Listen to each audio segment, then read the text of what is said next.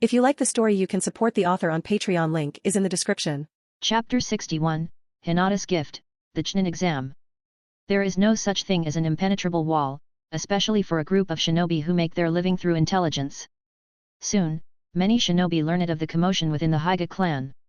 It had been a rare joint operation between Root and the Anbu. But that was the extent of the information they managed to uncover. Anything further would be digging too deep. However, to everyone's surprise, the Hyuga clan ended up blowing the matter wide open themselves. At the regular Jainin meeting the following day, Hyuga Hayashi sincerely apologized to the third Hokage and took the initiative to explain what had happened. Only then did the Jainin understand why Danzō had made such a fuss. It was almost as if he had severed ties with the Shimura family. Many people suddenly looked at Hayashi with sympathy. To be deceived and pushed to such lengths by the elders of his own clan, as clan head, it was truly frustrating. Facing those gazes, Hayashi remained unfazed. The reason he brought it up in front of so many people was to show the Hyuga clan's obedience, and at the same time, take the initiative to damage their own reputation. Sure enough, the third Hokage was very pleased with Hayashi's understanding of the situation. Not only did he not hold him accountable, he even reprimanded Danzō on his behalf, saying he had acted too aggressively and should have resolved the matter in private instead of tarnishing the reputation of a prestigious clan. Hayashi wanted to laugh at that. If the reputation of a prestigious clan shouldn't be tarnished, then why did you send the Anbu to spectate? But on the surface, Hayashi could only express gratitude, stating that the Hyuga clan held no resentment. The matter concluded on a pleasant note. The third Hokage's reputation was once again elevated, and Hayashi understood that the Hyuga clan would no longer be targeted in the future. The crisis was completely resolved. No one's interests were harmed, except perhaps Danzō's reputation, which took yet another hit. Do you want me to kill the descendants of Hyuga Hirata? After understanding the root cause of the conflict with the Shimura clan, Pakura asked softly, her tone filled with cold murderous intent. No need. Yami was sipping milk through a straw, his cheeks puffed out. The old man knows better than either of us how to cut the grass and remove the roots. There's no need to worry. That's true. Pakura nodded slowly. Danzō's notoriety was well known to the upper echelons of the 5 great nations. If he couldn't even handle something this small. You've been dragged into this mess for no reason. Pakura gave the boy beside her a smug look. I thought someone was using you to target Danzō. I didn't expect the real target was your team leader. Who says it wasn't? Yami sighed. Hisashi-sensei really caused me a lot of trouble. I won't get over this unless I'm treated to at least 10 rounds of barbecue. After finishing the last sip of milk, he jumped off the chair. You've reminded me. I'll go ask him now for compensation for emotional distress. Pakura looked at Yami's back as he ran off and called after him, the Chunin exam is coming soon. Aren't you going to study at home? You haven't read any of the written material at all. Without even turning around, Yami waved her off casually. Don't worry, I graduated from the academy in 1 year. Pakura thought about it and realized that with Yami's talent, maybe it really didn't matter whether he studied or not. After leaving the house, Yami first went to visit Yujao and Kurane, who were both eating together at Yujao's place. Given their current status, they weren't qualified to know the details of what happened in the Hyuga household. After hearing the full story from Yami, they were all stunned, their worldviews shaken. We're from the same village, but they're so ruthless. You were clearly the one captured. How could they pin the blame on Hisashi-sensei? What a vile personality. He betrayed the interests of the village over personal grudges. He deserved to die. Yujao narrowed her eyes, a cold glint flashing in them, her hand instinctively resting on her sword. Yes, he deserved to die, so I killed him. Yami patted the dream taper that had wandered out due to boredom. But don't treat the Hyuga main and branch houses as one family. The branch house is nothing more than a slave to the main house. Kurane frowned and looked at Yami with a puzzled expression. Is it really that bad? The Uchiha clan doesn't seem to have such rigid class divisions. Yami explained, because of the existence of the caged bird seal, the main family can take the lives of the branch house members at any time. Maybe it was originally created to prevent the Byakugan from leaking, but over time, the main family stopped treating the branch house as human beings. Alright, let's not talk about this anymore. Yami raised his hand, and the pig-like dream taper collapsed with a thud. I came to find you so we can go see Hisashi-sensei together. He owes me emotional compensation. Kurene's jaw dropped. Didn't you just extort 100 million RY from the Hyga clan? Why are you going after Hisashi-sensei now? That money's untouchable. Yami looked completely serious. It's my savings to get married. Kurene couldn't help but joke, Yami, why don't you give that money to me? When you grow up, I'll marry you. When I grow up, you'll be an old lady. Not worth that much. But I can reserve 5 million for you. You're the old lady. Kurene shouted angrily. Remember what you said, those 5 million are mine. What about me, Yumi-kun? Yujao also teased. You can cook, and you're younger than Kurene. I'll count 10 million for you. Then I'll thank you for your generosity. You're welcome. You brat, so biased. Kurene angrily snatched the dream taper away, while Yujao and Yami smiled at each other. After leaving Yujao's house, the three of them headed to find Hisashi. Considering Yami had just caused a huge uproar in the Hyga clan yesterday, his sudden return today gave Hayashi quite a scare. He thought Yami was here to cause more trouble. They even sent someone to the Hokage's office to call the third Hokage, only to find out that Yami was just looking for Hisashi. It turned out to be a false alarm. Meanwhile, Yami had already arrived at Hisashi's courtyard. There, he met Hyga Niji, who was 4 years old this year. Children in this world were truly adorable. The Niji who would grow up to be brooding and vengeful hadn't changed yet. With his round cheeks, he still looked a bit naive and cute, the kind that made people want to pinch. So Yami did just that. Niji's lips pouted, and he looked like he was about to cry. Yami handed him a piece of candy from his pocket, and Niji immediately broke into a smile. It's so sweet. Sweet, right? The bitter part comes later. Niji didn't understand and looked at the older boy in confusion. Candy is always sweet. How can there be a bitter one? Yami smiled and didn't explain. Your father is my sensei, so I'm your big brother. So from now on, you'll call me big brother, and I'll call you brother-in-law. How's that? Hisashi, who was just walking out of the kitchen with a plate of fruit, heard this and nearly laughed out loud. I don't have a daughter for you to marry, only this son. Cousin works too. I don't mind, Yami muttered. Big brother. Niji didn't understand any of that and called out cheerfully. Good boy. You've got a bright future. Yami patted his head. Let's go. Big brother will take you to eat barbecue. Your dad's paying. Thanks, big brother. Hisashi was confused. Why was he paying again? Kurene chimed in, Sensei, it's because of you that we ran into that Uegakure ninja. Shouldn't you make it up to us? Hisashi's face froze. He sighed helplessly and agreed. The group went to Yakiniku-Q and had a feast. Along the way, they encountered many shinobi from other villages. As the exam date approached, a number of genin from other villages had already arrived in Konoha.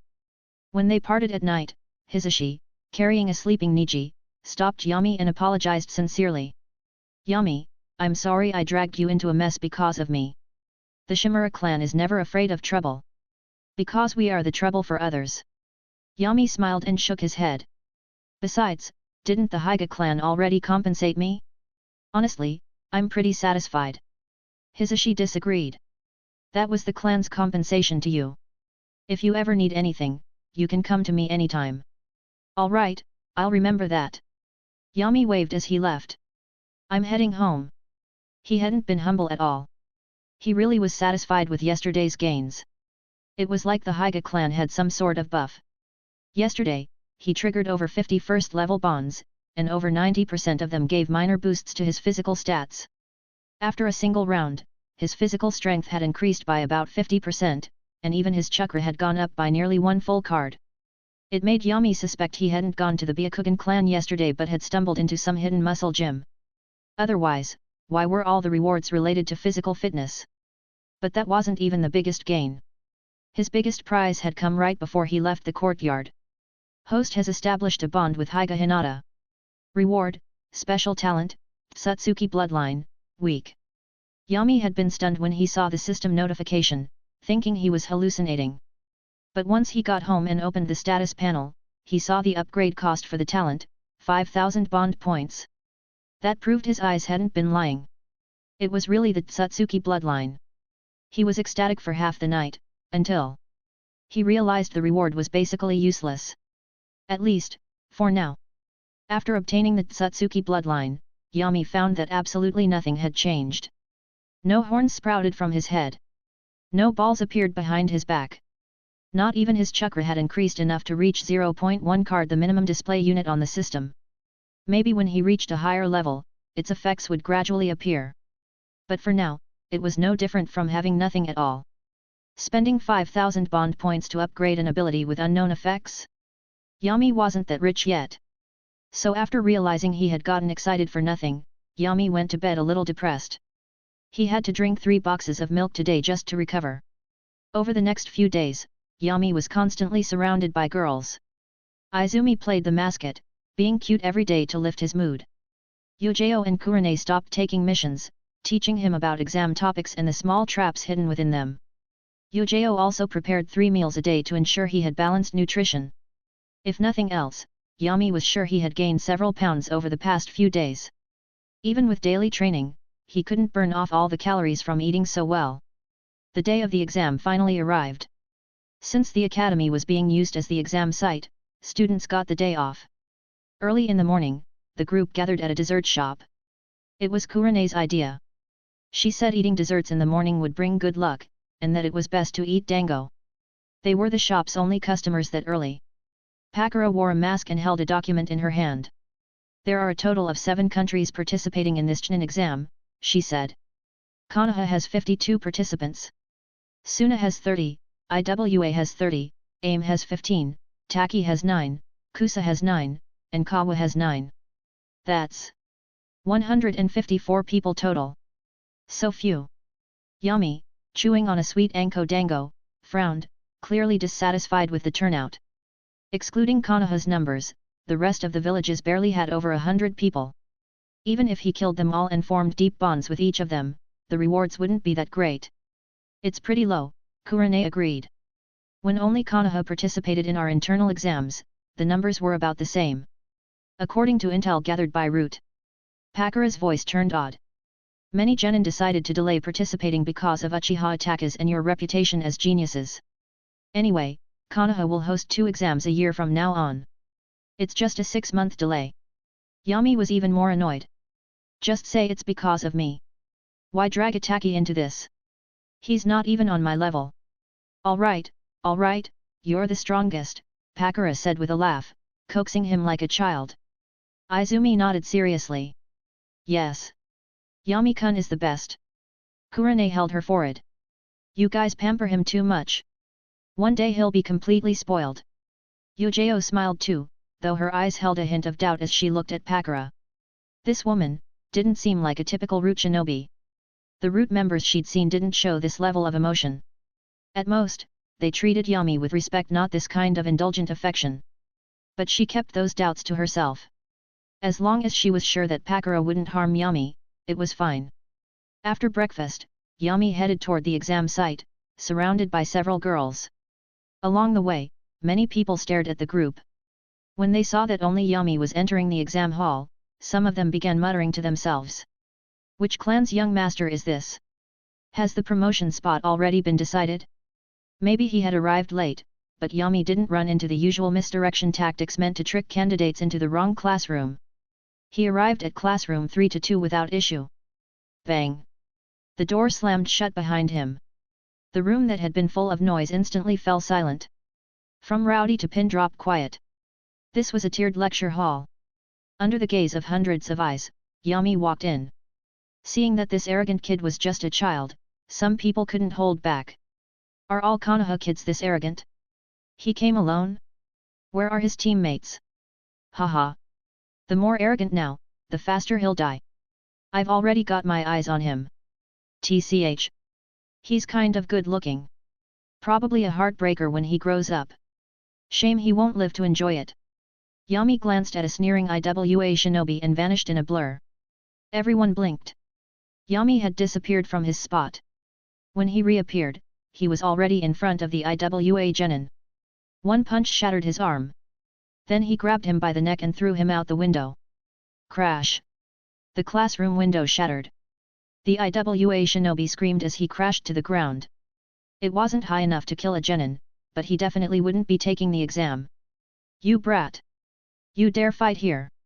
His teammates were furious, and the other IWA genin all glared at Yami. Just then, a Konoha shinobi in a green vest and sunglasses walked in. What's all the noise? If you don't want to take the exam, get out now. Anyone who causes trouble will be immediately disqualified. The genin fell silent. One of the IWA genin muttered, Examiner, that kid attacked my teammate. The Konoha shinobi's mouth twitched, and he took a deep breath. That happened before I came in. Since your teammate was thrown out, your team is disqualified too. Now, get out. Chapter 62, I can't do it, so don't do it.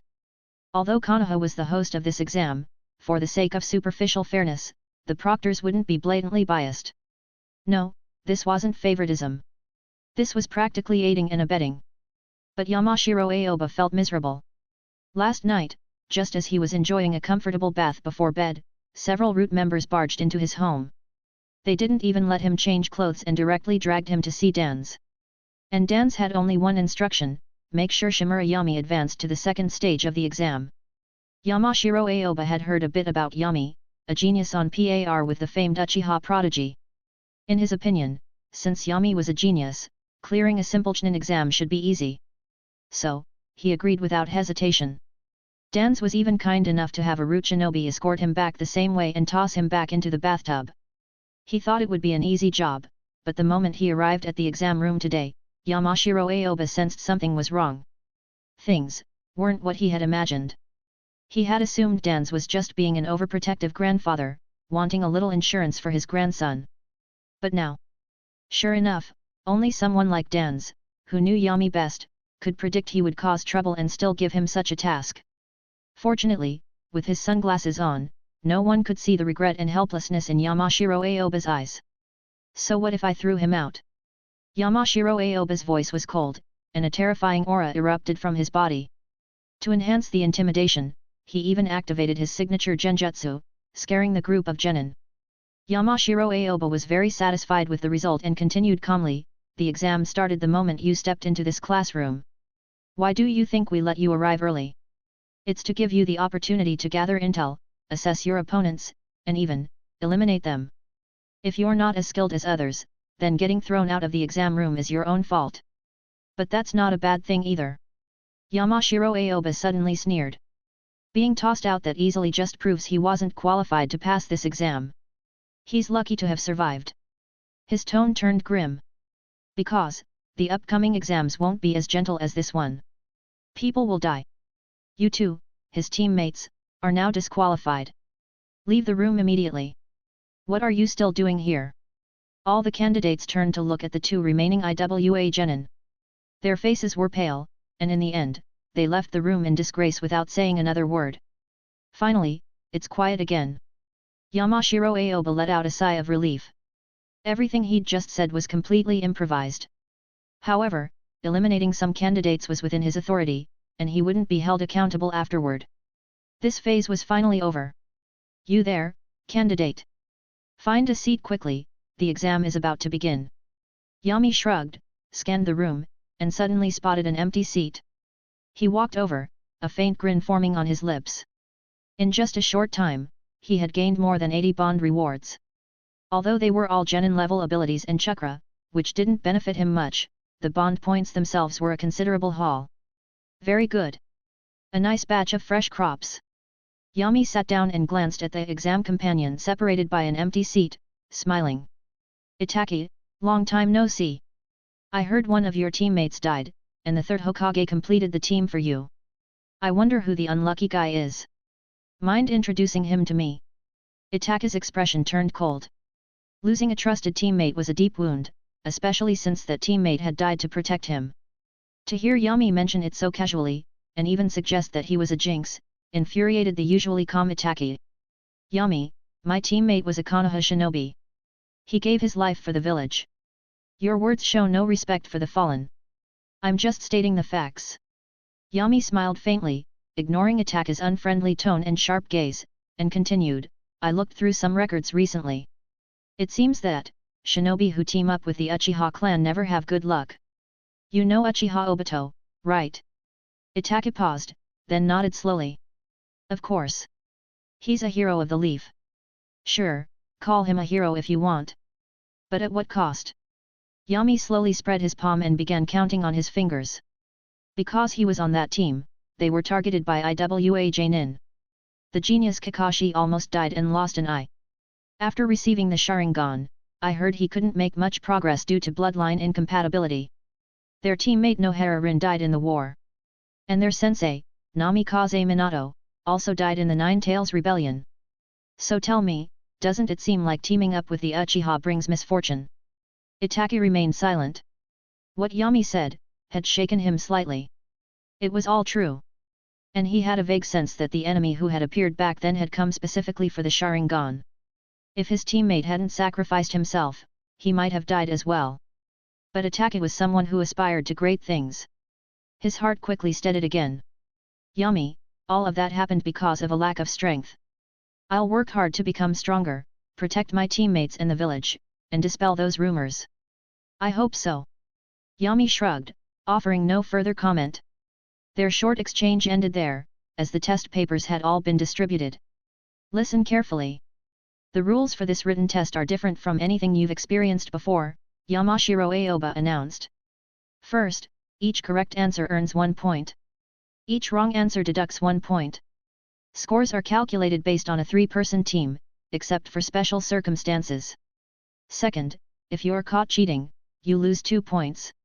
If anyone's score is 0 or lower, the entire team is disqualified. Third, the team's total score must not be less than 18 points. You have 90 minutes. Begin. As soon as Yamashiro Aoba finished, many genin immediately focused and began writing. Yami slowly flipped through the entire test paper. After reading it, he was silent.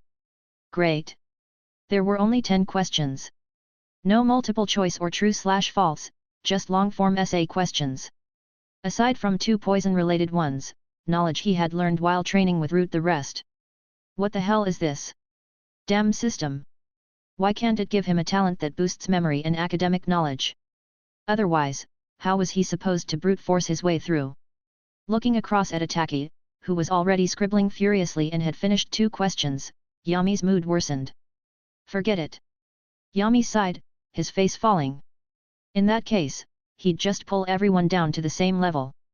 He yawned, rested his right cheek on his hand, and casually scribbled on the table with his left. 3 seconds later. Bringer of Darkness technique, Yami muttered silently. It was as if some strange force sucked all the light out of the classroom. In just 2 seconds, everything dimmed until they were submerged in pitch-black darkness. This was true darkness. Even the Sharingan couldn't see through it. Senju Tobirama really had it in for the Uchiha. Even though he was Hokage, because the Uchiha specialized in fire release, Tobirama's strongest element became water release. Most of the forbidden techniques he developed were designed to counter the Uchiha. Flying Thunder God technique disrupted dynamic vision. Bringer of Darkness technique blinded Sharingan. Even shadow clones were indistinguishable from real bodies. But if Tobirama knew the jutsu he created was being used to cheat, just to pass the first round of the Chunin exam, he'd probably rise from his grave in fury and strip Yami of the right to use it. What the hell is going on? It's pitch black. I can't even see my hand in front of me. Who used ninjutsu? Hurry up and cancel it. Damn. I was only halfway through copying. In the darkness, after a brief moment of stunned silence, the examinees erupted into complaints and shouting. The classroom was as noisy as a market. Silence. Stay in your seats. Don't move. The candidate in the 3rd row, 3rd seat from the left. -2 points. If you get up again, you'll be disqualified. Yamashiro Aoba's voice boomed. With his ability to pinpoint sound sources, he could still locate candidates and detect subtle movements even without sight. After calling out several students in a row, he managed to restore order. But there was still a constant whispering buzz throughout the room. Itaka had remained calm throughout the incident. He didn't shout or question. He simply turned toward Yami's direction, a serious look in his eyes. Although he didn't see Yami cast the jutsu, he was likely the only one in the room capable of doing it. Even the Sharingan was rendered blind. This technique was far too restrictive to the Uchiha. Just what kind of ninjutsu was this? Itaki, are you trying to peek at my answers? Yami suddenly spoke. You can see me. I can sense your gaze. It's very pervy. Itaki. On the podium, Yamashiro Aoba was already sweating buckets. He had tried every method he knew to dispel the technique, but nothing worked. The room remained dark, and the patience of the examinees was wearing thin. Yamashiro Aoba could only hope that the Hokage and the Genin monitoring the exam would come up with a solution soon. Otherwise, this test really would become a farce. Hokage Office, Hokage Building. Several monitors in the room were connected to the exam rooms and could stream the scenes in real time. But right now, all the screens were black. A group of Konoha higher UPS and Genin gathered to observe were dumbfounded, the room falling into complete silence. This is Lord Tobirama's technique, isn't it? Koharu was the first to speak, her tone tinged with nostalgia. I remember how many targets Tobirama assassinated with this technique. Thinking about it now, it still feels vivid. Now is not the time to reminisce, Koharu. Hiruzen took a deep puff from his pipe and slowly exhaled. The first exam has been interrupted. We must resolve this immediately, or how will other villages view Konoha? Dans, this mess was caused by Yami. You tell me how to deal with it. They had already reviewed the footage from multiple angles. Even without it, they all knew Yami was the only person in the room capable of using that technique. Mess? I don't see a mess. Dans, unfazed by Hiruzen's attempt to shift the blame, calmly countered, this exam is meant to test a shinobi's ability to gather intelligence and observe. Yami simply prevented others from collecting information. His technique is so advanced even the proctor didn't notice. That's completely within the rules. Dans even sounded proud. They're just incompetent. I see no problem with what Yami did. If it were up to me, I'd just eliminate everyone else and promote Yami to Chunin directly. No. The third Hokage refused without hesitation. There are 3 stages in total. Eliminating everyone in the first round goes against the rules. Besides, the daimyo and many foreign dignitaries will attend the third round. If we eliminate everyone now, what will we show them? Still. Dans had a point. Forcing Yami to cancel the jutsu would only alienate him. Children his age were naturally rebellious. Leaving a bad impression now was risky. Here's what we'll do. After some thought, Hiruzen said, as compensation, let Yami automatically advance to the next round. The rest will continue the exam as normal. How's that? I agree. The 2 elders nodded. Hiruzen's proposal suited them just fine. The other Genin also found it fair. But I don't agree. Dan suddenly grew agitated. What's the point of letting Yami advance alone? Those who know his strength will understand. But those who don't will think I pulled strings. Why should Yami's reputation be tarnished because of this garbage? I still say this. Either promote Yami to Chunin now, or wait until 10 minutes pass and eliminate according to the original rules. Hiruzen narrowed his eyes. Something was off. Definitely off. He knew Dans too well. Dans seemed to be acting tough as usual, but his intentions were far too obvious. He kept pushing for everyone else to be eliminated. It looked like he was trying to protect Yami, but that wasn't it. With Yami's strength, these other candidates weren't a threat. As long as he was careful, he'd definitely advance with top marks. So, it was the opposite. Dans wanted everyone to pass? Hiruzen quickly figured out Dan's true motive. In that case. Dans, I'm the Hokage. Hiruzen's voice turned stern. Yami disrupted the exam room, and now you're creating more chaos here. In that case, everyone will advance. Let the second round decide the truth. You'll regret this, Hiruzen. Dan stormed out, slamming the door. But as the door shut, no one noticed the faint, satisfied smile on Dan's face. Nor did they see that Hiruzen was wearing the same smile. Hiruzen had only pretended to fall into Dan's trap. Whatever Dan's true goal was, he'd let him believe he'd succeeded. Once everything settled, Hiruzen would both stabilize the situation and boost his reputation, all while suppressing Dan's influence. Most importantly, this involved Yami. He'd been looking for an excuse to bring him over. He hadn't expected Dans to hand it to him on a silver platter. Truly a win-win. Kakashi. Hiruzen looked up at the ceiling. A masked, silver-haired shinobi dropped down and knelt before him. Relay my orders to the candidates. Tell Shimura Yami to cancel his technique. The first exam is over. All remaining candidates will advance. No further elimination. Understood. Kakashi bowed his head slightly, then vanished instantly. Chapter 63, Naughty Child in the Forest of Death. The distance between the Hokage building and the Ninja Academy wasn't far, and Kakashi arrived outside the exam room in just 2 minutes. As he opened the door, the light before his eyes disappeared instantly. He couldn't see anything clearly. What a strange technique, worthy of being the masterpiece of the second Hokage. Actually, this was originally Senju Hashirama's technique in the manga, but the anime changed it to Senju Tobirama. Personally, I also think Tobirama fits better. Kakashi thought to himself, but didn't forget his task and called out in a deep voice. Shimura Yami, the Hokage has ordered you to cancel the technique. You've passed the first exam. Kakashi's voice fell, but after a few seconds, the room was still engulfed in darkness. The jutsu wasn't cancelled, but the genin inside erupted. Who's Shimura? He's the one who caused all this. He disrupted the exam and didn't get disqualified, but instead got promoted? This is a setup. Definitely a setup. Konoha's playing dirty. Facing the complaints, Yami only slightly closed his eyes, showing no concern at all. Kakashi had no choice but to repeat the third Hokage's decision again. The first round of the exam was a test of your information gathering abilities. There were 3 Chunin proctors placed in the room to provide correct answers. However, since none of you were able to crack Shimura's jutsu, the third Hokage has decided to make an exception and allow all of you to advance. If you still can't appreciate that, then leave Konoha and take the exam in your own village. Maybe they'll baby you there. The genin were relieved now. Not having to write through that exam paper full of cryptic questions, and still advancing, what a great deal. In an instant, most of their resentment toward Yami disappeared. At that moment, the darkness faded like a receding tide, and light filled the classroom once again. After being immersed in complete darkness, many blinked repeatedly, unaccustomed to the sudden brightness. Yamashiro Aoba whispered, "Kakashi, are you sure the third Hokage wants everyone to pass?" "Yet." Kakashi nodded with a hint of weariness. "I had a big argument with Elder Danzō over this. Your work here is done." As he spoke, he glanced at Uchiha Itachi, then at Yami. "That's great, ahem, I mean, it's finally resolved."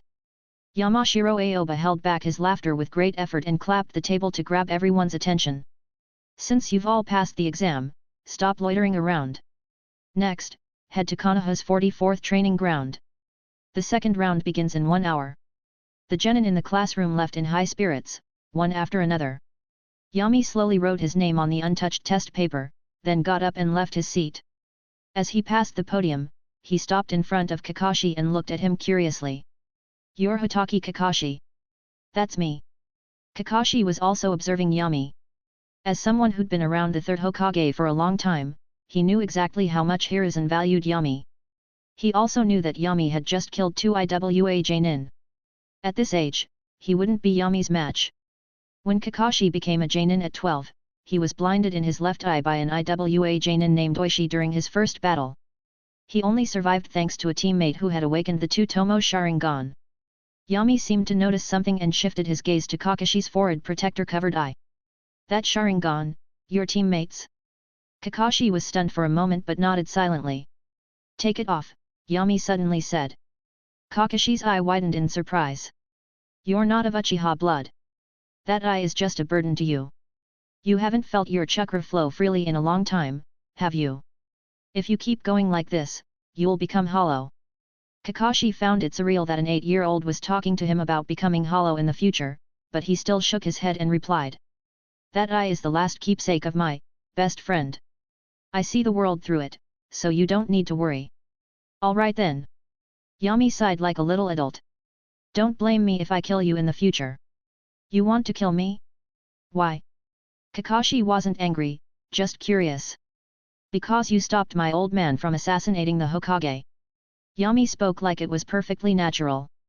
"If you hadn't interfered, my old man would have succeeded already, and I'd be the Hokage's grandson right now.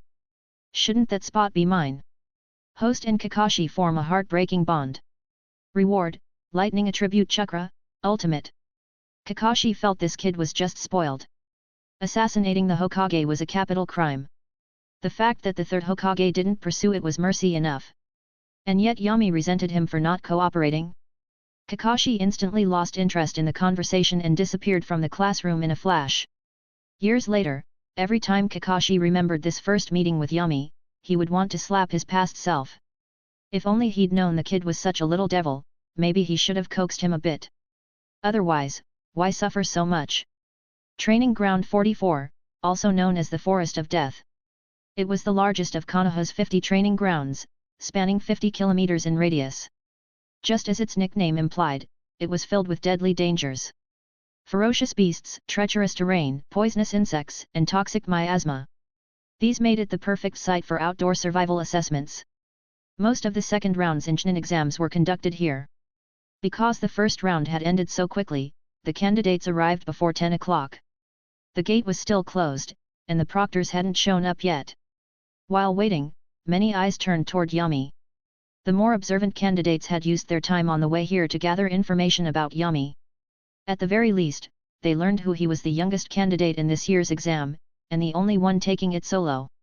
That kid's jutsu is what got us through. Honestly, I should thank him. With a jutsu like that, we can't underestimate him. We'd better deal with him inside. Otherwise, we'll end up with another Hotaki Kakashi. Someone among the genin muttered sinisterly, and soon, many turned toward Yami with murderous intent. At this stage, the tension between villages was still high. One of the main reasons for agreeing to a joint Chunin exam was to showcase strength. The second was, to eliminate geniuses from other villages. Yami ignored their looks, found a large tree, sat beneath it, and tapped the ground with 2 fingers.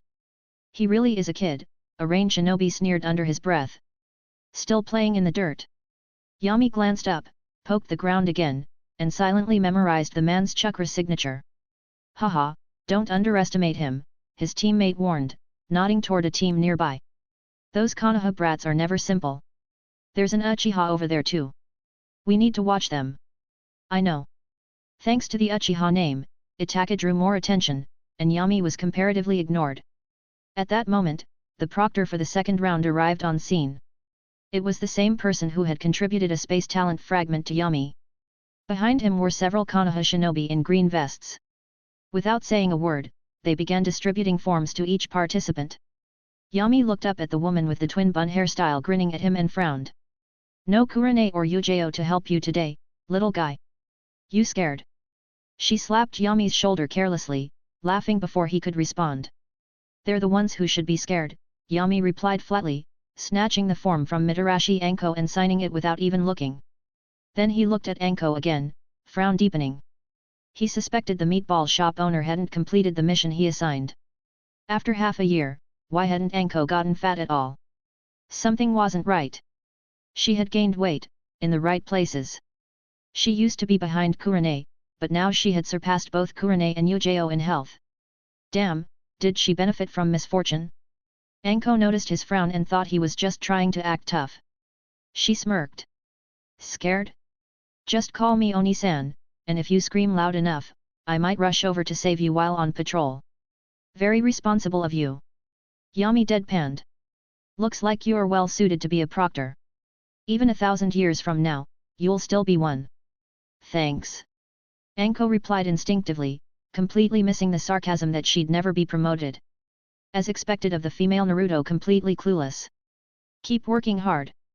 When I become a Chunin, you better treat me to some meatballs. Still holding a stack of forms, Anko waved goodbye to Yami with a grin before moving on to the next group. This is a life and death agreement. After everyone received one, the proctor Reincarnating finally spoke. Once signed, if you kill an opponent during the exam, you won't be held responsible. But if you get killed, you won't be able to press charges either. So, think carefully before signing. You have 10 minutes. With that, Reincarnating began counting. He sincerely hoped some of the genin would chicken out and back off, which would save him a lot of trouble. He had never overseen a second-round exam with this many participants. In the past, there may have been more total candidates, but at least half would have been eliminated in round 1. This time? A bunch of them had made it through early. What a pain. 10 minutes passed, and Reincarnating sighed. No one returned their forms. Which meant, everyone planned to participate. In that case, I wish you all the best. Now, I'll explain the rules. They're simple. Each team will receive 2 different scrolls before entering the Scroll of Heaven and the Scroll of Earth. Within 72 hours, each team must enter from a gate, obtain both scrolls, then reach the tower in the Forest of Death and hand over the scrolls to the proctor to pass. But, all 3 team members must arrive together. If you fail to reach the tower in time or lose any members, your team will be disqualified. Also, no one is allowed to open the scrolls before reaching the tower. If you do, you'll be disqualified and held accountable. After that, the tone of his voice suddenly dropped, and the scar on his face made many people tense. Alright, that's all for the rules. At least half of you will be eliminated. I'll be waiting at the tower for the final survivors. After speaking, all the proctors, including Anko, walked over to the iron gates and opened them. Now, the second round officially begins. A group of genin teams rushed into the entrance, maintaining formation while also observing the movements of other teams. This was a trial that tested all-around ability. Tracking, counter-tracking, traps, combat, and even diplomacy were involved. It all depended on which team had better coordination and adaptability. Of course, Yami, the lone participant, became the target of many. Yes, his earlier jutsu had startled many genin. But that was only one trick. He was alone.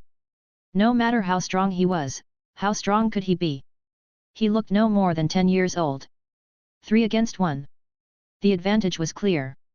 Seeing the hostility directed his way, some Konoha ninjas proposed forming an alliance with Yami, but he only smiled and shook his head, walking toward the forest alone. To them, this was typical genius arrogance. After a beating, he'd learned to be humble. Hey! Shimura Yami! Soon, all the teams had entered the Forest of Death, leaving only Yami outside. Anko shouted at him, "What are you waiting for? Get in there already!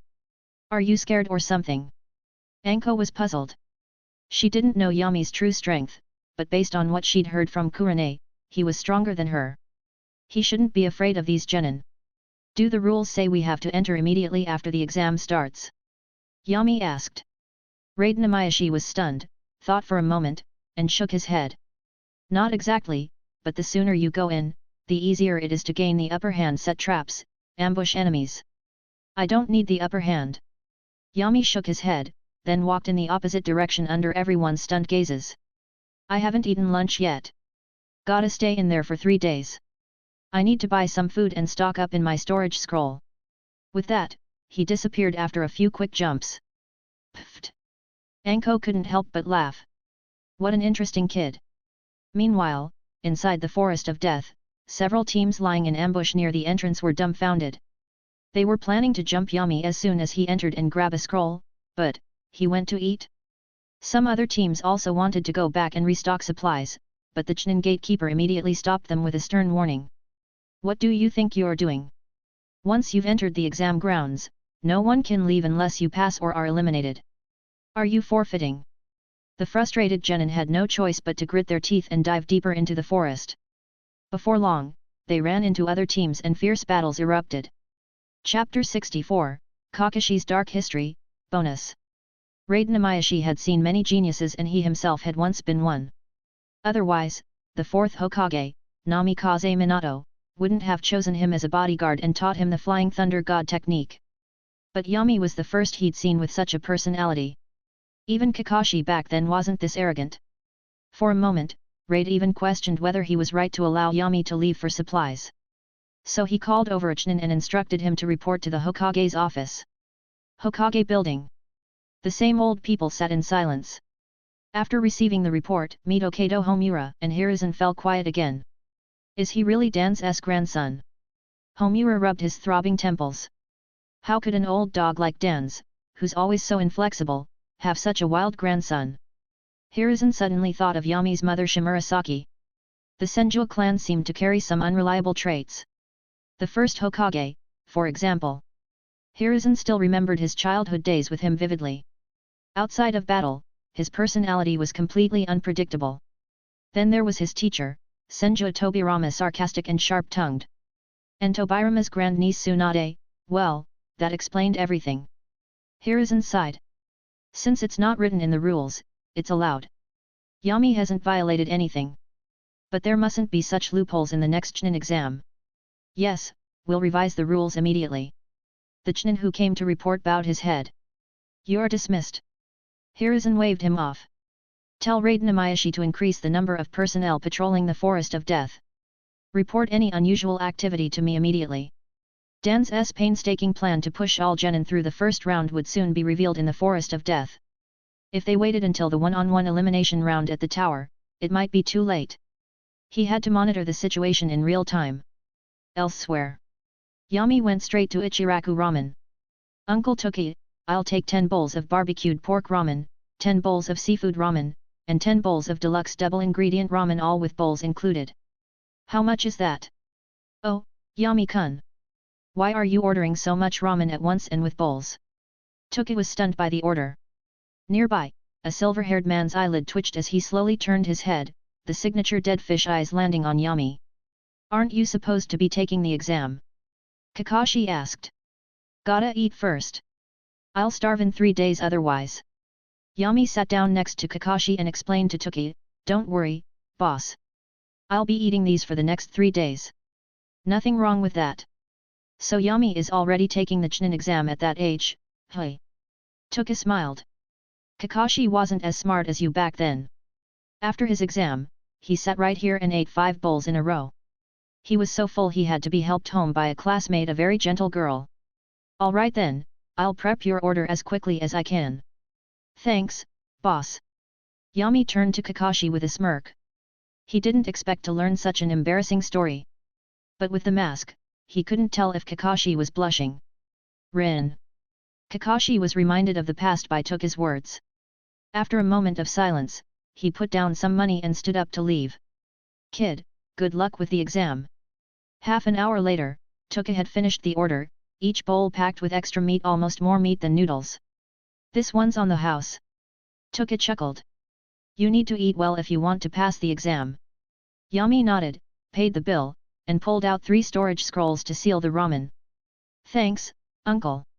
No wonder people say that if Naruto didn't turn evil, it was thanks to Iruka and Toki. This man was truly kind-hearted. He treated everyone warmly and never asked for anything in return. Even a corpse would feel warm. Back at the entrance to the Forest of Death, the gates had already closed. Only one iron gate remained, guarded by Reincarnating. You're finally back. If you hadn't returned, I'd have thought you forfeited.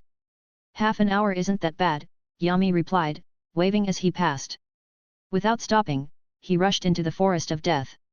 The trees in this world were already massive, usually over 30 meters tall with trunks 5 meters wide. But in the Forest of Death, the trees were monstrous. Few were under 50 meters. Trees over 100 meters tall were everywhere, and some trunks were over 10 meters wide. Even high-level ninjutsu had trouble destroying them. Brat! We've been waiting for you, now die.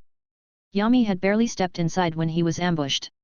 A team of IWA genin had camouflaged themselves against the ground. As soon as Yami triggered a trap, they hurled shuriken from above. At the same time, all 3 lunged down from different angles, attacking midair with kunai. They chose the one moment when Yami couldn't maneuver while airborne. Yami didn't even blink.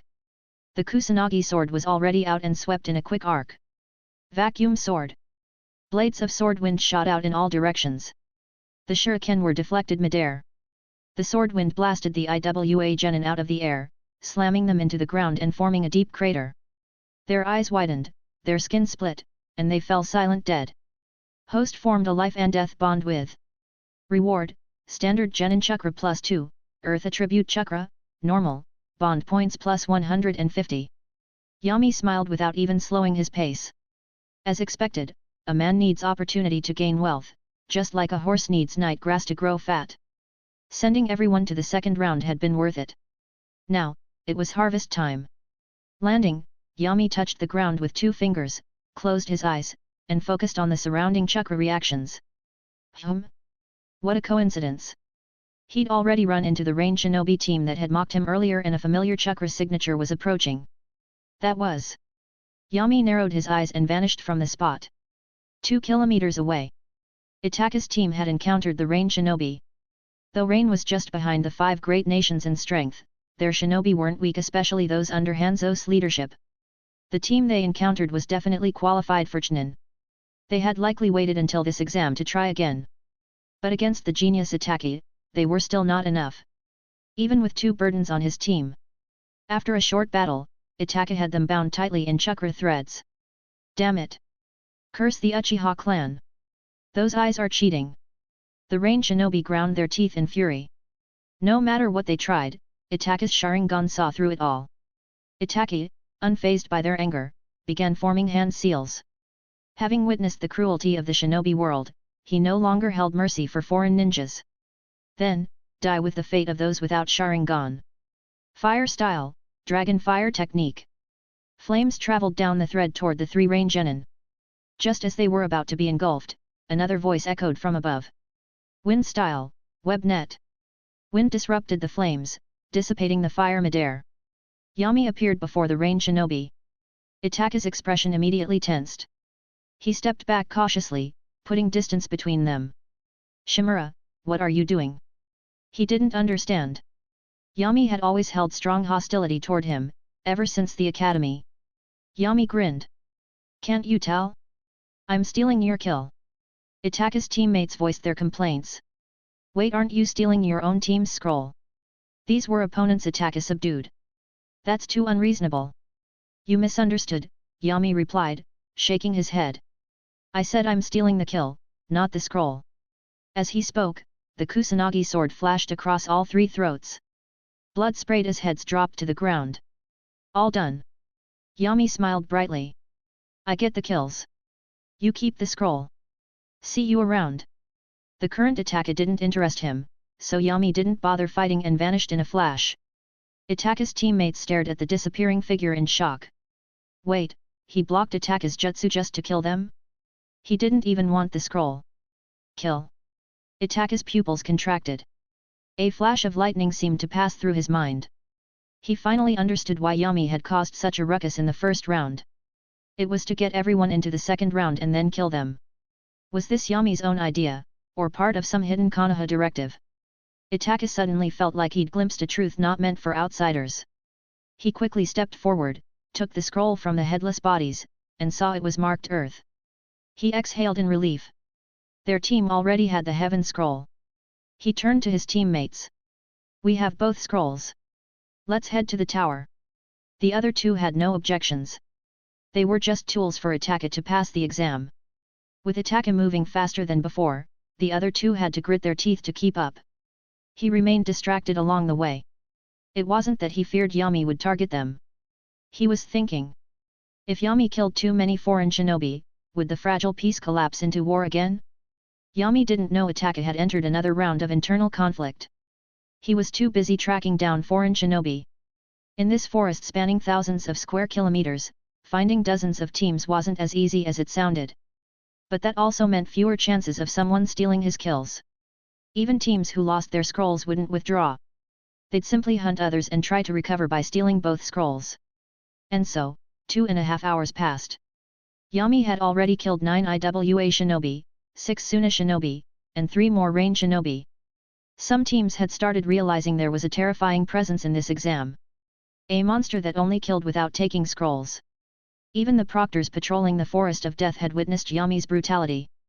Remembering the 3rd Hokage's orders, they quickly relayed the news via messenger hawk.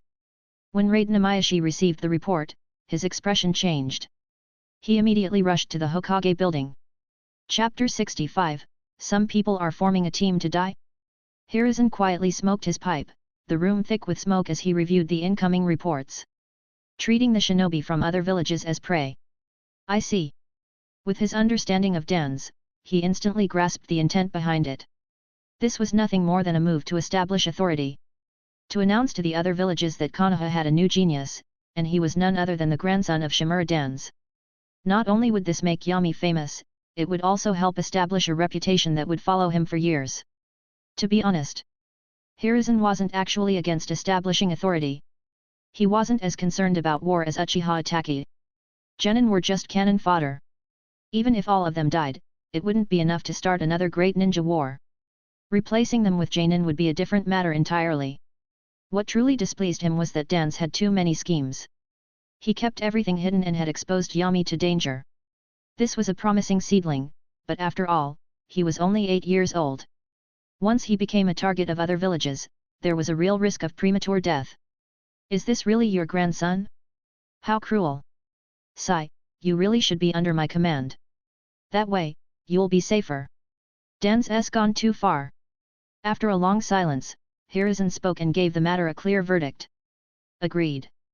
Homura continued, such a major move wasn't even discussed with us in advance. It's left us in a passive position. Yami is being too high profile. There will definitely be a lot of assassins targeting him in the future. It's far too dangerous.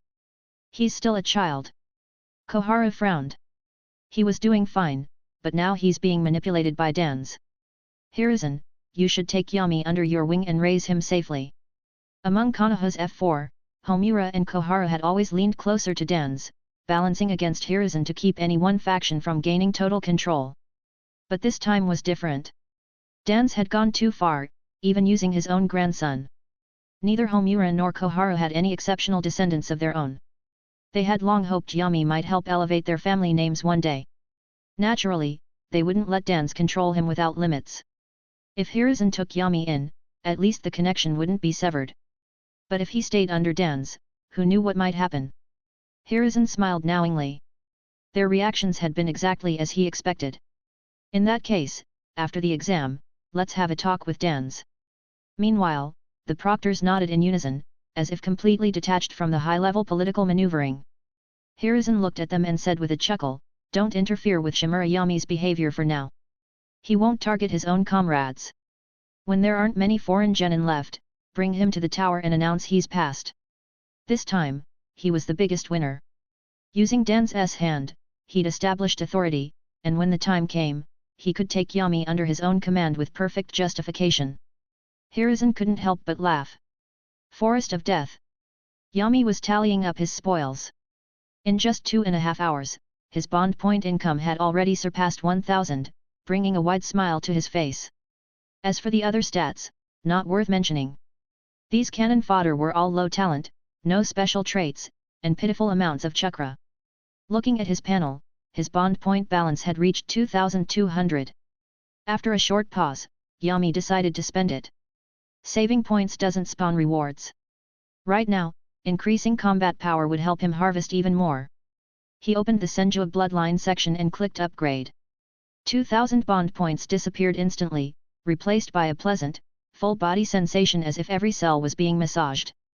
Warmth flooded his limbs, and Yami closed his eyes in comfort, waiting for the transformation to complete. Chakra was the foundation of everything, especially for someone who liked firing ninjutsu like a machine gun. 20 chakra cards weren't bad, but not enough. Body flicker technique, wide area fire release, scorch release, these were all chakra intensive. 20 cards wouldn't let him use them freely. After about 10 minutes, Yami opened his eyes and checked his system panel. The Senju bloodline had advanced to excellent, and his total chakra had jumped to 35 cards, nearly doubled. 1 card equals 1 Kakashi. He also felt significantly stronger and had awakened sensory abilities. That was the right move. Yami nodded in satisfaction. No other upgrade could have offered such a noticeable benefit. The next upgrade to Ultimate would require 5,000 bond points, not something achievable within the Forest of Death. He stretched lazily. His bones cracked like fireworks, and a sharp gleam appeared in his eyes. Now that the power-up was done, it was time to continue harvesting. This time, Yami moved faster than before, and his sensory range had greatly expanded. No wonder the system said he needed time for his body to develop to fully utilize his talents. The difference was obvious. 5 minutes later, Yami located another enemy team. A gentle breeze blew across the face of 3 Kyuzagaku genin. As the leaves stirred, Yami flashed in and struck them down before they had time to react. They had just escaped pursuit by another team, only to die to the Kusanagi blade in seconds. The straight-line distance from the entrance to the tower wasn't far for a shinobi, but with all the terrain obstacles and ambush threats, it gave him enough time to scan the area. Still, Konoha had too many participants, so no matter how efficient he was, some targets slipped through. Of course, not all Konoha ninjas survived either. Yami ran into a team of 3 Suna shinobi whose strength was comparable to Chunin. By the time he found them, they had already killed 2 Konoha teams. Killing them served as revenge for those losses. As night fell, Yami's killing spree continued. With his chakra pool expanded, his recovery rate had also increased. He could sustain body flicker technique for longer periods, allowing high-speed movement and more efficient searching. The proctors watching from the shadows were stunned. It had only been half a day, and more than 30 foreign genin were dead. If this kept up, only a few would survive the exam. Still, they didn't feel sympathy. On the contrary, they were impressed. They had lived through the war years. Everyone held deep grudges against other villages. If not for the rules, and if this weren't Konoha territory, they would have killed these foreign shinobi on sight. Early morning. Feeling a bit drowsy, Yami reached the central forest area. He could now vaguely see the tower in the distance, about 10 kilometers away. Just as he was preparing to block the tower entrance to prevent any last-minute escapes, his mind's eye of the Kagura picked up something unexpected. 1, 2, 3, a total of 18 chakra signatures, all tangled together in a chaotic battle. They were about 3 kilometers northwest. A big score. Yami's eyes lit up and he rushed over without hesitation. Beside a stream, 6 IWA shinobi, 6 AIM shinobi, and 6 Suna shinobi were locked in a three-way brawl, apparently fighting over water. Explosions from explosive tags rang out non-stop. One AIM shinobi had a strange weapon, almost like a gun, and was firing kunai. The battlefield was utter chaos. Suddenly, a Suna ninja twitched his nose and flung a kunai with a tag attached. It exploded in the water, sending a pillar 2 meters high. Fire style, great fireball technique. A huge fireball burst from the bushes, engulfing 2 IWA and 1 rain ninja.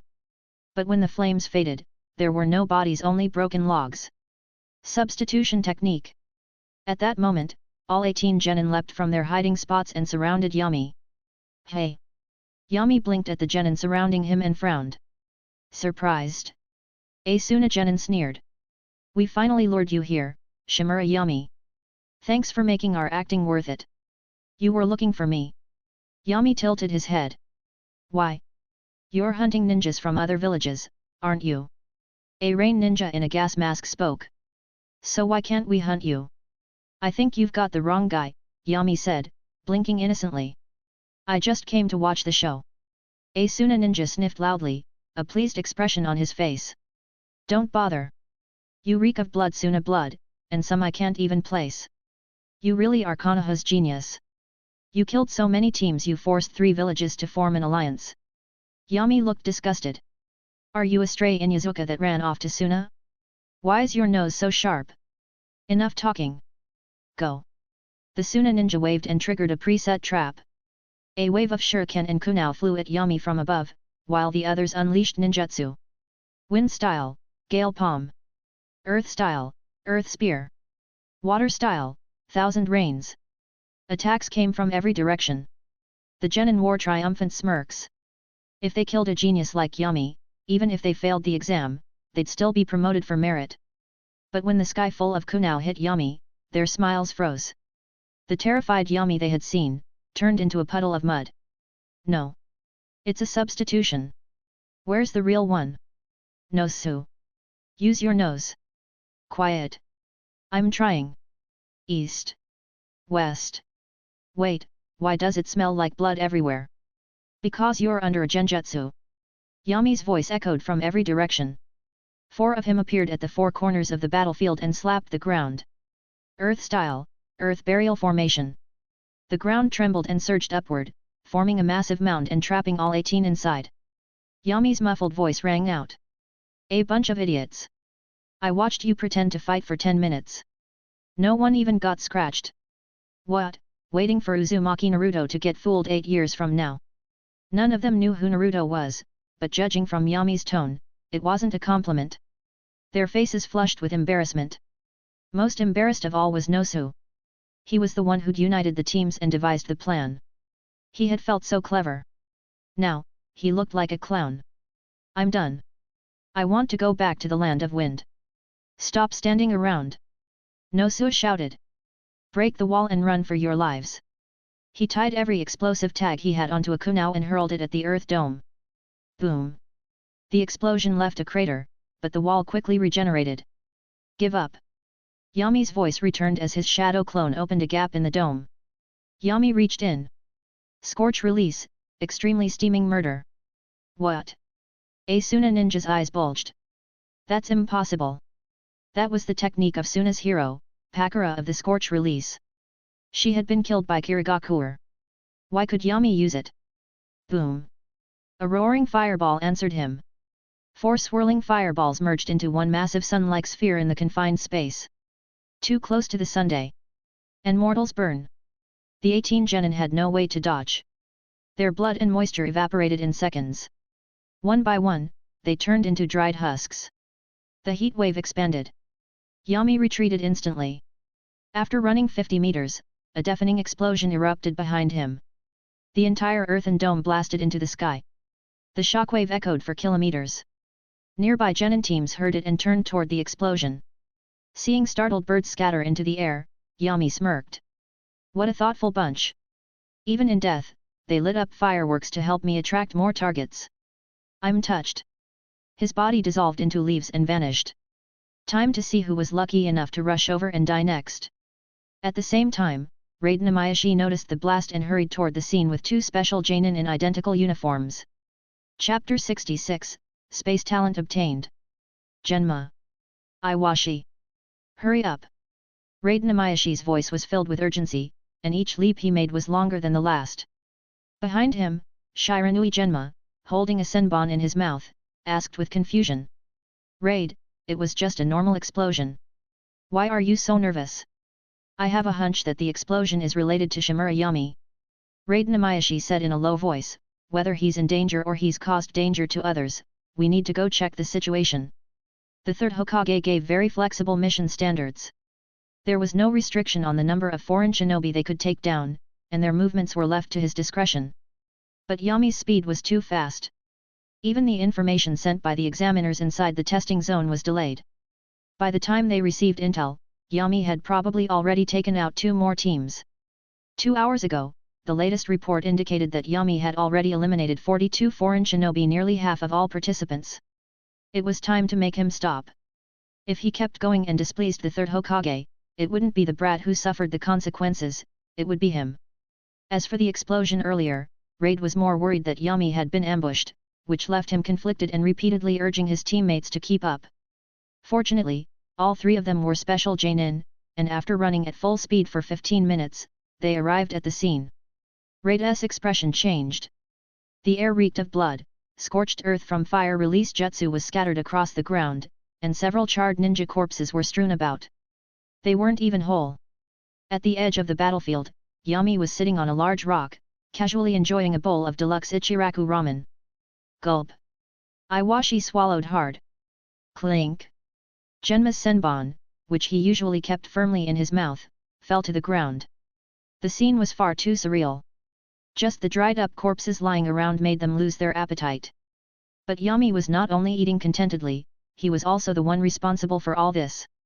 Should they call him cold-blooded, or kind-hearted? Host forms a shocking bond with Raid Namayashi. Reward, swordsmanship, black blade slash. Host forms a shocking bond with Shiranui Genma. Reward, space talent fragment, 1/3, dot. Host forms a bond with Iwashi Tatami. Reward, space talent fragment, 1/3, dot. Yami paused mid-noodle, as if only now noticing their arrival, then looked up with a surprised expression. Oh? Aren't you the examiners? Are you guys hungry too? I still have plenty of ramen left. Want to join me? Yami was in a good mood. After all, they'd just given him the last fragments he needed for his space talent. They deserved to eat his noodles. Thanks, but I've already had dinner. Genma silently picked up the senbon, wiped it, and put it back in his mouth. Iwashi shook his head, muttering, I don't really eat midnight snacks. Raid was piecing together in his head how many complete bodies could be assembled from the pile of limbs and remains on the ground. Shimura Yami, was the explosion just now caused by you killing these 12 people? Nope. Yami yawned. I killed some others, which caused the noise. These guys just came to check what was going on. Oh, and I let 2 Konoha teams go. Actually, let go wasn't quite right. More accurately, they were scared off. 3 Chunin and 1 Takubutsu Jainin ran off on the spot. One could only imagine the trauma those newbies would carry moving forward. How many shinobi from other villages did you kill here? Raid asked. As he spoke, he looked around but didn't see any other corpses. 30 in total. Don't bother looking. I blew them all to bits. Nothing left, not even scraps. 30. Raid was stunned. Even 30 genin weren't a force to scoff at. On the battlefield, they could even take out a genin. And they were all wiped out in such a short time? No. Raid quickly regained his senses. Now wasn't the time to be shocked. From the overall numbers, there weren't many foreign shinobi left. He made a quick decision. Shimura Yami, the Hokage ordered that your actions be kept within reason. We still need shinobi from other villages for the next round of the exam. You can head to the central tower now. Congratulations on passing the second round. Leave. Yami tilted his head, set down his ramen, and rummaged through his ninja pouch before pulling out an earth scroll. But I only have an earth scroll. That's not enough to pass. How about letting me stay for a while? There are still 2 days left. Raid's eyelid twitched. Give you 2 more days? You'd probably wipe out the rest and even kill your own village's genin. This is the heaven scroll you dropped. Next time, remember to collect your loot properly. Hand over the earth scroll. Raid pulled a heaven scroll from his pocket. This wasn't favoritism. The scroll did come from one of the shinobi Yami had killed. Still, Yami looked reluctant. I don't want to go to the tower. It's boring. What, you want me to sleep in there for 2 days? Then I'm not going. Raid quickly said, with your strength, you don't need to participate in the third round selection. You've already advanced to the next round. You can rest at home. Way more comfortable than staying in the woods. Raid swore this was the gentlest he'd ever spoken in over 20 years of being single. Sure enough, Yami looked moved. What he said made sense. He'd already gotten most of what he wanted. The remaining targets were harder to find, and they probably already made it to the tower. The next 2 days would just be inefficient. Might as well rest comfortably at home. Fine, I'll give you the scroll. Yami said, handing it over. Raid accepted it with a sigh of relief. Mission complete. Just head back the way you came. Someone will inform you when the next round begins. He added, almost pleading, if you run into foreign shinobi on the way, spare them for my sake, all right. Yami looked at him curiously. You got a nickname, Red Hair Shanks, or something? Raid. Why are you back? Shimura residence. Pakura, who had already gone to sleep, was awakened by the sound of the door and quietly came downstairs only to see Yami had returned. Shouldn't he still be in the second round of the Chunin exams? According to the intel she read from Root, the second round usually lasted 3 days. Why was he back in just 1? Yami yawned as he walked upstairs. I pretty much killed everyone already. What's the point of sticking around? Old Man Third probably got scared I'd overdo it, so he sent the examiners to invite me out. I'll just wait for the finals. Pakura nodded. So that's how it is. She followed him upstairs. I'll run a bath. Soak a bit before bed. Hand me your clothes, they're covered in blood. Just toss them. Yami nodded, not rejecting her kindness. Pakura was becoming more and more like a housekeeper, managing everything in perfect order for him. After soaking in a warm bath, he enjoyed a proper scrub from Pakura and then slept soundly until 10 the next morning. After breakfast, he decided not to look for Yujao or Kurane. Instead, he said a few words to Pakura and went into the underground training room. After so long, his space talent was finally complete. He could finally begin practicing the Flying Thunder God technique that he'd been longing for. Some jutsu could change a shinobi's fate. Like Rei's Nan, which made Naruto recklessly charge any enemy. Or Living Corpse Reincarnation, which led to all of Orochimaru's future exploits. Flying Thunder God was one of those techniques. Without it, Namikaze Minato would still be a genius, but no one would abandon their mission just from hearing his name. He wouldn't have carried Konoha to near victory in the Third Great Ninja War, practically ending it on Par with Hashirama ending the Warring States period. With Flying Thunder God, Minato became an absolute legend.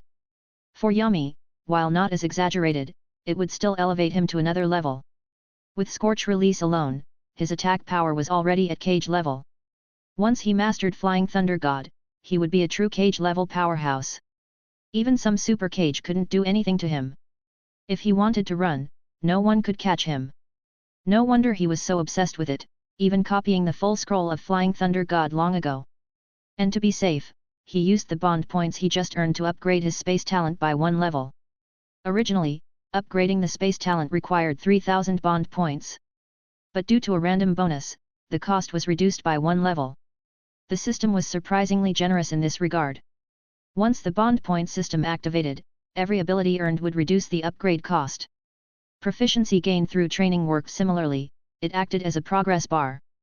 Inside the secret room, Yami unrolled the 2-meter-long scroll and began studying from the start. There were hundreds of jutsu in the scroll of seals, and Flying Thunder God alone took up 1/10 of the entire scroll. This was because it wasn't enough to just learn the hand seals. One had to fully understand spatial theory. It included the second Hokage's spatial insights and Minato's later additions. Yami respected Minato for refining the technique, but he admired Tobirama more for creating it from scratch. Just to deal with the Uchiha, Tobirama could come up with anything. The man was absurd. Yami suspected that if becoming a woman could seduce Uchiha Madara, Tobirama would study how to become the most beautiful woman in the world without hesitation. By 4 p.m., Yami was rubbing his sore Sharingan, now in its 2-tomo state. That's right, he'd activated the Sharingan to avoid making mistakes. It helped a lot. At least now he understood the overall process of learning Flying Thunder God. Step 1 was the hardest: memorize all the theoretical knowledge, learn how to use chakra to sense spaces, folds and ripples, and distinguish spatial coordinates. Step 2, alter chakra properties, transforming it into a type that could integrate with space. Step 3, create his own Flying Thunder God mark and link it with himself. Step 4, begin transfer experiments and train until proficient. Later stages included Minato's advanced technique, teleporting to moving Flying Thunder God marks. As for transferring other items via Flying Thunder God, even Minato didn't fully master it before his death, so it wasn't recorded in the scroll of seals. Still, what was available would keep Yami busy for a while. He spent the next few days almost entirely in the secret room. Pakura knew he was training, so she didn't tell anyone about Yami returning early. 2 days later, inside the central tower of the Forest of Death, all participants who passed the second round gathered on the second floor platform. There were 15 Konoha shinobi, 3 from Takigakure, 3 from the Land of Rivers, and 3 from Suna. Aim, Kusagakure, and Hazuki village were completely wiped out. Raid Namayashi announced the rules. We now enter the individual battle stage. 27 participants will compete for 11 spots in the third round. Why is it an odd number? No one objected to eliminating over half, but the number confused them. A genin from the Land of Rivers asked. Raid glanced at him and explained, Shimura Yami has already advanced. He's the 12th. At the mention of that name, almost everyone's expression changed. Some were fearful, a few were angry. Why? The genin from the Land of Rivers protested, isn't this blatant favoritism? Our team arrived first, and we never even saw him. Their team had been lucky. They quickly found other teams, snatched the scrolls, and rushed to the tower, never experiencing the real horrors of the Forest of Death. Because in this round, Shimura Yami killed over 60 foreign shinobi like you. To let you survive, I allowed him to advance early. Is that reason good enough for you? Impossible. That's impossible. The genin stepped back in disbelief. But seeing the fear on all the Konoha shinobi's faces, he had no choice but to believe it. Raid ignored him and continued, you can still choose to quit now, but this is your last chance. Chapter 67, Famous in the Ninja World, Special Title, Genin Killer. This time, in response to Raid Namayashi's question, everyone fell silent. Very soon, the genin from the Land of Rivers who had just spoken announced his withdrawal, and his teammates followed suit. Uchiha Ataka's 2 teammates and 2 other Konoha teams also gave up. They were all the lucky ones who had witnessed Yami killing people and were filled with fear. Even if they stayed, they knew they wouldn't perform well enough to be promoted to genin. Rather than risk their lives, it was better to quit. Takigakure held a brief discussion and ultimately left only 1 participant. Suna chose to remain in full. After a draw and several battles, out of the 11 who advanced, 8 were from Konoha, 2 from Suna, and 1 from Takigakure. They would be given half a month to rest and prepare. After the announcement, Raid Namayashi left. Uchiha Itachi glanced at the remaining foreign shinobi in the venue, and his fear of Yami only grew deeper. Hokage's office. Standing before the third Hokage were the Genin from the other 6 nations. After the exam, the news of what happened in the Forest of Death quickly spread. These Genin had come to demand an explanation. Even during the most tense pre-war periods, such a high death toll had never occurred. The representatives of IWA, Kusa, and AIM were especially furious. Dead. All dead. Lord Hokage, if you don't give us a reasonable explanation, the next time we talk, it will be with the Uegakuer shinobi army. The Genin from IWA was the most agitated, having suffered the heaviest losses. The Genin from Suna quickly followed. That's right. I strongly suspect this was a premeditated hunt by Konoha, deliberately targeting the future pillars of our villages. Hiruzen took a slow drag from his pipe and glanced at the two with mild disdain. Iwa's leader, Noki, was as cunning as he was. IWA had the most shinobi, and their quality varied greatly. Losing 30 genin wasn't a big deal. This genin was just putting on a show. Suna? The weakest among the 5 great nations. Their daime had just slashed their funding and reduced their shinobi force. Killing 27 of them was practically a favor, helping reduce their burden. As for the smaller nations? What a joke! Besides the old man Hanzo, no one there was worth being cautious of. Those villages had no voice and only served as battlefields. This is the explanation you want? Hiruzen waved his hand, and an Anbu activated a projector screen. What played were scenes recorded by several Chunin proctors, all footage of Yami killing foreign shinobi. Hiruzen shook his head with a regretful expression. I never imagined that our village's genius would be so ruthless. Perhaps it's because his father died in the war, leaving him with a deep hostility toward foreign shinobi. But rules are rules. This is how the Chunin exams work. I couldn't interfere.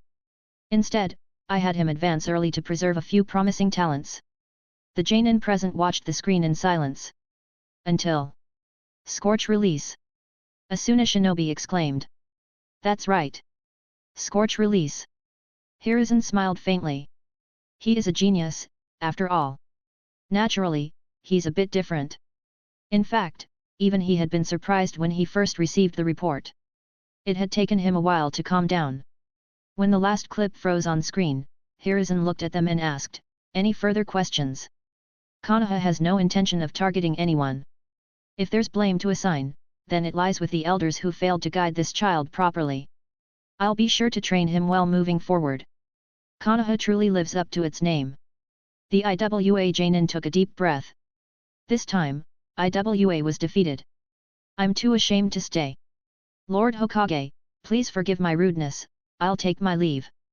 Hiruzen nodded. You're welcome to visit Konoha anytime. After that, the IWA delegation left, and the other Genin followed suit. Only Takigakuer and Suna remained, as they still had participants in the exam. But even their Genin began preparing to return home to deliver intel about Yami. The Suna Genin who stayed behind secretly sent out the information through various means. Summon the 2 advisors and dans. After everyone else left, Hiruzen instructed the Anbu. Soon, the Konoha F4 gathered once more. Hiruzen took the lead. Dans. Do you know how much trouble you've caused me? Why didn't you discuss this with me first? Now IWA and Suna are furious. If things go wrong, another war could break out. Who gave you the right to instruct Yami to do this? Dan sat calmly on the sofa, eyes half closed. Did he break any rules? Hiruzen, don't put all the blame on me. I merely asked Yami to complete the exam fairly, without cheating. You're talking about rules. Hiruzen laughed in frustration. Shall I list all the shameful missions Root has carried out behind my back? This incident has had a terrible impact. Geniuses should be nurtured, not used as your personal tools. After the Chunin exams, Shimura Yami will be under my supervision. I won't let you push him into danger again. Dan's expression darkened. So that's what this is about, Sarutobi. What do you mean? Hiruzen responded sternly. I'm thinking about Konoha's future. About your grandson's safety. Yes, Dans. You were too reckless, the advisors chimed in. What the village needs now is recovery. Even if we want to make a statement, there should be limits. We agree with your intentions, but for Yami's safety, it's better if the Hokage manages him directly. Hearing this, Dan's expression turned even gloomier. He could see that the three of them had made their decision already.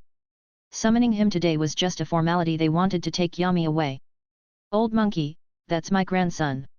Even if you take him, that fact won't change. Hiruzen smiled. I just don't want Yami to be influenced by the darkness in your heart. He deserves a brighter future. Brighter? Does that mean they get to play the upright part, while I do the dirty work? Dan sneered silently. He never once believed he had influenced Yami. Yami often argued with him over the Uchiha girl. Dan knew Yami had his own judgment and was incredibly stubborn. If anyone wanted to change him, they could only guide and influence him slowly to gain his agreement. Even as a grandfather, he couldn't force it, so how could Hiruzen? This old monkey's plan was bound to fail. In that case, do as you wish. Dan closed his remaining eye. Let's consider this matter closed. Don't bother me unless it's important. With that, he slowly stood, leaning on his cane, and walked out of the office. Hiruzen finally allowed a proud smile to surface. He'd won this round again. With the second round of the exam over, some of the events in the Forest of Death were revealed. Within days, the major ninja villages had received the news. Konoha had produced another genius. At the age of 8, he had ruthlessly wiped out nearly all the shinobi from foreign villages. Among them, Suna reacted most strongly.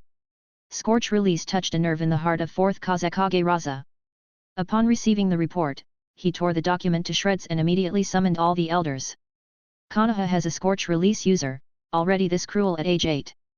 He must be eliminated quickly, or he'll become the next White Fang or Namikaze Minato. He would not allow another Scorch release user to live. The elders' expressions were grim. Those who had once fought alongside Pakura knew how terrifying Scorch release could be.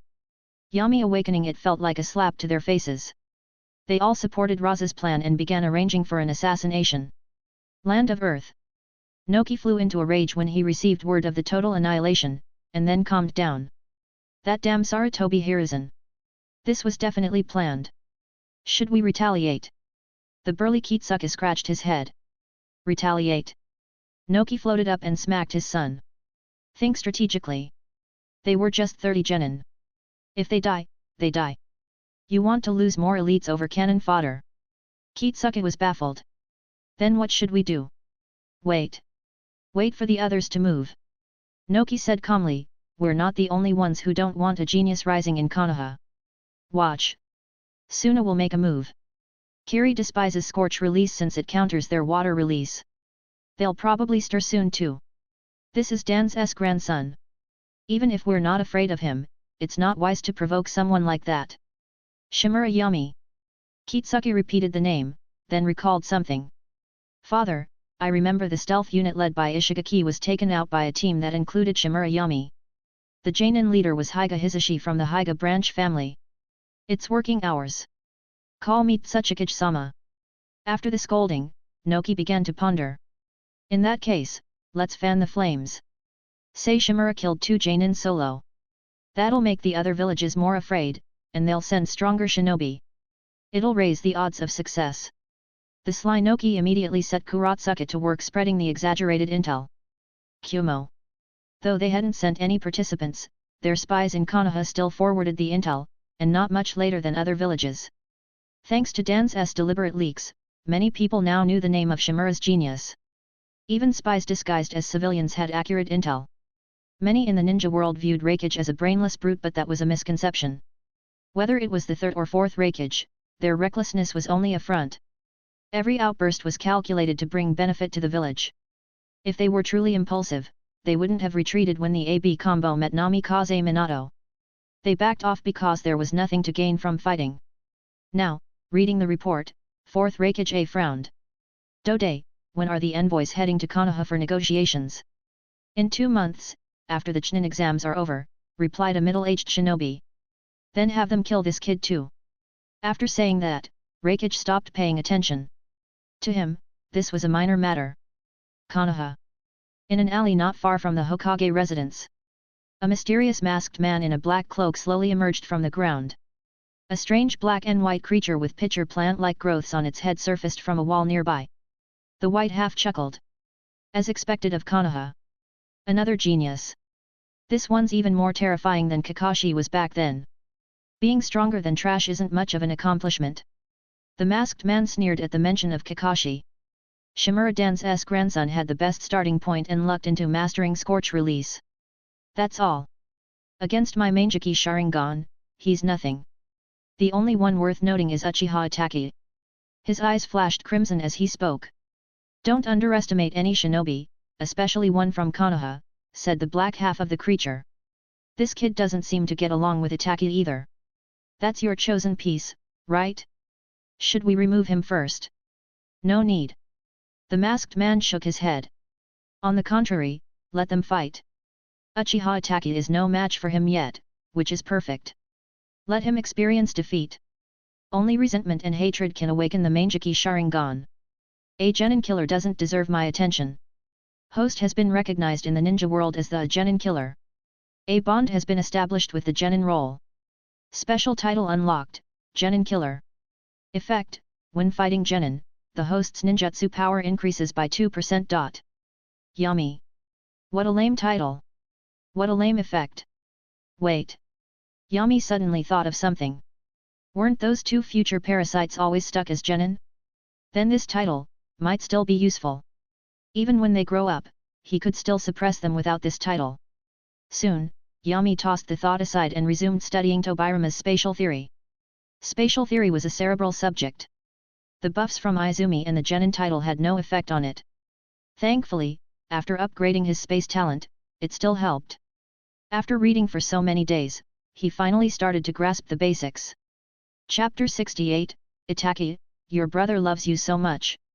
3 days before the final round of the Chunin exams, Yami finally emerged from the underground training room, giving Pakura quite a scare. What kind of ninjutsu are you training that you are working this hard? She asked. I'm starving. I want beef. Yami rubbed his stomach and sat down at the dining table. If it were just ninjutsu, that'd be fine. But it's all book reading, theory, and stuff, it's killing me. You're still growing. Can't you take things slower? Why's a child like you in such a rush? Pakura had no way to deal with him and could only sigh as she put on her mask and went to grill some meat. Before long, she returned with a full spread of grilled meat and sauces, using the opportunity to try and persuade Yami while he ate. Don't worry, Yami said, stuffing a large piece of beef into his mouth and speaking vaguely. I've already gotten the basics down. I won't be pushing myself like that anymore. I just want to rest properly for a few days. Let's go check out the new house together tomorrow.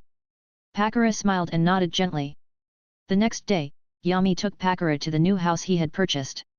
The house had a prime location, situated near the central axis of Konoha village, close to the bustling commercial district, yet shielded by a side street, giving it peace amidst the noise. It was only 3 kilometers from the Hokage building and equally close to the Ninja Academy. Shopping and eating were also extremely convenient. Originally, the house belonged to the Senju clan, including several neighboring properties. One could only say, thanks to the Senju clan for producing such a fat sheep. Aside from the ancestral home, the rest had all been sold. Yami used Roots connections to buy this house from a noble of the Land of Fire.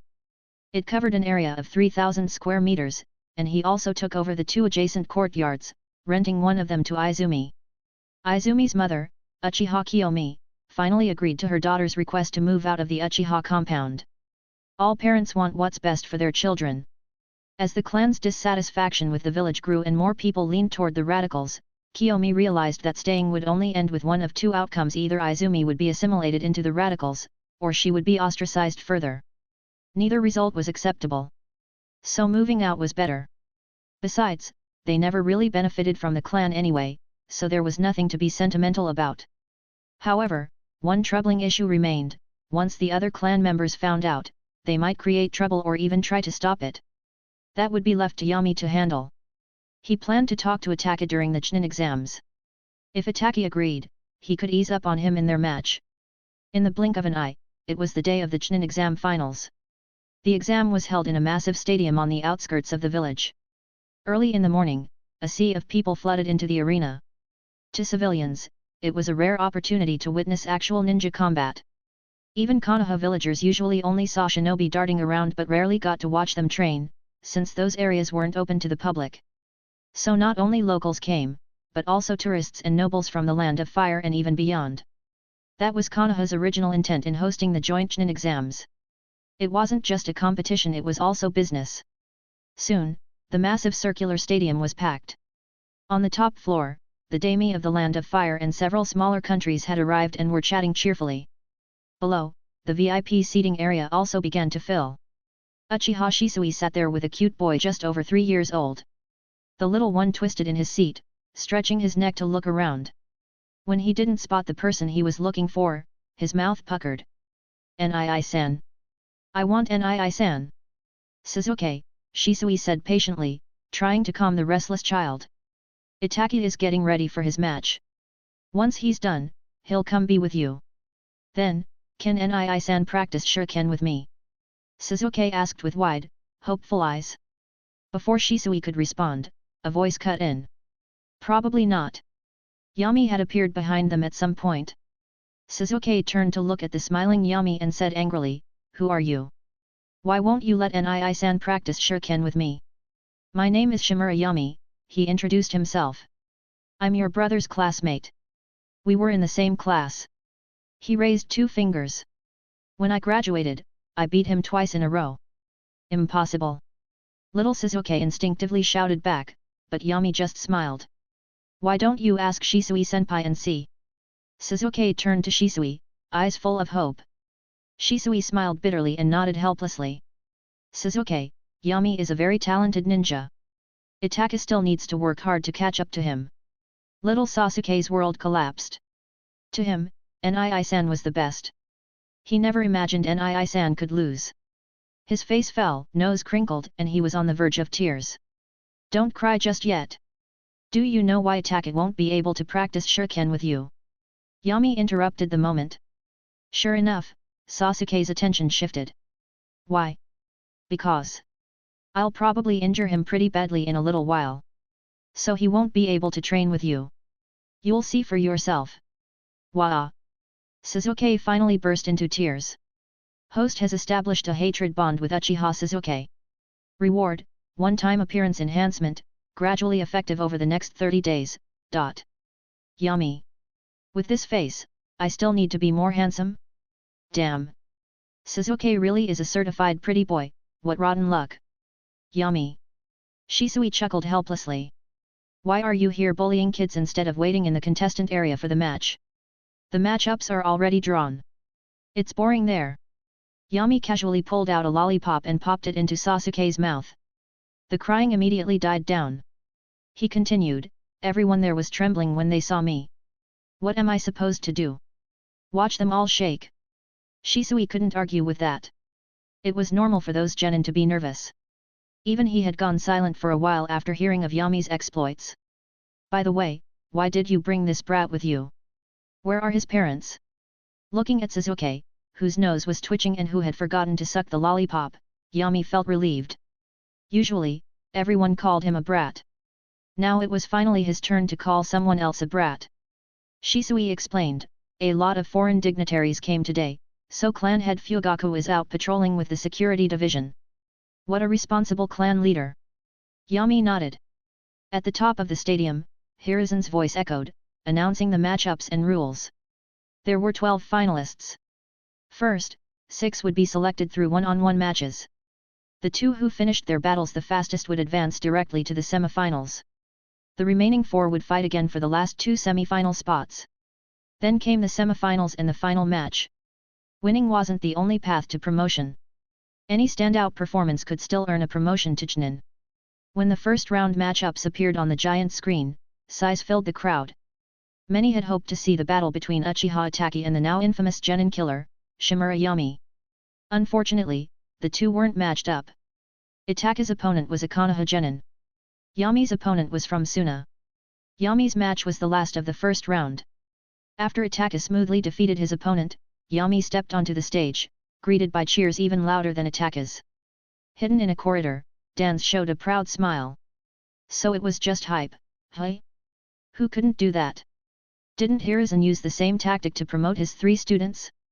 The Sunin title was something given by Hanzo after they lost, but now it had become legendary. He had suffered because he was too honest. He wouldn't let Yami make the same mistake. From now on, he would push the image of Shimura Yami genius and powerful deep into the hearts of the villagers. It would help in the future, especially in competing for the Hokage position. Third round, 6th match, Konoha's Shimura Yami vs Suna's Nagashi. The referee was a special Jainin Yami hadn't seen before. After the announcement, he retreated to the sidelines. Shimura. Genin killer, hey. To prevent being ambushed by Yami, Nagashi cautiously put some distance between them. Seeing that Yami had no intention of attacking, he began to taunt. I heard you mastered Scorch Release. But it just feels like a trick by Konoha. Scorch Release belongs to our village hero, Pakura. How could a little kid like you learn it? Nagashi had entered the match ready to die. His mission was to force Yami to use Scorch Release and confirm its authenticity. Hero. Yami chuckled. Your village has a unique way of treating heroes. But since you want to see it, I'll show you your hero's ultimate technique.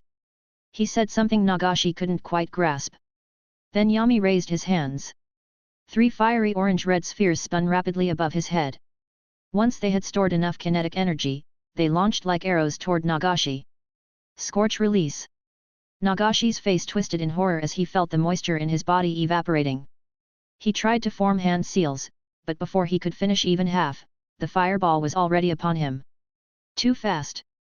Boom. A prepared substitution jutsu allowed him to escape, but before he could react, the other 2 fireballs followed his new position. Wind Release, Compression. The fierce wind pinned Nagashi against a stone wall. He couldn't move as the final fireball swallowed him whole. No. Boom. No surprises this time. When the smoke cleared, Nagashi's withered corpse collapsed to the ground and crumbled to ash, proving the power of Scorch Release with his life. After a moment of silence, the stadium erupted in thunderous cheers. Amazing! So that's Scorch Release. Way stronger than Fire Release. I've never seen Fire Release actually kill someone. Konoha's genius, without a doubt. I'm looking forward to seeing Shimura grow up. He'll definitely become a legendary figure like the Sunin. While the people of the Land of Fire were fired up, spies from other nations sat in discomfort and heavy silence. Konoha truly was a village where geniuses never stopped appearing. At the top platform, Hiruzen sat with the daimyo and smiled faintly. Strong, right? He'll be under my command soon. The referee announced the result, and Yami returned to the stands, where he resumed teasing little Sasuke. Thankfully, there were Konoha shinobi around, so no fans dared to approach him directly. Still, many shinobi watched him curiously. The optimization from the newly updated bond system was fully at play. Even with people Yami didn't know, the offer from Scorch Release had earned him over 100 bond points and several basic rewards. If only the audience were made up of all shinobi. Someday, I'll gather all the shinobi in the world, and make them look up to me. Yami made this resolution silently, ruffling Sasuke's hair in the process, making the boy scream in protest. Second round. Yami and Itachi had finished their first matches the fastest, so they advanced directly to the semifinals. Third round. Both defeated their opponents. Yami was a bit annoyed that another Suna Genin was sent to Itachi. It felt like a wasted matchup. Finally, the finals. The entire stadium erupted. A perfect script. Who would have thought the 2 youngest participants would make it all the way to the end? Rumor had it they were classmates in the academy. People pictured a fierce, respectful clash between dragons and tigers. Who would win? Only laymen asked that. Anyone who knew the inside story, knew there could only be one winner today. Amid the thunderous cheers, Itachi and Yami entered the arena, standing across from each other, just like when they graduated a year ago. Itachi, this must be our third match, right? Yami sighed. I wish Shisui-senpai was standing here instead. At least he'd get me excited. But I can't really work up any interest fighting you. Itachi frowned at the mocking tone. I'll surprise you. No, you won't. Yami replied seriously. How can you impress me if you haven't even awakened 3 Tomo yet? But your brother, he's not bad. Yami suddenly licked his lips, and Itachi's expression turned tense. What are you saying about Sasuke? Nothing. Yami shook his head. He told me just now that after this match, Nii-san would practice shuriken with him. I told him no. Yami's smile deepened. Because I'm about to beat up his Nii-san. And he started crying. Clang. Itaka drew his short sword with a blank expression. Shimura Yami, no need for more words. I'll show you the progress I've made in the past year. Chapter 69, Uzumaki Naruto, right? Chunin is a height you will never reach in your lifetime. If anyone in the world understands the Uchiha clan best, and Senju Tobirama dares to call himself second, then not even the Sage of Six Paths would dare claim to be first. His evaluation of the Uchiha was also spot on. No clan cherishes love more deeply than the Uchiha. Once they truly experience love, the emotions that have been tightly bound are unleashed. But such emotions are often too extreme and exclusive. Once stimulated to awaken the Sharingan, the pineal gland simultaneously secretes a mysterious substance that amplifies these emotions even further. This creates a vicious cycle. In other words, the stronger an Uchiha becomes, the more paranoid they tend to be. Their love often causes greater harm to both themselves and those around them than love ever should. For Uchiha Itachi, his emotional anchor was his beloved younger brother. Even though Yami never showed any malicious intent toward Sasuke, Itachi was still affected, and a storm of anger brewed within his chest. Wait. You want to practice shuriken with Sasuke? Yami raised a hand. Then agree to one condition, and I can go easy on you. I don't need your charity. Itachi's response came with a barrage of shuriken from all directions. You asked for it. Yami's smile vanished. He flung out his own shuriken, colliding precisely with Itachi's. The two of them threw shuriken wildly. Itachi's two-tomo Sharingan was already activated, and the Uchiha clan's shuriken technique had been pushed to its peak by him. Yami, relying on superior dynamic vision and physical ability, blocked every incoming projectile with accuracy. But he still lost. Because he didn't carry as many shuriken as Itachi. Reaching into his pouch and finding only one shuriken left, Yami's mouth twitched. He threw it with one hand and formed a hand seal with the other. Ninjutsu, Shuriken Shadow Clone Technique. The single shuriken instantly multiplied into more than 10, blocking Itachi's final barrage. Then, Yami stopped and even gestured for Itachi to continue. Fire Release, Great Fireball Technique. Fire Release, Great Fireball Technique. The two fireballs clashed and tangled for a moment before Itachi's was suppressed and forced him to dodge. Yami once again stood still. The noisy stadium gradually quieted, and Itachi's expression turned colder. Many people realized what was happening. Yami was deliberately using the same moves to completely defeat Uchiha Itachi. Zaz. Shisui's eyes filled with worry, but not for Yami, for Itachi. He didn't know what had happened between the two, but it was obvious that Yami had always disliked Itachi and was now toying with him. Fortunately, Yami had never truly wanted to kill him. But if he were to lose like this today, Itachi's character would take a serious blow, right? Aside from Shisui's concern, the other spectators were simply enjoying the show, cheering, "Next move! Next move!" On the highest platform. Hiruzen initially smiled when Yami used his own ninjutsu. But now that smile faded. He had supported suppressing the Uchiha. But this wasn't suppression, this was humiliation. Itachi was Fugaku's son. If he were humiliated like this, it would only enrage the other clansmen. Dance. He felt that Yami's actions had to be the result of Dan's influence. What was that? The daimyo beside him didn't catch Hiruzen's whisper and turned with excitement. What did you say? That Shimura Yami kid is really good. Using the same moves to break his opponent's offense, he's clever. Nothing, Hiruzen replied, forcing a smile. I was just wondering what Dan's is up to. Ah, right. The daimyo nodded. He's Dan's grandson, so why isn't Dan's here to watch? This match is great. In the arena, Itachi began moving and weaving hand seals again. No matter what he tried, Yami mirrored him like a shadow and countered with the exact same moves. The traps Itachi had carefully prepared were overridden by Yami's own traps. Even the newly mastered forbidden technique, Clone Explosion, was intercepted by one of Yami's shadow clones. It no longer felt like he was fighting Yami, but another version of himself. One who could completely see through his thoughts. Then we can only compete in Taijutsu. 1 Tomo Sharingan improves insight and chakra perception. 2 Tomo enhances those abilities further and also allows copying techniques in a few genjutsu applications. But he had just tried, and his current pupil strength wasn't enough to affect Yami with genjutsu. His only chance to do damage was through close combat and finding an opening through reactions. With his mind made up, Itaki activated his tactics and rushed straight at Yami. Bang! The two fists collided. Itaki's face twisted in pain, but his other hand still slashed downward with his short sword, leaving a silver arc. The Kusanagi sword effortlessly blocked it, and the two engaged in a fast-paced sword fight, drawing cheers from the audience. But Itaki himself felt no joy. Only despair. In ninjutsu, taijutsu, and genjutsu, he was inferior in every category. Completely suppressed. His strategies weren't working at all. He had no idea how to win. Hatred? Resentment. Yami's attacks were as fluid as mercury, and he added psychological pressure as well. So this is the so-called Uchiha? What's the ability of your Sharingan? Why can't I even feel it? Right now, the only thing missing to trigger a bond with Itaki was the final emotional stimulus. Yami guessed the reward would likely be one of his ocular abilities Tsukuyomi, Amaterasu, or maybe both. You never know how weak you are until you are truly forced into a corner. Perhaps in this moment of utter desperation, Itaki would trigger the final bond reward. Ka! Ka! Ka!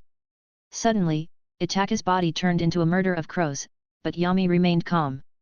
He killed several crows mid-flight. The remaining ones regrouped in the distance, reforming Itaki's body. He was now covered in multiple sword wounds and bleeding. Nii-san! Suzuki shouted from the stands, crying in panic. But the child's voice was too soft, drowned in the crowd's gasps. His brother didn't hear him. Pant, pant. Itaki was breathing heavily. His chakra and stamina were nearly depleted, but he still refused to admit defeat. For the honor of the Uchiha clan, he'd rather fall in battle than surrender. Besides, he didn't sense any killing intent from Yami.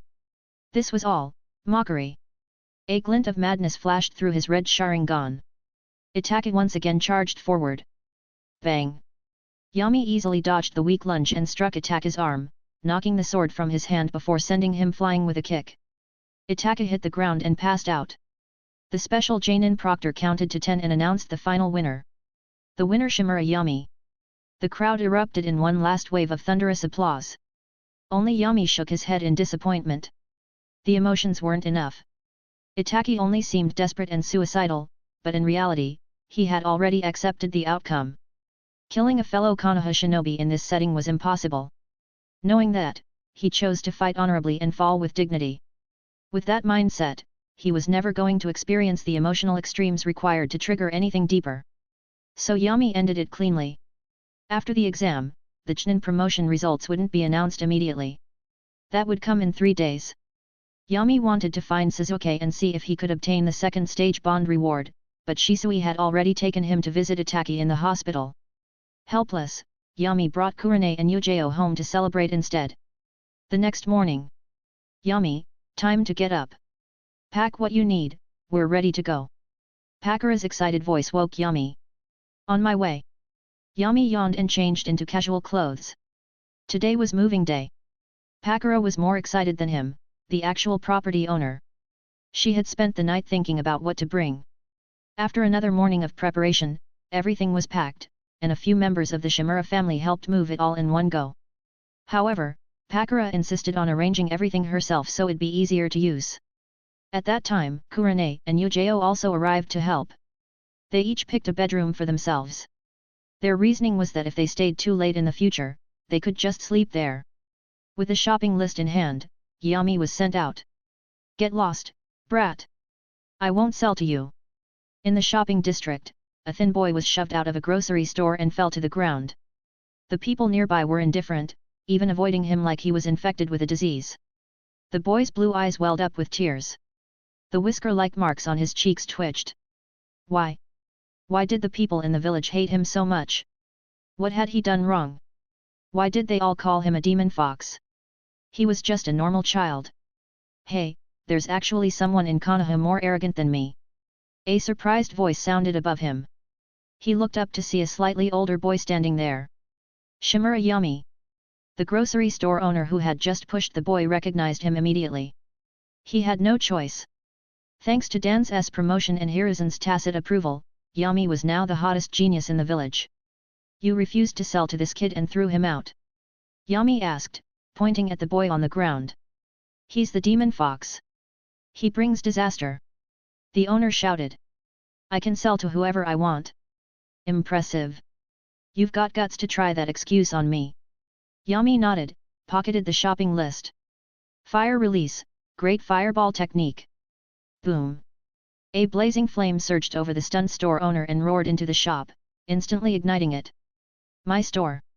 It's not your store anymore, Yami said coldly. From today, you can find some other job in Konoha. If you survive, start by writing my name upside down. This village won't allow anyone more arrogant than me. He swept a cold gaze across the watching crowd, including nearby shopkeepers. Everyone panicked and backed away in fear. Same goes for the rest of you. If anyone dares discriminate in business again, don't bother staying in Konoha. Half an hour later.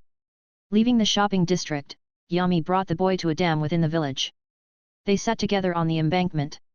Big bro, you're amazing. The boy's eyes were full of admiration. He even mimicked Yami's hand seals. Fire release, great fireball technique. Sadly, nothing happened. Yami waved him off. It's just decent. Fire release doesn't kill people, but it's good for lighting fires. I'll learn ninjutsu one day. The boy shouted in encouragement.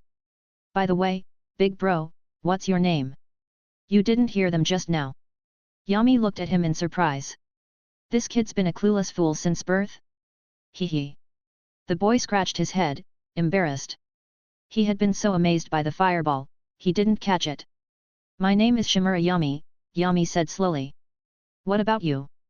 My name is Uzumaki Naruto. The boy beamed, as if it was the first time someone had ever asked for his name. Big bro Yami, are you a ninja? He pointed to the forehead protector hanging from Yami's waist. Yep. Yami nodded. I just passed the Chunin exam. In 2 days, I'll officially be a Chunin. Know how strong Chunin are? Naruto shook his head blankly. I don't know. Exactly. Yami snapped his fingers. It's hard to explain. But with how dumb you look, you'll never become a Chunin in your life. Damn it. Naruto yelled in frustration and clenched his fists. Gramps Hokage is the strongest. I'm gonna be Hokage one day. Stronger than any Chunin. Chunin can use ninjutsu. Have you seen Hokage use any? No. Naruto hesitated.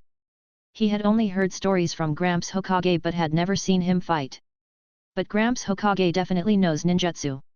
Chunin can lead genin squads. Kin Hokage. Gramps Hokage can lead them too. Chunin dare to eat poop. Does Hokage dare? Gramps Hokage. Ahem. An awkward cough cut the argument short. Yami, don't teach kids nonsense. The third Hokage appeared before them, face full of wrinkles and embarrassment. Chapter 70, Kill all those who don't recognize you, and the rest will recognize you. Hiruzen had originally been using his crystal ball in the Hokage's office to observe the well-being of Konoha's women, and to check on Uzumaki Naruto's condition. Not long ago, Naruto had turned 3, and Hiruzen allowed him to live alone, though a nanny was still responsible for cooking for him on weekdays. From time to time, he would instill the will of fire into the boy, successfully planting a dream in the child's heart to become Hokage. But as he watched today, Yami suddenly appeared. Hiruzen witnessed him burn down a store and threaten the surrounding shopkeepers. He didn't believe that this sudden contact between Yami and Naruto was Dan's doing. That old friend of his only knew how to operate in the shadows and would never act so boldly. Still, Naruto's identity was too sensitive. He had to test the situation. Coincidentally, he hadn't had a private conversation with Yami yet, so this was also a chance to build rapport. Could this child be his subordinate in the future? When he arrived at the scene, he overheard the two kids bickering, until... Naruto, I admit, I'm not as good as a Chunin in that regard. Hiruzen was forced to concede. After all, Konoha's Chunin included those in the Special Intelligence Division. Some of them really would eat that stuff to analyze enemy intel. Hearing his grandpa Hokage admit it personally, Naruto looked disappointed. In his heart, Hiruzen was supposed to be all-powerful. He didn't expect he wouldn't even dare eat poop. Naruto, the responsibility of a Hokage is much greater than that of a Chunin. He must protect all the villagers. Hiruzen quickly tried to recover. But that doesn't mean Hokage is omnipotent. He also needs others' strength. Do you understand? I understand. Naruto nodded earnestly. I'll become Hokage and earn everyone's recognition. Why? Yami suddenly asked, puzzled. Hey! Naruto blinked in confusion. Why do you want everyone's recognition? Naruto replied meekly, because then no one will hate me anymore. No one will refuse to sell to me. Hiruzen instinctively felt something was wrong. You're overthinking it. Yami smiled lightly and said gently, look at those people from earlier. Did they recognize me? Naruto hesitated, then shook his head. Exactly. But I don't need their recognition. If they dare talk bad about me or refuse to sell me something, they can get out of Konoha. Yami. Hiruzen's face turned red, and he quickly stopped him. Naruto isn't a genius like you. He's still just a child. It's fine. Yami patted Naruto on the shoulder. Then just endure it for 2 years. Keep a little notebook, write down everyone who talks behind your back. When you're strong enough, kill everyone who doesn't recognize you. The rest? They'll all recognize you. Naruto trembled. Even at age 3, he understood what death meant. This was the first time he had heard someone speak about killing so casually. Hiruzen only felt that Danzō had committed a grievous sin. What a terrible influence! What a terrifying personality! How had Danzō raised such a child? Naruto, your big brother Yami is joking. Hiruzen rushed to straighten the boy's values. A person who hurts their comrades is not qualified to be Hokage. Using your power to protect others is the true mark of a Hokage. Naruto nodded vigorously. He also felt that something wasn't right. It's fine, I don't want to be Hokage anyway. Yami casually skipped a stone, which bounced across the water 7 times. There happened to be a fisherman on the opposite shore. He opened his mouth to curse, but after spotting the old man sitting next to Yami, he silently packed up his gear, abandoned his fishing spot, and left for a farther one. What's your dream, Yami? Hiruzen asked. He had to find a breakthrough to guide this child onto the right path. Me? The boy cupped his chin in one hand and looked thoughtful. I want to form bonds with everyone in the ninja world. Oh? With everyone? Hiruzen asked. Why? If we're all connected by bonds, maybe there won't be any more wars. What a grand ideal. You remind me of the Shoday. Hiruzen sighed, then encouraged him. Although it's difficult, I believe you'll succeed. Great, the child was still redeemable. What kind of evil could a child have if his dream was to form bonds with the entire world? Yes. Yami nodded solemnly. All right then, we've talked enough. You should head home for dinner. Hiruzen, having gotten the answer he wanted, felt reassured and was about to leave. Unexpectedly, as soon as he stood up, Yami stopped him. Third, you're not going to treat us to dinner. Why should I treat you? Hiruzen asked, confused. Because I just helped you get rid of a cancer in the village, Yami said confidently. That grocery store owner was even more arrogant than me. He dared to choose customers and even called this kid a demon fox. If he's a demon fox, then I'm the father of the Sage of 6 Paths. So I burned his shop down. Shouldn't you thank me? Hiruzen's mouth twitched uncontrollably. Yami, it's wrong to attack villagers. Then they should have behaved better. They made me so angry I couldn't help it. Honestly, they deserve to die. Want me to go back and kill him now? As he spoke, Yami released a faint killing intent, scaring Naruto pale. You're not allowed. Hiruzen was completely worn out. It seemed this child would take a long time to guide back onto the right path. Thank you for helping me find flaws in the village. And Naruto, I'll treat you to dinner. Ramen. Barbecue. The two shouted different answers at the same time.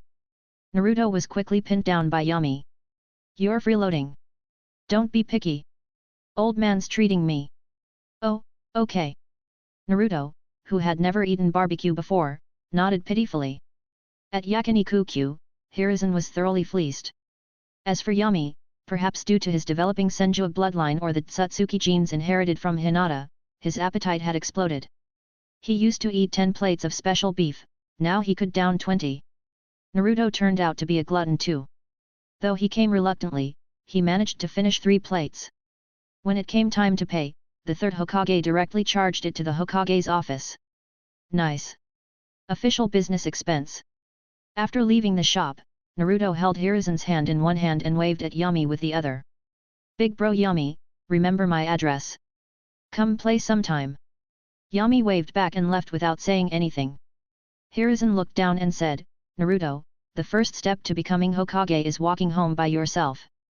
No problem. Naruto responded energetically and walked off on his own. I really didn't expect this. After the two were gone, the warm smile on Hiruzen's face slowly disappeared, replaced by a sigh. He had originally planned to use the villagers' hostility to temper Naruto's will, making him crave recognition and dedicate himself to the village in the future. But Yami had suddenly stepped in, and that plan may no longer work. Yet he couldn't blame the boy. Because the kindness and justice Yami showed was exactly the kind of emotion he hoped to see from him. Why are you back so late? Hey? Where are the things I asked you to buy? Seeing Yami come home after wandering around for 3 hours empty-handed, Pakura questioned him suspiciously. I ran into a little brat on the way, then met old man Hiruzen, and he insisted on treating me to a meal. So I got held up. And the stuff? The store burned down. Who pissed you off this time? Kurane brought over 2 boxes of milk and handed one each to Pakura and Yami. Yami took a sip and casually said, the boss insisted the brat was a demon fox and refused to sell to him. Even shoved him. He was more arrogant than me. Demon fox? Both Yujao and Kurane's expressions changed. Even Pakura understood what that meant. Ordinary people only called Naruto the demon fox. But ninjas who had fought in the war knew the truth.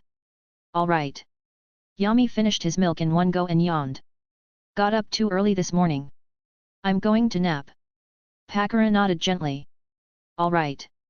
I'll go to the farther department store later and pick up the rest. Back in his room, Yami received a system prompt. Host has formed a bond with Uzumaki Naruto. Reward, Uzumaki bloodline, excellent. The reward was distributed. As warmth surged through his body, Yami quickly fell asleep. By the time he woke up, it was already dark outside. His chakra had increased significantly, approaching 40 cards. His cell vitality had also improved greatly. In the future, his natural growth would further amplify his chakra reserves. In truth, Naruto's Uzumaki bloodline wasn't pure. It was surprising that the system still rated it as excellent. After all, Naruto hadn't awakened any of the Uzumaki clan's signature abilities yet. Adamantine sealing chains, mind's eye of the Kagura, he knew none of them. Even his hair was dyed blonde due to the dominant water nature genes. In terms of bloodline, his purity definitely couldn't compare to Karin. Wait a second? Yami suddenly realized something. Yes, Karin. She and Naruto were born the same year, and she should already be in Kyuzagakure by now. Why not bring that red-eyed glasses girl back and raise her properly? The next day, Yami planned to visit Route to check some intel and have a chat with the old man. But an unexpectedly loud guest disrupted his schedule. Hey, little guy, didn't you say you'd treat me to dango after you became a Chunin? I waited all day yesterday. Yami ignored the female Naruto and looked at Kurane nearby with a disgusted expression. Why'd you bring her here? Kurane looked helpless. Anko showed up early this morning yelling that you owed her dango. I couldn't stop her. Fine. Yami sighed. I haven't eaten breakfast either. The 3 of them went to the dango shop. Anko didn't hesitate to order 8 skewers for herself. Kurane only got 2, and Yami ordered 3. Dango was sticky rice and sugar sweet and heavy. Only Anko could eat so much. Even after just 2 skewers, Kurane silently decided to increase her afternoon training. Mid-meal, Yami casually asked, "You're a Chunin.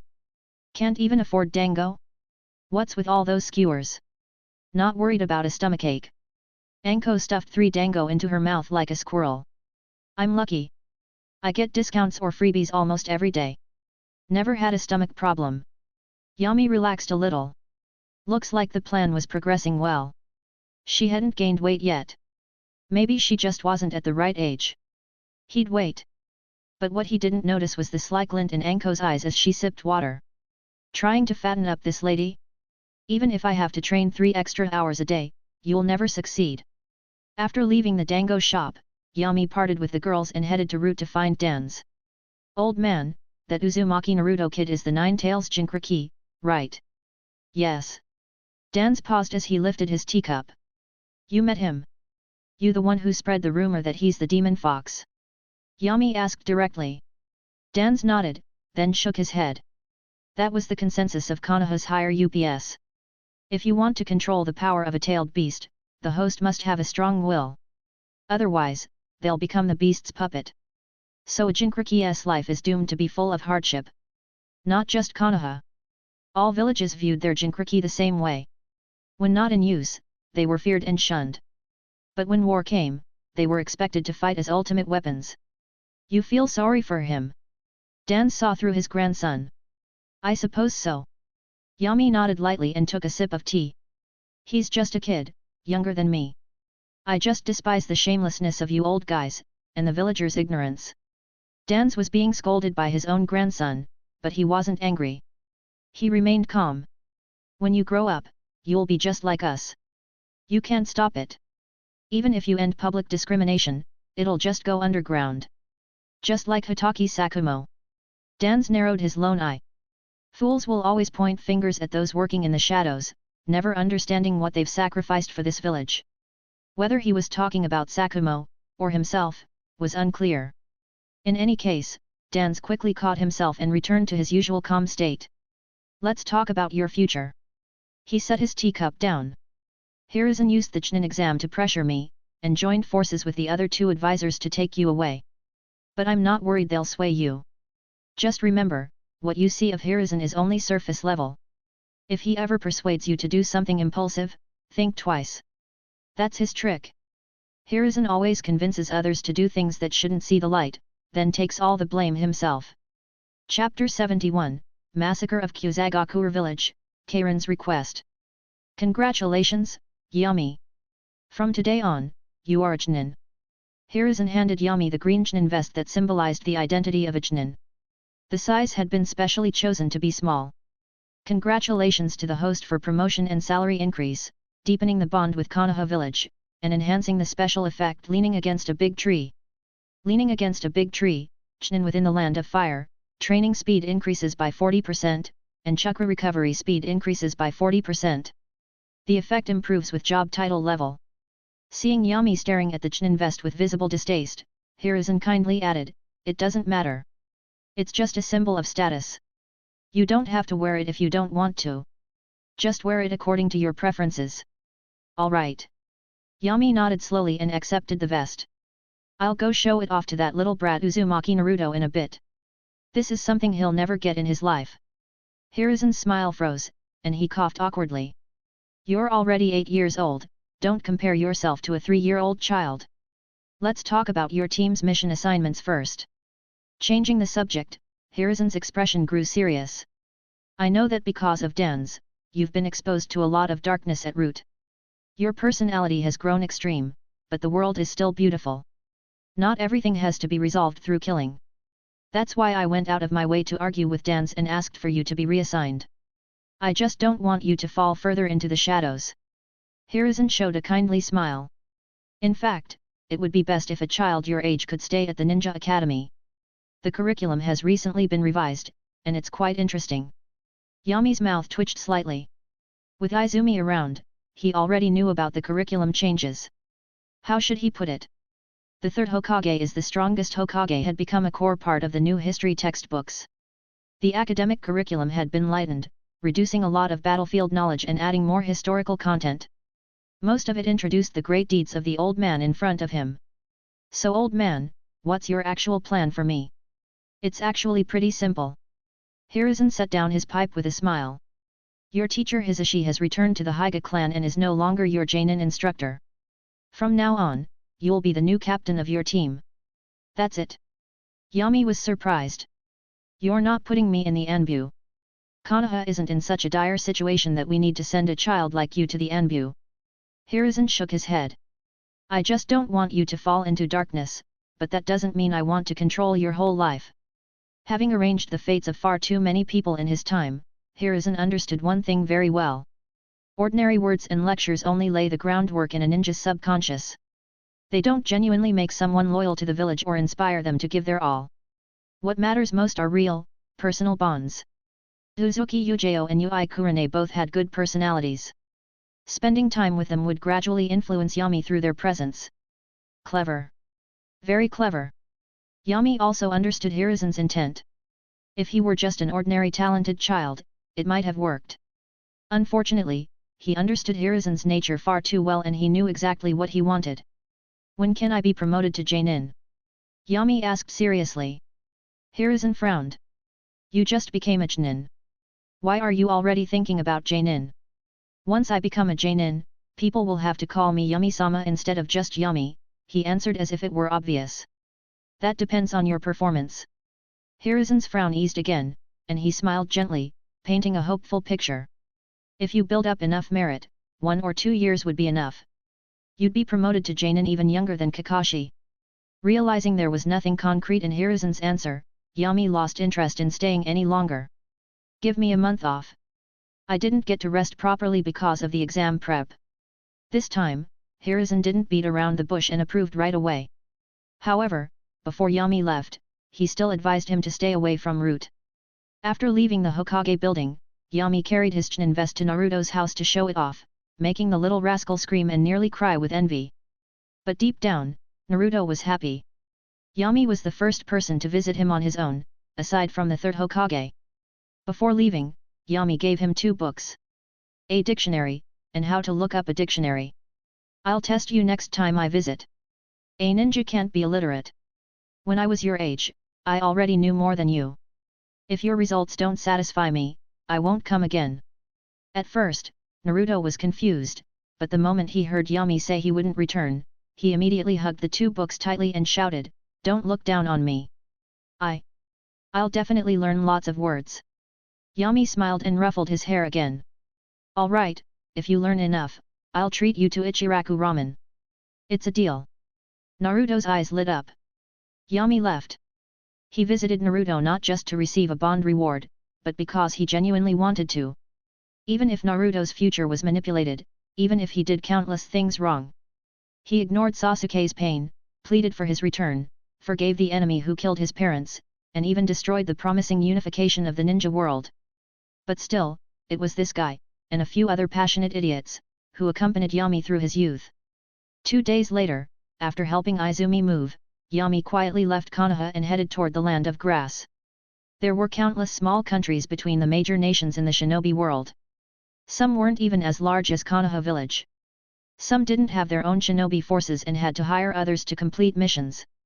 Still, their existence was important as buffer zones between the great nations, A and D. As battlegrounds. The land of grass was one such nation. Situated between Konoha and the Uegakure border, it was a strategic location fought over during the Third Great Ninja War. The most famous was the Battle of Konobi Bridge, which established Namikaze Minato's reputation as the Yellow Flash and set him on the path to becoming Hokage. In the future, the land of Grass's Tenchi Bridge would also witness the reunion of 2 wall hangers. Kusagakure village had 2 factions, radicals and conservatives. The 2 sides were constantly in conflict, mainly over the ownership of a sacred artifact. So battles broke out in the village nearly every day. Inside the hospital, a woman lay pale-faced, her dry red hair streaked with grey. "Mom!" A bespectacled little girl clutched her mother's clothes tightly, eyes full of worry. "Karin, be good. Mommy's fine." The woman smiled gently and stroked the girl's red hair far prettier than her own. The woman's name was Uzumaki Misa, a survivor of the land of whirlpools. In search of shelter, she had joined Kusagakure. As a price, she had to heal injured Kusagakure shinobi. So long as they sucked her blood, their injuries would recover quickly. But in reality, it was her life force that was being consumed. Uzumaki Misa had long accepted her fate. She only hoped her daughter Karin wouldn't follow the same path. "Hey! Uzumaki woman, get over here! Don't you see someone's injured?" A nurse barked impatiently. "Coming!" Uzumaki Misa forced herself to stand and slowly walked over. At that moment, loud noises erupted outside the hospital. There were shinobi shouting, ninjutsu being released, and the clash of weapons. Uzumaki Misa froze. She sensed an extremely powerful chakra slaughtering Kusagakure shinobi without restraint. "Hurry, Karin, come with me." Without hesitation, she led Karin to the hospital's rear exit. The chakra was stronger than anyone in Kusagakure. If it belonged to an enemy, they definitely wouldn't be spared. They needed to escape. But unfortunately, her body was too weak. Even a distance of a few dozen meters was slow going for her. The hospital had fallen into chaos. Some lightly injured shinobi had picked up weapons and were rushing out to see the situation. Boom! A ball of scorching fire blasted open the hospital doors. Stepping through the smoke, a masked man with a sword entered. Go to hell! A shinobi charged at him and was killed in a single strike. The man scanned the room and locked eyes on Karin and her mother, his voice low and threatening. Don't move, or I'll kill you. Over a dozen shinobi rushed him. The man lowered his head. Silvery sword light bloomed like petals, dazzlingly beautiful. Young Karin couldn't help but exclaim, so pretty. But Misa couldn't praise it. The lights were beautiful, yes, but they represented nothing but pure killing. When the light faded, only the man and the mother-daughter pair remained standing. Doctors, nurses, patients dead. The man looked at them again. Karin trembled and instinctively hid behind her mother. Then, she stepped out again, spreading her arms to protect her mother. Her face was full of fear, but her eyes were determined, and tears fell. Don't kill my mother. You can kill me. Please, please. Host establishes a fear bond with Uzumaki Misa. Reward, mind's eye of the Kagura. Host establishes a fear bond with Uzumaki Karin. Reward, mind's eye of the Kagura. Karin. Misa hugged her daughter tightly, then nervously asked, Child, who are you? Why are you here for us? We've never met. The man had clearly targeted her and Karin the moment he arrived. Through her sensory ability, Misa also realized that this was just a transformation technique. The man's real age wasn't much older than Karin. Bang! A puff of smoke exploded, and Yami returned to his true form. The sensory ability of the Uzumaki clan really lives up to its reputation. My name is Shimura Yami. I'm a shinobi from Konoha, and I'm indeed here for you. Yami stepped forward slowly toward the mother and daughter. Infiltrating another shinobi village without permission would normally cause big trouble, so Yami had used a disguise. But Uzumaki Misa still saw through it. I heard the Uzumaki clan possesses immense chakra and terrifying vitality, perfect for being my subordinates. Come with me. Yami was direct. He stated his purpose in one sentence and reminded them, you'll be my subordinates, not Konoha shinobi. From now on, you only need to obey my orders. Understood. Do I have the right to refuse? Misa asked with a bitter smile. No, Yami replied bluntly. Then let's go. Misa accepted her fate without resistance. It's not that she hadn't considered going to Konoha. The Uzumaki and Senju clans had been allies for generations, and they had signed a formal alliance. But, so what? The land of whirlpools was still destroyed. Where was Konoha then? Besides, the Uzumaki physique was suited for becoming Jinchuriki. She didn't want her daughter to carry a monster inside her, so she'd rather be drained of blood in the land of grass than be exploited elsewhere. But now, she had no choice. When they left the hospital, Misa immediately covered Karin's eyes. The streets were littered with the corpses of Kyuzagakuer shinobi. Nearly 100 were dead. Civilians had fled. The whole village was like a ghost town. Misa looked at the masked Yami with deep fear in her eyes. Such a young boy, yet his methods were far too extreme. And he was far too strong. Yami himself didn't feel much of anything. This was just a minor shinobi village. An average Genin could be the leader. Most of the over 100 shinobi were genin. Only 2 were Genin, and even they hadn't mastered any powerful jutsu. Killing them was effortless. After leaving Kyuzagakuer's range, Yami returned to his original appearance. Misa was too weak to travel quickly, so they moved slowly. They traveled by day, resting in towns or villages at night. In 7 days, they hadn't even made it halfway back. After a few days together, Misa and Karin realized. This boy wasn't as cruel as he first seemed. He acted just like other kids. He complained about bad food and bad lodging. But he didn't kill without reason. Yami Oniakin. Children naturally grew familiar quickly, and soon they'd begun calling him that. While her mother slept, Karin ran over to Yami. What's up? Yami, staring at the ceiling in a daze, sat up and held her. Karin giggled, then put on a pitiful expression. Yami Oniakin, if you ever get sick in the future, could you not bite my mom? Bite Karin instead. My blood can heal too. Yami froze for a moment, then gently shook his head in the red-haired girl's disappointed eyes. I won't bite your mother, or you. Yami's expression was calm. He picked up the Kusanagi sword beside him. A sword-shaped mark had appeared on the previously smooth hilt. Because I will never be hurt. Chapter 72, The Pitiful White-Eyed Girl. 10 days later, Yami quietly returned to Konoha. However, he was the only one who came back. He had arranged for Karin and her mother to stay in a former bandit base 50 kilometers away. Of course, all the bandits there had already been eliminated by him.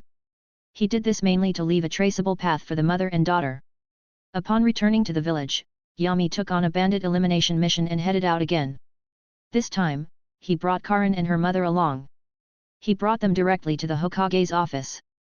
Looking at the two red-haired individuals standing in front of him, Hiruzen was momentarily stunned. You two, are you from the Uzumaki clan? Yes. Yami nodded. I rescued them from a group of bandits by chance. Uzumaki Misa and Uzumaki Karin. They have nowhere else to go, so I brought them back. Third Hokage, please help register them. Their situation was different from Pakura's. Pakura could live in secret for a while without revealing her identity, but Karin was too young.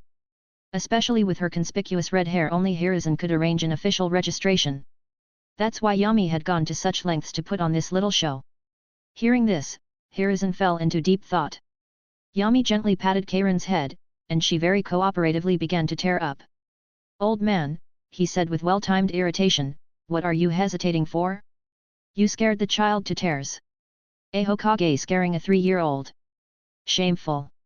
Ahem, I just feel sorry for the Uzumaki clan. I got distracted for a moment.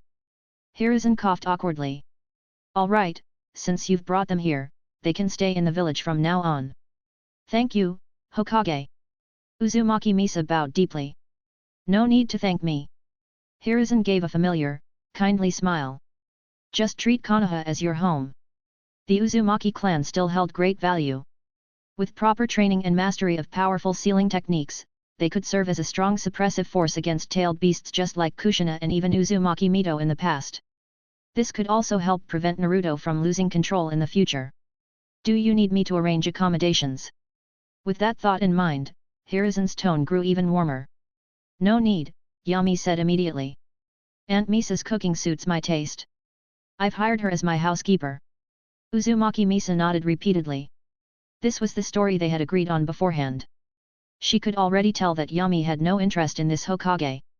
Coincidentally, as a survivor of the Whirlpool country, she herself didn't have a favorable view of Konoha's leadership. So she had no intention of submitting to Hiruzen either. I see. Although Hiruzen felt a bit disappointed, he still nodded and wrote up a registration note for Yami. In the blink of an eye, 2 months passed since Yami brought Karin back. Konoha had once again entered a snowy winter. In half a month, it would be the 55th year of the Konoha calendar. Yami Oniakin. Karin, who was reading a manga indoors, suddenly sensed something. Her eyes lit up as she ran downstairs, put on her little boots, and was about to head to the yard when the door opened. Yami walked in with Yujao and Kurane. Not bad, Yami praised as he patted her head. Your sensory ability has improved a lot. Receiving praise, Karin smiled even more brightly. Karin, do you only have eyes for Yami? Kurane asked playfully, pretending to be upset. No, no. Karin quickly waved her hands. I also sensed Aunt Kurane and Aunt Yujao's chakra. Pfft. The two girls' expressions darkened, and Yami couldn't help laughing. The fact that Karin and Misa had moved into the Shimura household was no secret, especially to the two girls who frequently visited. After learning of their past, both women felt sympathy. Kurane had even accepted Karin as her little sister and took good care of her. The only awkward part was the titles. Misa was only in her 20s, calling her aunt was clearly inappropriate, so the two women let Karin call them that instead. Misa came out of the kitchen. Master Yami, you're back. After 2 months of recovery, her vitality had returned, and her fiery red hair was once again full of life. Misa-san. Kurane and Yujao released the pitiful Karin and greeted Misa with a smile. That was the issue. Misa was still young, so it didn't feel right for them to call her aunt. In the end, they left that job to Karin. After changing into more comfortable clothes, Yami looked around and asked, "Where's Pakura?" "She went to root." Misa replied while bringing out freshly sliced fruit from the kitchen. "Did your mission go smoothly?" "When I'm involved, things never go wrong," Yami said smugly. Kurane rolled her eyes. "You're the source of most of the trouble." Yami curled his lips and didn't argue. This mission did stem from him. After the Chunin exams ended, all major ninja villages had received intel. The most agitated response came from Suna, which sent multiple teams to assassinate him. But with Pakura's presence, their methods and communication channels were easily exposed and broken. This time, Yami's team had gone to Tansho Street and eliminated a Suna infiltration team. Their leader was a Jainin, while the other two were special Jainin. With the failure of this mission, Suna would likely keep a low profile for a while. The silent death of a Jainin implied that even elite Jainin were at risk. Given how precious they were to their village, Suna wouldn't casually risk them again. What were they going to do? Send Raza to assassinate Yami? If he did, Yami would be thrilled. He'd never killed a cage-level ninja before. After staying home for a while, Yami headed out to pick up Izumi. Karin also changed into her outdoor clothes and followed behind like a little tail.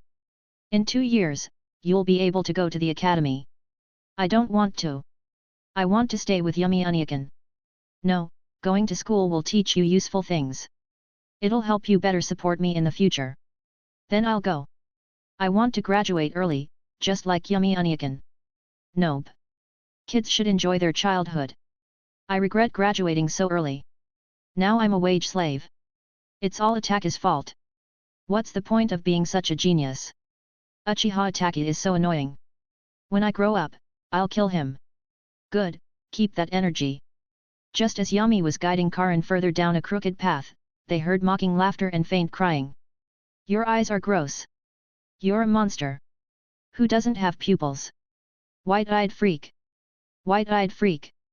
They looked over and saw 3 children, about 4 or 5 years old, surrounding a small girl with short lavender hair and pure white eyes, saying nasty things. The white-eyed girl looked aggrieved and terrified, her tears streaming down. Yami frowned, picked up a small stone, and flicked it at them. "Ouch!" All 3 covered their heads. "Who did that?" Yami walked over with Karin. Seeing an older child approaching, the 3 troublemakers immediately lost their nerve. "Why'd you throw a rock at us?" one asked timidly. "Because clearly, no one taught you basic manners." Yami didn't care about the whole "don't bully the weak" thing. He kicked each of them, and they started bawling much louder than the girl had been. Daring to cry now. "Karin, beat them till they stop crying." "Yes, Yami Uniakan." Karin charged forward with her little fists. With her Uzumaki physique and the self-defense Misa had taught her, it was no problem for her to deal with older kids. While Karin enthusiastically handed out beatings, Yami squatted down to check on the white-eyed girl. Thankfully, the boys had only used words, not violence. The little girl had forgotten to cry. She stared blankly at Yami. "Don't remember me?" Yami raised an eyebrow and asked softly. "I do." She nodded instinctively. I'm the one you were peeking at through the door last time." Her face flushed bright red, and she looked like she might faint. That time, she'd been curious about what was happening at home, wondering why all the adults had left. Through the doorway, she saw her always strict father being kind to a boy not much older than her. "My name is Shimura Yami. What's yours?" My name is Higa Hinata," the little girl replied, poking her fingers together. "Yami Uniakan, mission complete."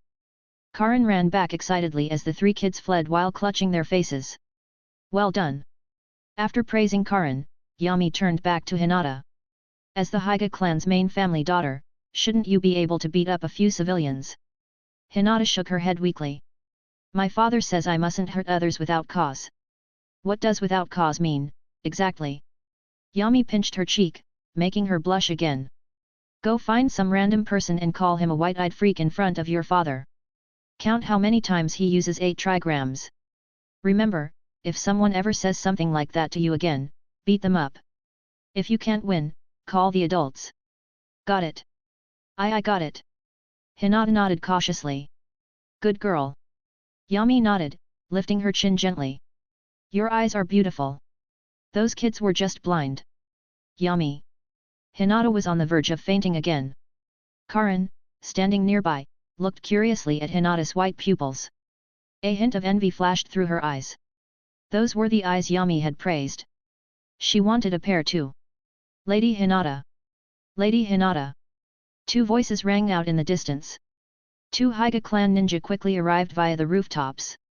Seeing Hinata safe, they sighed in relief. Just as they were about to approach, a black blur flashed before them. Bang! Both were sent flying, clutching their chests in pain. The white-eyed girl was stunned. Yami stood over them with a cold expression. Trash! Master Yami, why did you attack us? One asked through clenched teeth. You can't even guard a 4-year-old. What use are you? Yami stepped on his chest. Tuchnin, and you lose track of a child. Hinata was lucky this time, only encountering a few brats. What if it had been enemy spies? You'd be collecting her body. This was the part Yami hated the most about this plot. It was one thing for kids to tease the white-eyed princess. They were civilians and didn't understand. But what about her guards? Even if Hinata wasn't favored, for the sake of her Byakugan alone, Hayashi would never let her wander unprotected. These two showed up 10 minutes late. Calling them trash was putting it mildly. Cold sweat dripped from their foreheads. They finally realized how serious their mistake was. I'll report this to the clan head. You two better reflect on yourselves. Ignoring them, Yami returned to Hinata and extended a hand. Come on, I'll take you home. When they arrived at the Hyga compound, Yami handed Hinata over to Hayashi. After hearing what happened, Hayashi's face darkened instantly, and Hinata lowered her head in shame. Taking a deep breath, Hayashi bowed slightly. Thank you for the warning. I will increase security around Hinata. This won't happen again.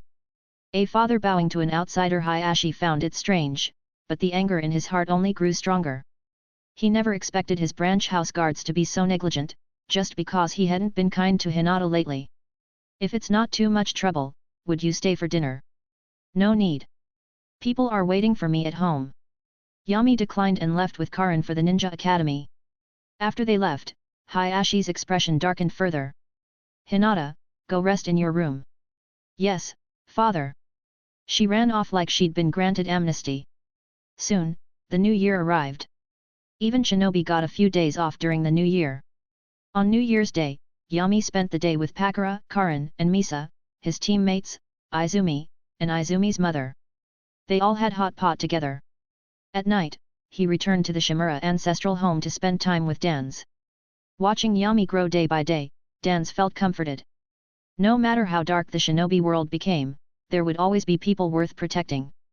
And on the last day of the break, news of the Kumo shinobi delegation's arrival reached Hiruzen. Chapter 73, The son of the Hokage becomes Hokage, and the son of a scapegoat remains a scapegoat. Are you really willing to accept that? In the Hokage's office, Hiruzen summoned a group of Genin, led by Narashikaku. The two elders and Dans also arrived. Hiruzen slowly set down his pipe with a smile on his face. This time, Kumo has sent envoys simply to sign a truce agreement. After the war with Kumo ends, the remaining will no longer be a threat. Konoha is finally about to welcome true peace. As soon as these words were spoken, the Genin in the room smiled as well. Among the 5 great nations, only Kumo and Kiri had not yet signed a truce agreement with Konoha. But Kirigakure had shut its borders and rarely made contact with outsiders, so it hardly mattered. Only Kumo remained aggressive and warmongering, a persistent thorn in the side of the great nations. Puff! Hiruzen's tone shifted. But even now, we must not let our guard down. Everyone tensed. Kumo may be using the peace talks as a cover to spy on our village, or perhaps the delegation itself is merely a front for some covert operation. Therefore, security in the village must be significantly heightened during this period. Hiruzen turned to look at Uchiha Fugaku. Yes, third Hokage. Fugaku quickly nodded. The Uchiha will not slack off. Very good. Hiruzen nodded. Shikaku, you'll be in charge of arranging lodging for the delegation and ensuring there's adequate surveillance nearby. Yes. The third Hokage issued all his instructions in an orderly manner before dismissing the meeting. A few days later, a group of 10 Kumo envoys arrived in Konoha. To show respect, the third Hokage brought the entire high-level leadership to greet them in front of the Hokage building. Surprisingly, the Kumo delegation leader was humble, lacking the usual rudeness associated with Kumo shinobi. The initial phase of the negotiations went smoothly. Though Kumo raised a few demands including control over small countries in the buffer zones, they were all within reason. In fact, if they had only vaguely proposed a ceasefire with no real terms, Hiruzen would have been more suspicious. For now, he felt somewhat at ease and even began to anticipate lasting peace. Late that night, under Enbu surveillance, a hotel had been designated as the residence for the Kumo delegation. No other guests were allowed. Two figures blended into the night and left the tavern without alerting the Enbu. At the end of the street, they split and went in different directions. One infiltrated the Hyga compound and attempted to kidnap the eldest daughter, Hinata. He was killed by Hyga Hayashi. The other targeted the Shimura estate. Confirming the location from intel, the Kumo shinobi was just about to scale the wall when a cold female voice rang out beside him. "Kumo rat! Who gave you the nerve to cause trouble at the Shimura residence?" The Kumo shinobi was startled. Before he could turn around, a searing blaze pierced through his chest. In the midst of unbearable burning pain, he was reduced to a charred corpse. The door to the estate creaked open, and Yami stepped out, yawning. "They actually sent someone after me. Looks like Kumo's appetite is bigger than expected. Let's go, Pakura. Bring some people and find the old man.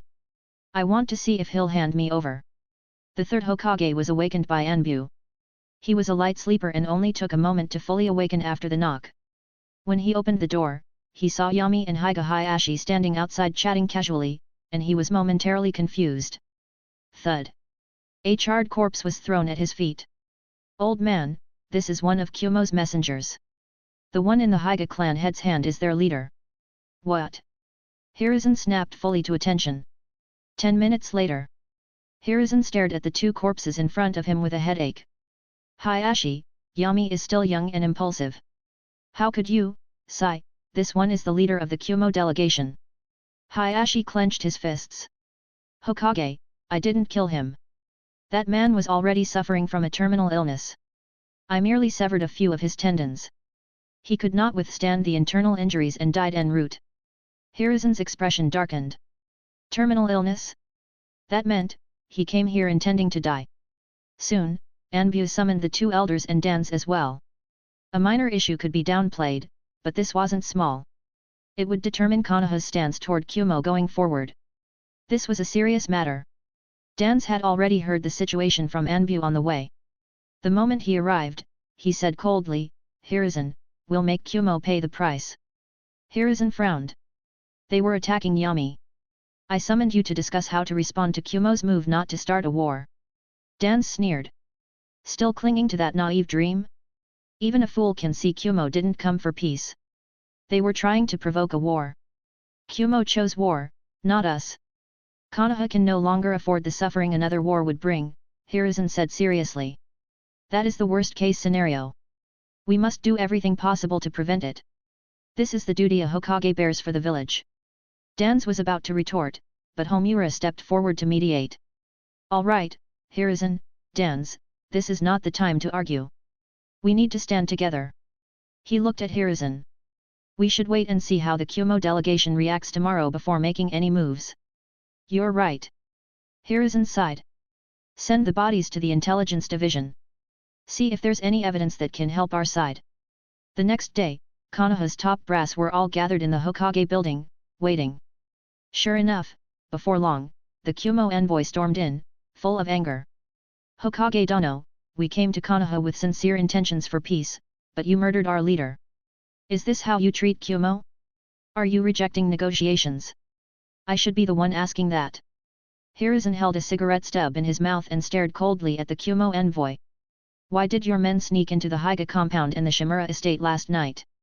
If you truly wanted peace, why resort to such dirty tricks? I can pretend this never happened and proceed with the agreement we discussed, but don't push your luck. What do you mean sneak into the Hyga clan? Hokage Dono, that's slander.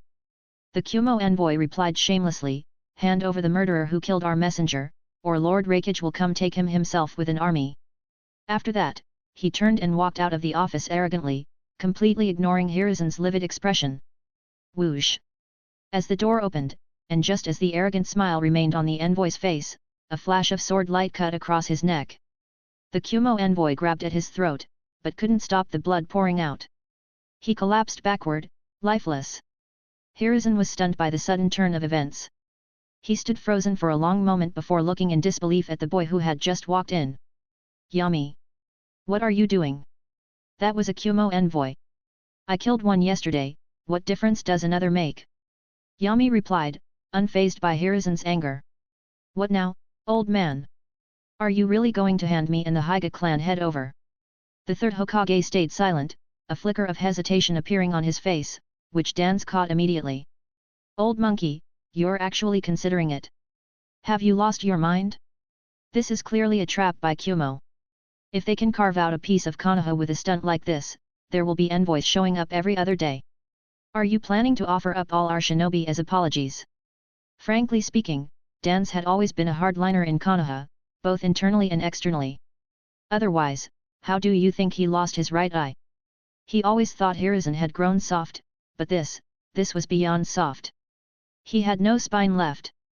Enough! Hiruzen shouted. I haven't made a final decision yet. What are you two rambling about? Dan's. I am the Hokage. Your duty is to follow the Hokage's orders. Hiruzen, you'll regret this. Dan stared at him for 2 seconds, then turned and walked away. Yami, let's go. If Hiruzen really dares to sacrifice you, betray the village and go find Asuma. Offering up the Hokage's own son might be enough to appease Kumo's rage. Old man, that's the smartest idea you've had in years. The exchange between grandfather and grandson reached Hiruzen's ears, and his expression shifted several times. Mitokado Homura and Yudin Koharu exchanged glances and sighed deeply. The former ninja hero had truly grown old. Soon, word of the Kumo envoy's death spread throughout the village, but the details of what happened were kept under wraps. Host and Sarutobi Hiruzen establish a guild bond. Reward, Special Talent Professor of Ninjutsu. Professor of Ninjutsu, when learning new ninjutsu, the host's training speed increases by 100%, and the difficulty of fusing training attributes decreases. Guilt? Yami, who had returned home, sneered when he saw the system prompt. He believed in the system's judgment. Hiruzen did feel guilty in that moment, when he'd nearly handed Yami over to appease Kumo. But what does guilt from a politician even mean?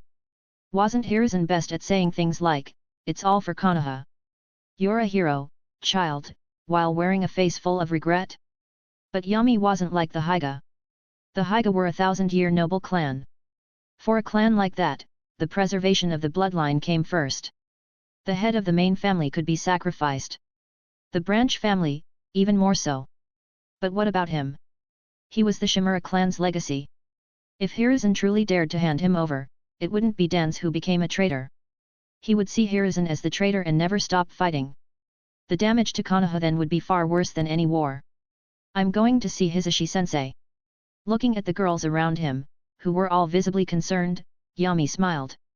What's there to worry about? I just killed a piece of trash who broke into my house. Kurane, Yujeo, go get ready. We'll probably be heading to the battlefield soon. Got it. Yujeo nodded seriously, murderous intent radiating from her. Kurane no longer looked like the easygoing older sister she usually was. Her face was solemn. Soon, Yami arrived at the Hyuga compound. Today, the atmosphere was heavy. Several branch family members stood vigil on the rooftops, their Byakugan activated and monitoring for intruders. Yami wasn't stopped. He found Hayashi first, who was meeting with clan elders, then had him bring him to Hisashi's residence.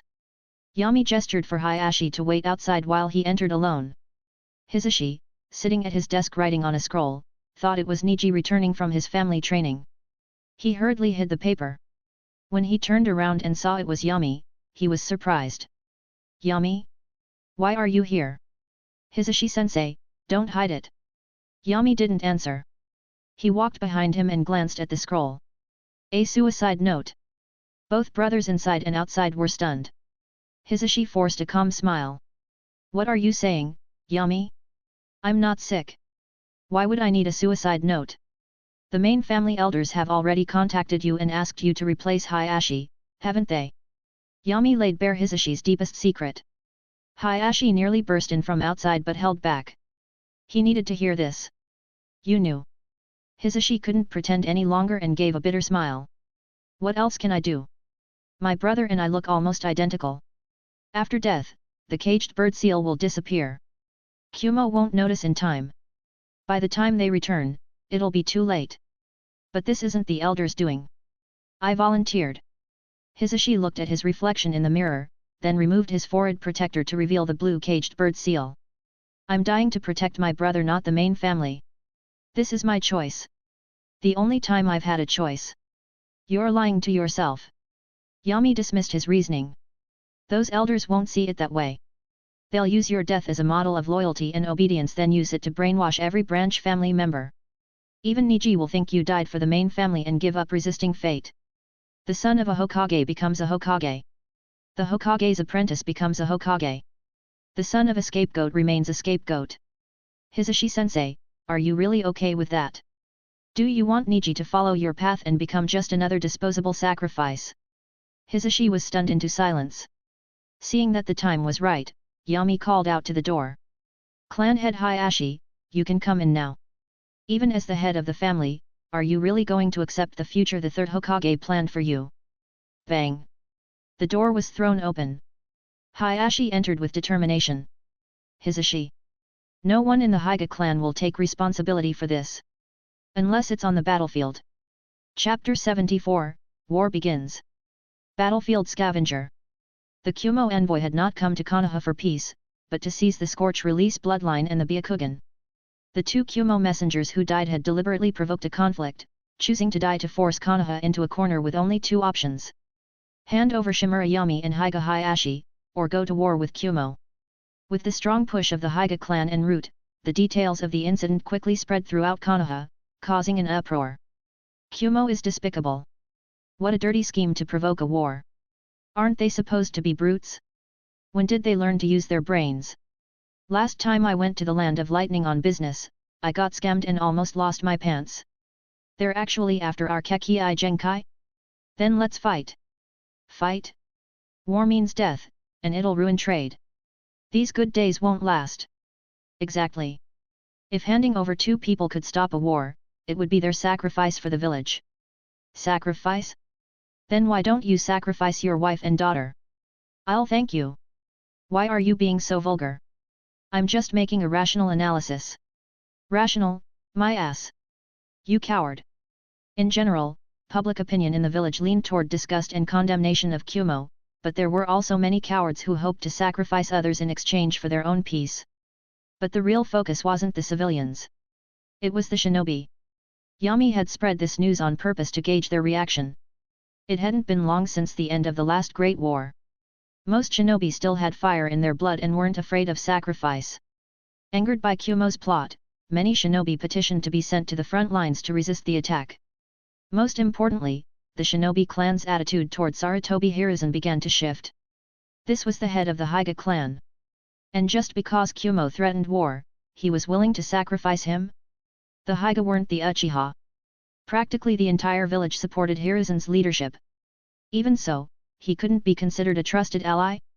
Or is this what he does to his so-called allies? Even the clans most loyal to Hiruzen, the Inoshika-CH trio, were beginning to feel discontent. Hokage's office. Looking at the pile of petitions and letters on his desk, Hiruzen sighed deeply. He realized he had made a mistake. He was the only one who had grown old and weak. Konoha had not. Even as Hokage, he could not represent the true will of the village. If the matter had remained under wraps, there might have been room to maneuver. But now, there was only one choice left. Hiruzen's cloudy eyes suddenly turned sharp. Come. In an instant, 3 Anbu appeared in his office and knelt on one knee. Kill all the remaining Kumo envoys. Leave one alive to return and report. If Kumo wants war, then Konoha will fight.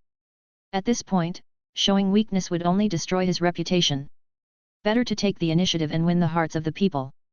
With his mind made up, the ninja hero seemed to regain his ambition and quickly began preparations for war. First, most of the Kumo envoys were executed, using the excuse of retaliation to ease public outrage. Then, troop mobilization began. An Anbu team was sent to find Jiraiya, who was busy stalking Orochimaru across the ninja world, and bring him back. Narashikako was appointed as the frontline commander. Finally, a delegation was dispatched to the 10 kingdoms to negotiate alliances. What Konoha currently lacked most was high-end combat power. Kumo was the best at deploying Jinchuriki. If the Eight Tails and Fourth Raikage came to the front lines, the only person in Konoha who could contend with them was Hiruzen himself. So Jiraiya had to return. Over the next few days, the entire village began moving in high gear. Orders for weapons, explosive tags, soldier pills, and other supplies were issued to merchants. Ninja were constantly seen leaping over rooftops delivering messages. The first group of troops had already rushed to the front lines under Narashikaku's command, with nearly half of them being Hyuga branch members. Hayashi himself led from the front despite opposition from the clan elders. Since I'm the one who caused this mess, I'll be the one to defend the honor of the Hyuga clan. I'll prove that the Hyuga are not just bargaining chips for peace. It was said that Hiruzen didn't eat or sleep well for 2 days after hearing that. But the one group completely out of step with the rest of Konoha was the Uchiha. Only Uchiha Shisui and Uchiha Itachi from the entire clan participated in the war. The rest showed no reaction. Their reason? They were in charge of village security. If they all went to the front, who would protect Konoha? Uchiha Fugaku knew this attitude was wrong. It would only widen the distance between Uchiha and the rest of the shinobi. But he lacked the ability and the courage to force them to act. In the end, he had no choice but to send his 8-year-old son Itachi to the battlefield as a kind of sacrifice, a token of loyalty. On the other side, 4th Raikage was furious when only one member of his envoy returned one-eyed and one-armed. He immediately summoned 1,000 Kumigakuer shinobi and led a team to attack the Land of Fire. The Land of Hot Water, located on the border, became a battleground. Fortunately, Jiraiya couldn't stand being bombarded every day and arrived at the front from the Land of Grass to hold off the 4th Raikage. A month later, Yami's team received the order to go to the front. This time, the messenger was Hitaki Kakashi, accompanied by 2 teammates. Yami, from now on, your team will follow my command for a joint mission. Yami frowned. Why should I listen to you, not the other way around? Kakashi responded flatly, because I'm a Jonin, and you're a Chunin. I have full authority over this mission. Yami's face showed frustration. Damn workplace oppression. Just wait, Kakashi. When I become a Jonin, I'll order you around. Yujao and Kurane couldn't help but laugh. Kakashi still wore his usual dead fish-eyed expression. There's no hierarchy among Jonin. Even if you become one. Then I'll become the Anbyo captain. Kakashi. Let's talk about that when you actually become a Jonin. Kakashi turned to leave. Meet at the village gate in half an hour. Half an hour later, the 6-person team officially departed. This mission wasn't specific.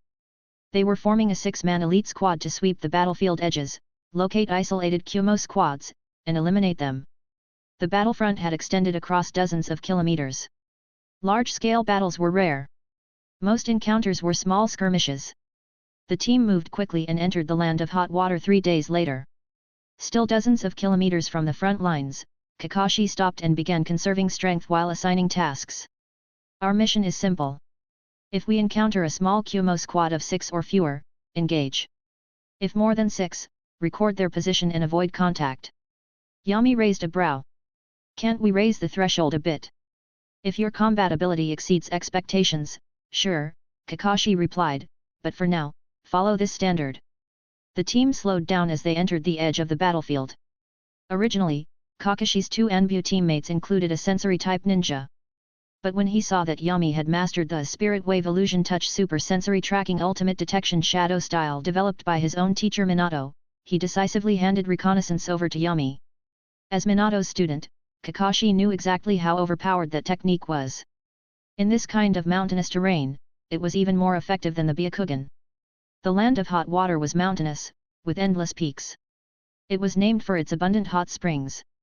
When this war's over, I'll take you to the hot springs.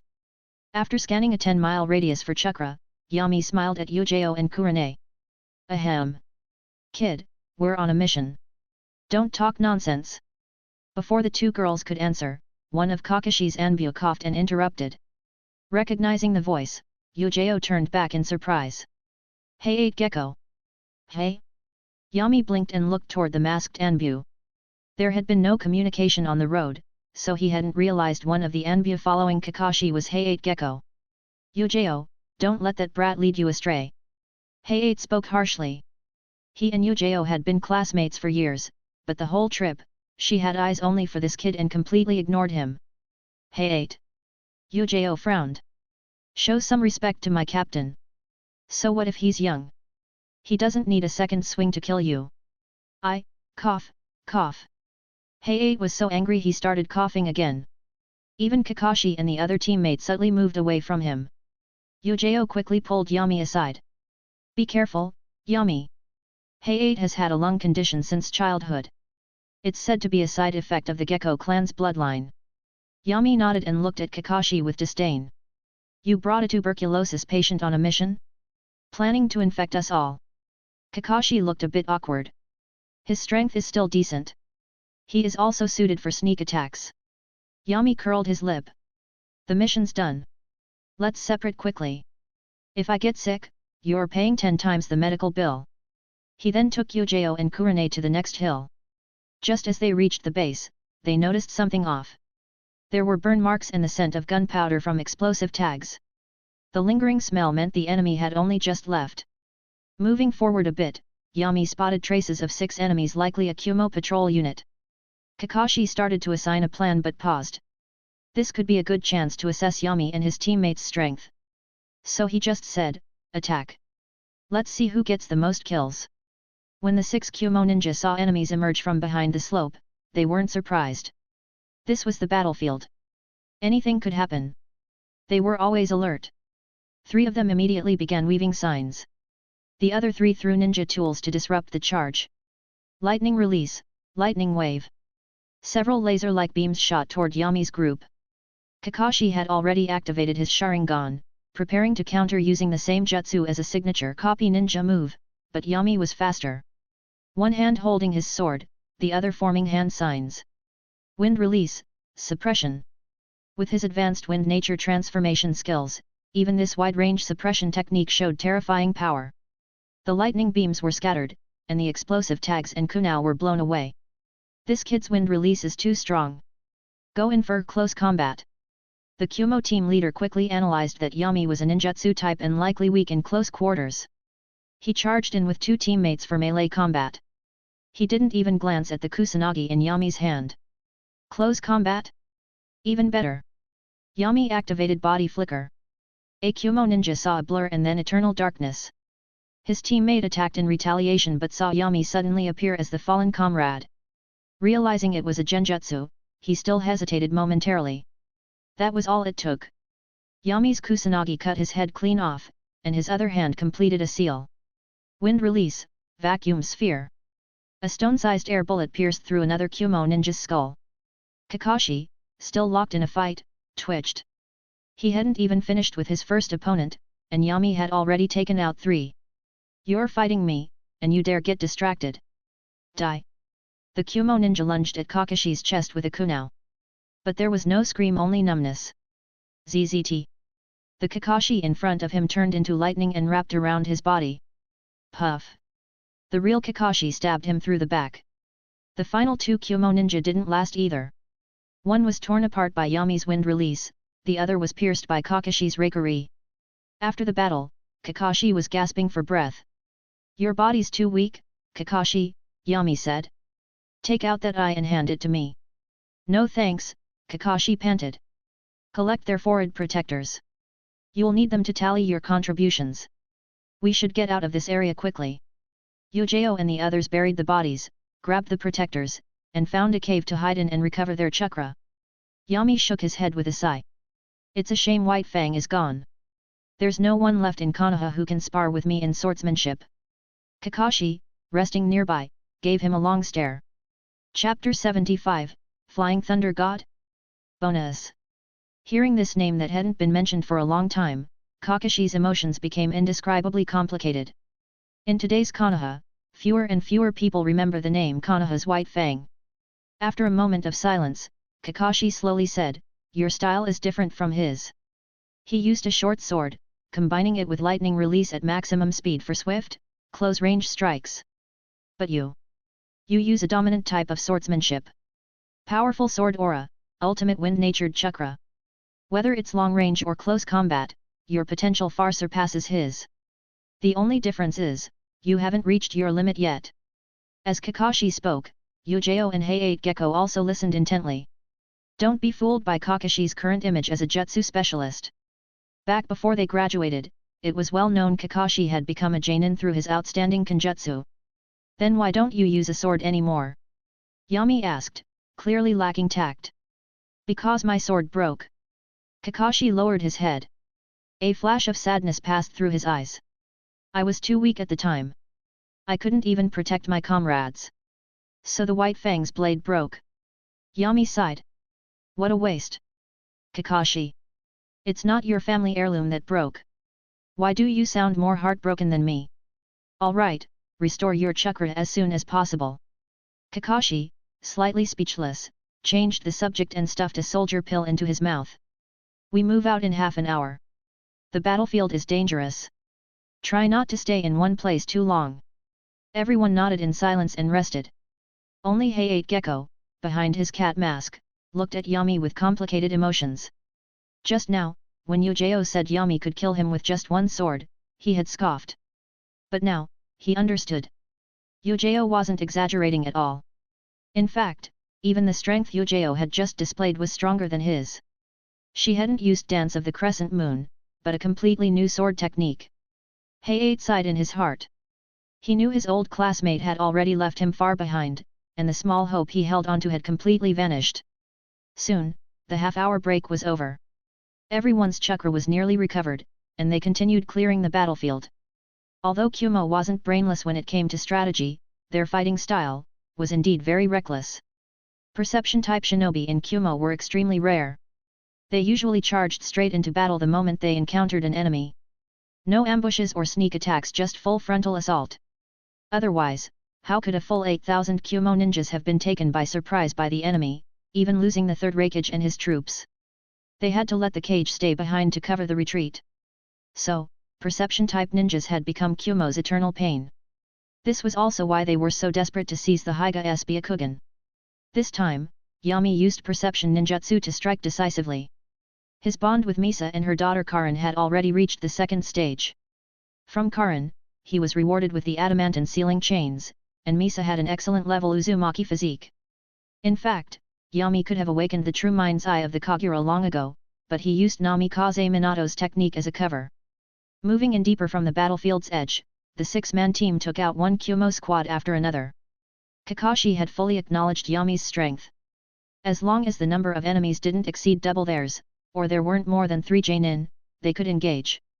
Over 2 days, they killed nearly 100 Kumo ninjas. This naturally attracted the main force's attention, and search teams were dispatched to track them. So Kakashi decisively stopped the sweep operation and quickly led the team back to the Konoha base camp to avoid being surrounded. Narashikaku personally received them. Kakashi, you did a great job. You successfully diverted Kumo's attention, making the front line much easier to manage. Narashikaku praised him right away. He was under immense pressure. The number of Kumo ninjas arriving at the front had already exceeded 1,500, closing in on 2,000. Meanwhile, Konoha only had just over 1,000 troops. It wasn't that they didn't want to send more, it was that they couldn't. Once the number exceeded a certain threshold, it could trigger a chain reaction, prompting Suna, Iwa, or other observing nations to join the fight. So their current numbers were already stretched to the limit. Since the number of ninjas couldn't increase, the only option was to improve quality. Shinobi of the Hokage guard level, like Kakashi and Yami, the Scorch Release user, were the best choices. Sure enough, in just a few days, nearly 100 active Kumo forces were eliminated. Many among them were Jonin, essentially creating a blade on the battlefield. However, in the face of Shikaku's praise, Kakashi simply shook his head and said calmly, "This wasn't my achievement. It's mainly thanks to Yami. His perception range is wide and his attack power is strong. That's the only reason we were able to reach this result." Kakashi wasn't exaggerating at all. Although he believed his strength wasn't inferior to Yami's, his chakra reserves were too low. If he went all out in battle, he'd need to rest for half a day afterward. In every battle, Yami was the primary attacker, while he and Kurane used genjutsu to disrupt the enemy and create openings. Yujao and the others provided backup, blocking escapees and intercepting scouts. Throughout the mission, Yami was the most indispensable member. Kakashi and Kurene's roles could easily be filled by any two skilled illusionists. For example, that kid from the Uchiha clan. Yami-kun. Narashikako looked at him, his gaze mixed with emotion. Dan-sama is really fortunate to have a descendant like you. The Inoshika Ch, Shimura, Sarutobi, and Fuma clans. These were second and third tier families during the Warring States period, far less powerful than the Hyuga, Uchiha, Uzumaki, or Senju. So they banded together early on for mutual support. Shikaku knew the Shimura clan's situation well. They were just a small ninja clan known for their experience with wind release. Who would have thought such a monstrous genius would emerge? No, someone like this wasn't just a genius. He was already a powerhouse. With the battle report Kakashi submitted, Shikaku was certain Yami had elite Jonin level strength. Yami didn't care about Shikaku's sigh. He was more focused on another matter. Uncle Shikaku, with the merits of this mission, can I become a Jonin when I return? Hey! The fact that Yami, who always referred to the third Hokage as old man, called him uncle made Shikaku a little flattered. But he still replied a bit awkwardly, Yami. Even though you performed excellently, this is still just one mission. Of course, you'll get increased mission rewards. But to become a Jonin, you still need more accomplishments.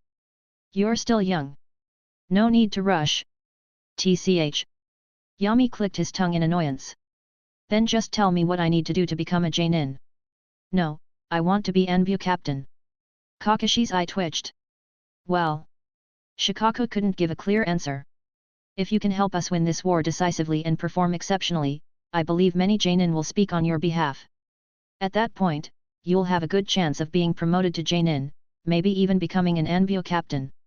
Yami nodded, casually accepting his promise. Remember what you said, Uncle Shikaku. I'm heading out. Go ahead. Shikaku chuckled. When Yami arrived at the camp to set up his tent, he suddenly heard a familiar voice he hadn't heard in a long time. Hey, brat! Jiraiya had just finished checking on the wounded. When he saw Yami, he called out immediately and walked toward him in large strides. The ninjas he passed greeted Jiraiya respectfully. Their admiration was more sincere than what they showed to the third Hokage. Jiraiya jogged up to Yami with a wide grin. Brat, I finally caught you. What do you want from me? Yami tilted his head, puzzled. Looking around, Jiraiya patted him on the shoulder. Follow me. He led him to a sentry tower outside the camp. Konoha's camp was set up on a hillside, across a river. Kumo's camp was 20 kilometers away, and the two sides were facing off across the water. After confirming there was no one around, Jiraiya squatted down and scolded, Do you know how much trouble you caused, brat? I was having a nice time out in the ninja world, but the old man dragged me back to fight in this damned war. Damn it, now my book's delayed again. You can't blame me for this. Yami looked innocent. Shouldn't Kumo be blamed for trying to take out me and the Hyuga? Besides, why did the third come back here? Why not go to the battlefield himself? The enemy sent out their cage. Shouldn't we send out a cage too? Equal exchange, right? Jiraiya was silent for a moment and slowly stood up. The mountain breeze lifted his long white ponytail, giving him a hint of a sage-like aura. The old man, he's old. Since the name of us Sunin spread, he hasn't stepped onto the battlefield again. I don't know how much of his strength he still has after so many years. But he can still stabilize the village. The battlefield is for us younger ones. Ha, a young man in his 40s, Yami muttered. You damn brat! Jiraiya's mouth twitched, his dramatic mood mostly ruined. Forget it, no point telling you all this. But listen carefully to what I'm about to say. Jiraiya's face turned serious. I know you're a genius. I know you've mastered Scorch Release. But this is the battlefield. Anything can happen. So, the most important thing is to stay alive. Not how many enemies you kill. You're Konoha's future. Bond with Jiraiya's expectations has reached level 2. Reward, Special Talent Writing. Yami was stunned. First, he hadn't expected Jiraiya to call him over just to tell him to protect himself. Second, what kind of reward was this? Writing? Was he supposed to publish a book to rival Ika Ika Paradise? After 2 seconds of silence, Yami decided to pretend that reward didn't exist. I heard you fought 4th Raikage twice already. Can you take him on? Do you even need to ask who I am? Jiraiya flipped his hair with a smirk. If it were the third Reikage, I might still be cautious. But the fourth? He's got speed close to the third, but he doesn't have that kind of defense. Once I use my toad oil flame bullet, he can only run. Oh. Yami stared at the bandage on Jiraiya's arm. Then what's this? Don't tell me you fell down. Jiraiya's face turned awkward. Well, he's still a cage, so he's not entirely helpless. Anyway, the two of us ended up at a stalemate. No one could shift the battle's momentum. In that case. Yami grew thoughtful. Then you hold him back while I take out the rest of the Kumo shinobi. How about that? You. Jiraiya was stunned for a second, then burst into laughter. Kid, I know you're strong. You've killed a lot of ninjas lately. But this is war. No one can change the tide alone. Not even me. Only my former student, the fourth Hokage, Minato, has done that. Mentioning Namikaze Minato, Jiraiya's voice was filled with both pride and regret. You should train for a few more years before saying that. Yami said nothing. He silently pulled out the Kusanagi sword and tossed it off the tower under Jiraiya's puzzled gaze. Swish! Yami instantly appeared beside the Kusanagi sword. Jiraiya froze, eyes wide, mouth slowly opening. You! Swish! The Kusanagi sword flew back, grazing Jiraiya's hair. In the next moment, Yami reappeared at his side. This time, Jiraiya saw the seal mark on the sword hilt and finally confirmed it. You learned Flying Thunder God. That's right, Yami nodded. After 3 months of hard training.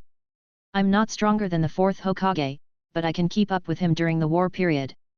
Although he hadn't yet mastered the third stage of Flying Thunder God's space transfer, the second stage successive and even multiple teleportations was something Yami could now perform with ease. Jiraiya's view of him had completely changed. Anyone who could master Flying Thunder God was already considered a powerhouse in the ninja world.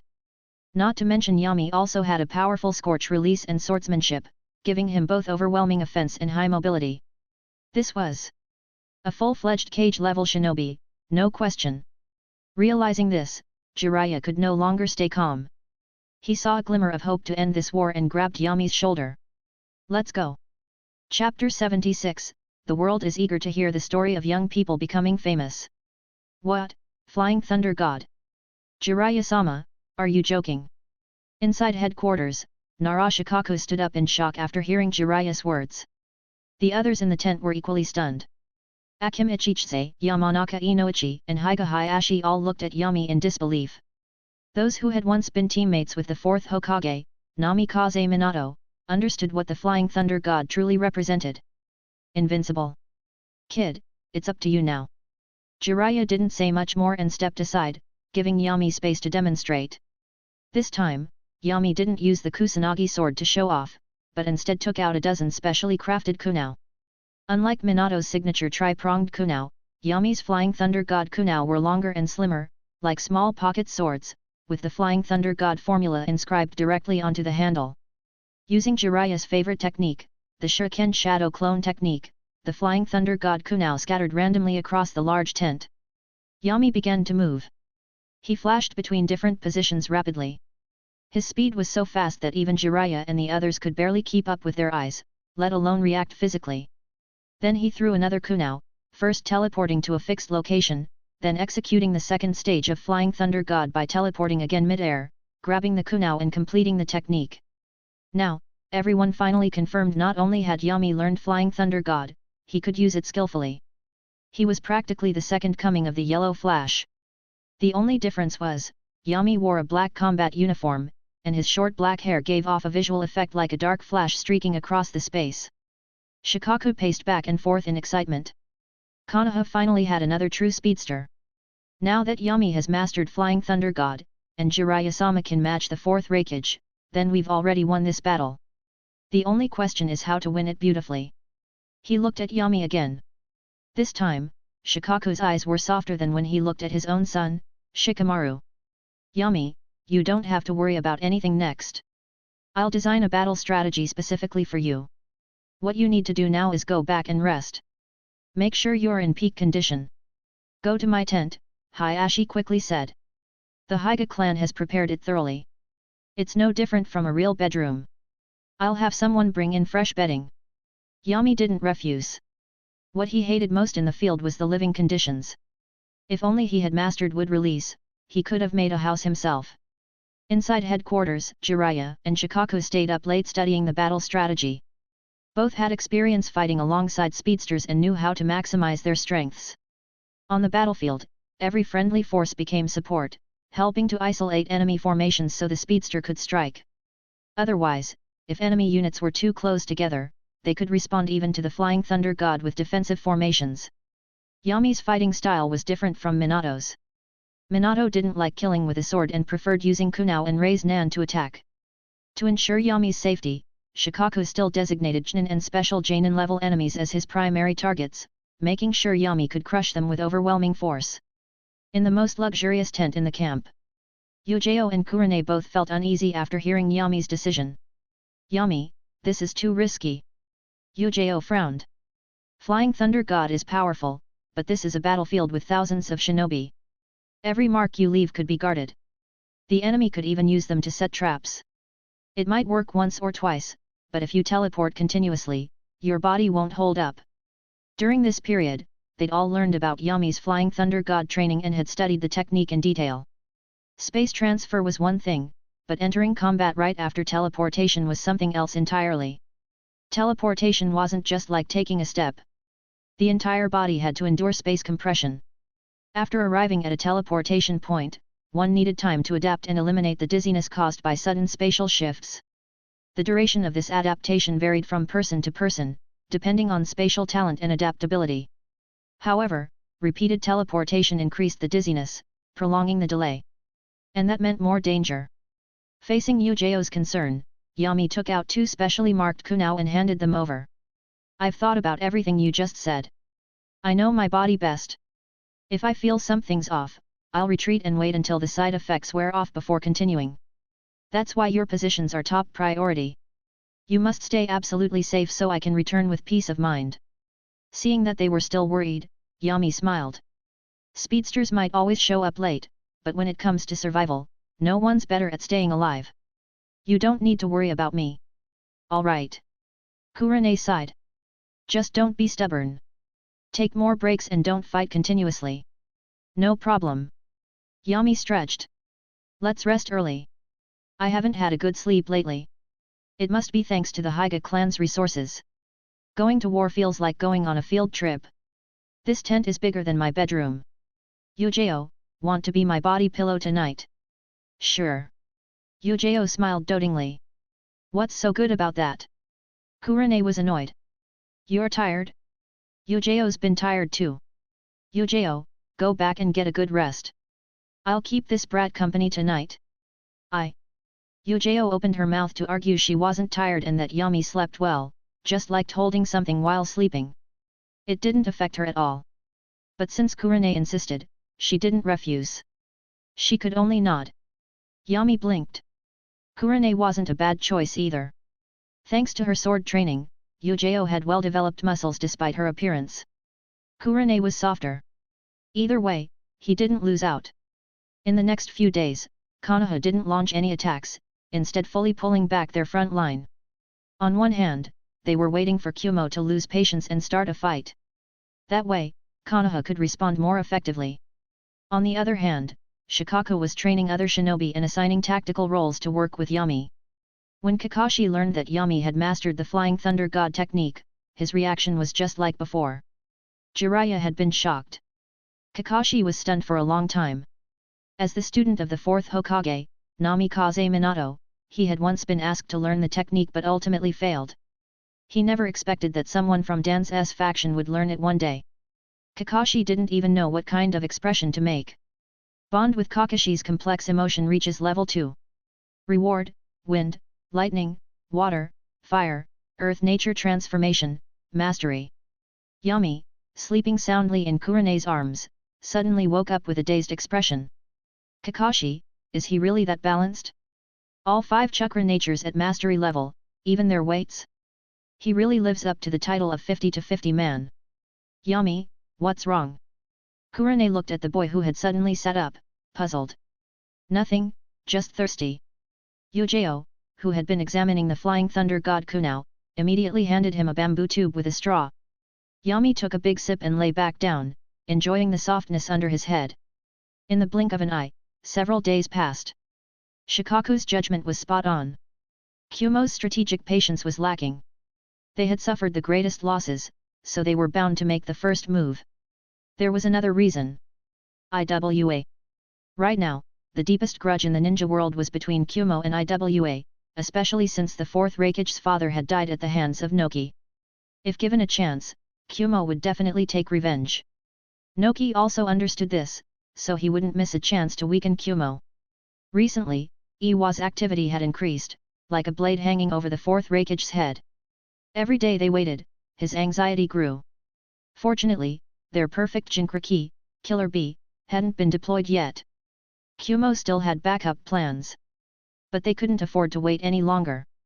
Early this morning, a Hyga ninja detected Kumo's movements. Over 1,000 shinobi advanced onto the plains on the western front, attempting to break through the defense line and strike at the rear. Kumo knew this attack wouldn't succeed. They only wanted to force Konoha to engage by choosing an open battlefield. Shikaku responded quickly, organizing teams to intercept. The Hyga assigned opponents by chakra strength and coordinated through the Yamanaka clan's mind communication technique. Yami changed into a brand new combat uniform, checked his gear, and finally stepped out of the tent with the Kusanagi sword. Yami, are you ready? Shikaku had just sent out 500 shinobi and asked when he saw him. Yami nodded. No problem. I've been so idle lately, I'm getting rusty. To keep Yami in peak condition, Shikaku hadn't given him even the simplest tasks these past few days. Yami, do your best. At that moment, Jiraiya arrived with Uchiha Shisui and Hotaki Kakashi. The words of encouragement came from Shisui. Looking at the boy in front of him, Shisui recalled the time when he had briefly taught Yami. It hadn't been long, yet this child had already grown to such a level mastering the fourth Hokage's flying thunder god technique. Shisui-senpai. Yami greeted him.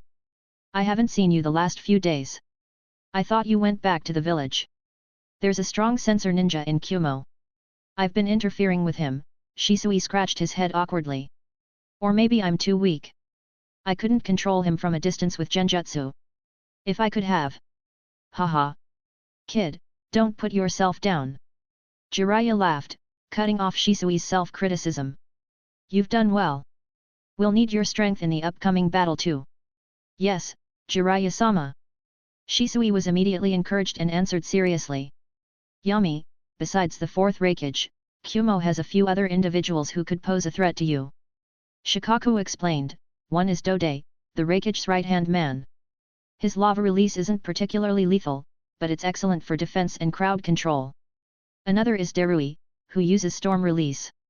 Shisui and Kakashi will try to contain them, but they won't be able to help you directly. Just watch me. And don't forget to tell old man Hiruzen to make me the captain of Anbu. Alright, let's move. This world is eager to hear the tale of a young shinobi rising to fame.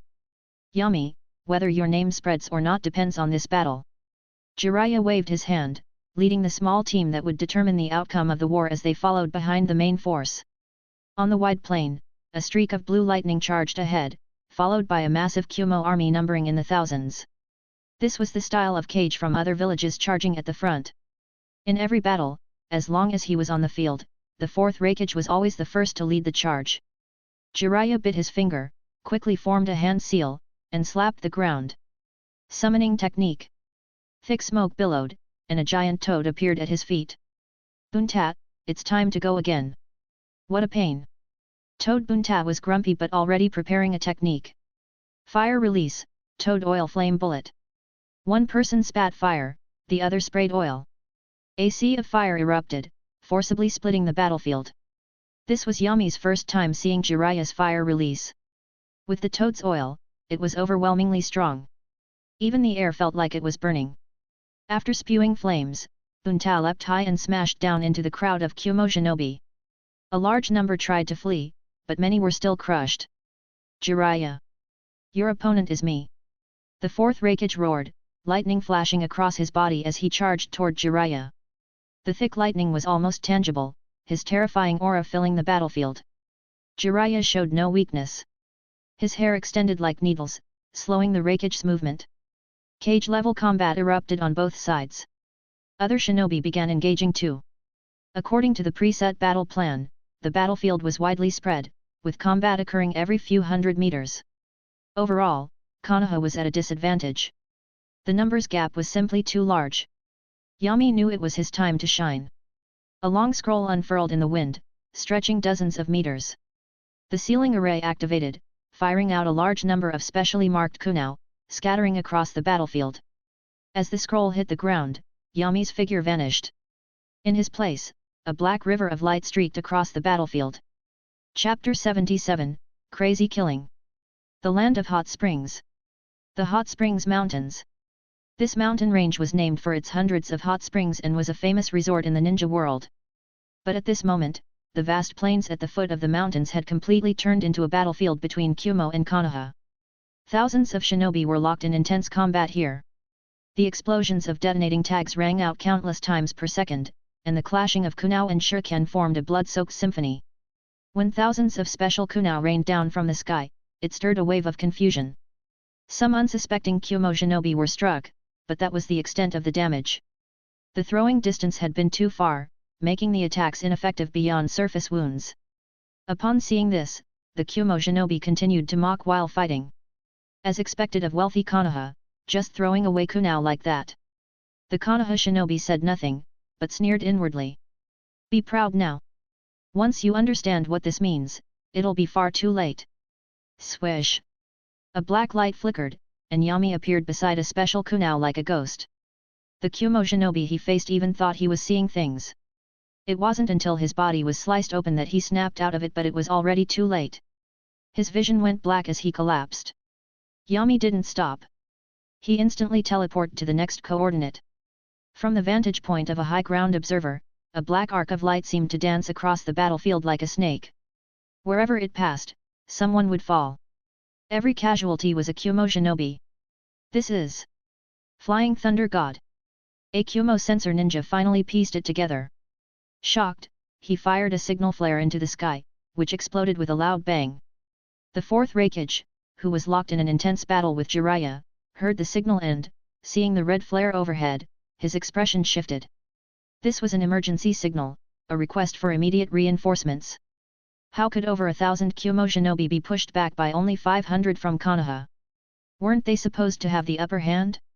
The fourth Raikage glanced over at the battlefield in confusion and immediately noticed the problem. Flying Thunder God. He was so stunned that the lightning release chakra armor around his body visibly scattered. He hurriedly jumped, dodging Gamabunta's tongue strike. His eyes locked onto the black streak zipping through the battlefield, and he was nearly speechless. The memory of Namikaze Minato ran too deep. Back when the third Raikage died in battle, he had just assumed the mantle of fourth. In order to quickly solidify his position and suppress dissent in the village, he once led Killer Bee, already a perfect Jinchuriki and an elite unit, to launch a covered assault on the Land of Fire's rear. But they were intercepted by Minato and that generation's Inoshika Ch. That battle ended with Minato restraining both him and Killer Bee. From that day on, the fourth Raikage vowed that as long as Minato was alive, Kumo would never initiate war with Konoha. That man was too terrifying. This time, he dared to make a move only because the man he feared most was dead. But now, another speedster had appeared in Konoha. Stop! Seeing the black light wreaking havoc across the battlefield, the fourth Raikage couldn't take it anymore. His lightning release armor surged to full power again as he prepared to break through and intercept Yami. But, his opponent was Jiraiya. Would a Sunin let the Raikage go that easily? Summoning technique, Toad Mouth Bind. Bang! A massive toad throat was summoned by Jiraiya, wrapping around both of them and completely cutting off the fourth Raikage's ability to escape in the short term. On the main battlefield, Yami entered a strange state. The world around him felt both frozen and rapidly moving. In his chakra perception, thousands of spatial coordinates resonated faintly with him. Placing so many coordinate markers on such a compact battlefield required extremely precise perception. Any mistake, even slightly, could teleport him to the wrong location. Fortunately, Yami wasn't fighting alone. Every Konoha shinobi on the field was working hard to restrain their opponents and create openings for him to strike. Even if he landed a bit off, it didn't matter much. Teleport, Draw sword, kill. Then teleport again, draw again. The battlefield scenery changed continuously before his eyes. The side effects of teleporting so many times had kicked in. After each jump, his body experienced brief stiffness. Swish! Yami teleported to Yujeo's location and dropped down, sitting on the ground. Yami, are you okay? Yujeo asked, clearly concerned. I'm fine. Just dizzy. I need a short break. Yami closed his eyes and shoved several pills into his mouth, chewing and swallowing them. He had no idea how many times he'd used Flying Thunder God already, or how many people he had killed. But more than half of the nearly 60 chakra cards in his body had been consumed. While recovering, Yami opened his system panel and used bond points to upgrade his dynamic vision by 1 level. Originally, he had wanted to upgrade it by 2 or 3 levels, but it had already maxed out with just 1 upgrade. Still, that was enough. When he opened his eyes again, they gleamed with sharpness. Yami teleported again, rejoining the battle. The Kumo forces were falling into chaos due to his disruption. Not only were they facing evenly matched opponents, but they also had to stay alert for Yami appearing anywhere at any moment. Chunin especially were marked as key targets by Yami. The reason? Easy to kill. Against someone faster and stronger than them, even in head-on combat, they wouldn't last 3 exchanges let alone in a sneak attack. With enhanced dynamic vision, the brief stiffness and disorientation after teleporting was greatly reduced. No one noticed the 2 Megatama spinning in Yami's eyes. As the killing continued, the rotation grew faster until a 3rd Megatama appeared. 3 Tomo Sharingan. As the full form of the Sharingan awakened, a cool sensation filled Yami's mind. Now, using Flying Thunder God was no different from taking a step. With one move, he could cross hundreds of meters. With his blade drawn, another enemy fell. Yami felt a deep insight arise in his heart. No wonder Senju Tobirama sealed the Flying Thunder God technique not just because it was spatial ninjutsu, but also because it was perfect for the Uchiha. In terms of reaction speed, vision, and insight, who in the entire ninja world could rival the Sharingan? Tobirama must have been frustrated to discover that the technique he created to counter Uchiha actually suited them best.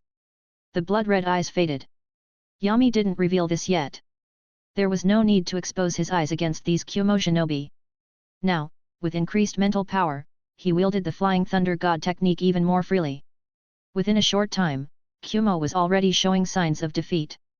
The side with superior numbers had nearly been reduced to parity with Konoha. Darui. We can't keep going like this. Dode wrapped them in lava release, blocking Uchiha Shisui's fire release, and whispered urgently. But the Reikage still trapped by Jiraiya, Darui said worriedly. He had considered retreating, but the order had to come from the cage. That responsibility wasn't his to take. And right now, their cage was stuck in some bizarre technique. Help me hold off Hitaki Kakashi and Uchiha Shisui. Dode gritted his teeth, feeling the growing heat around their protective membrane.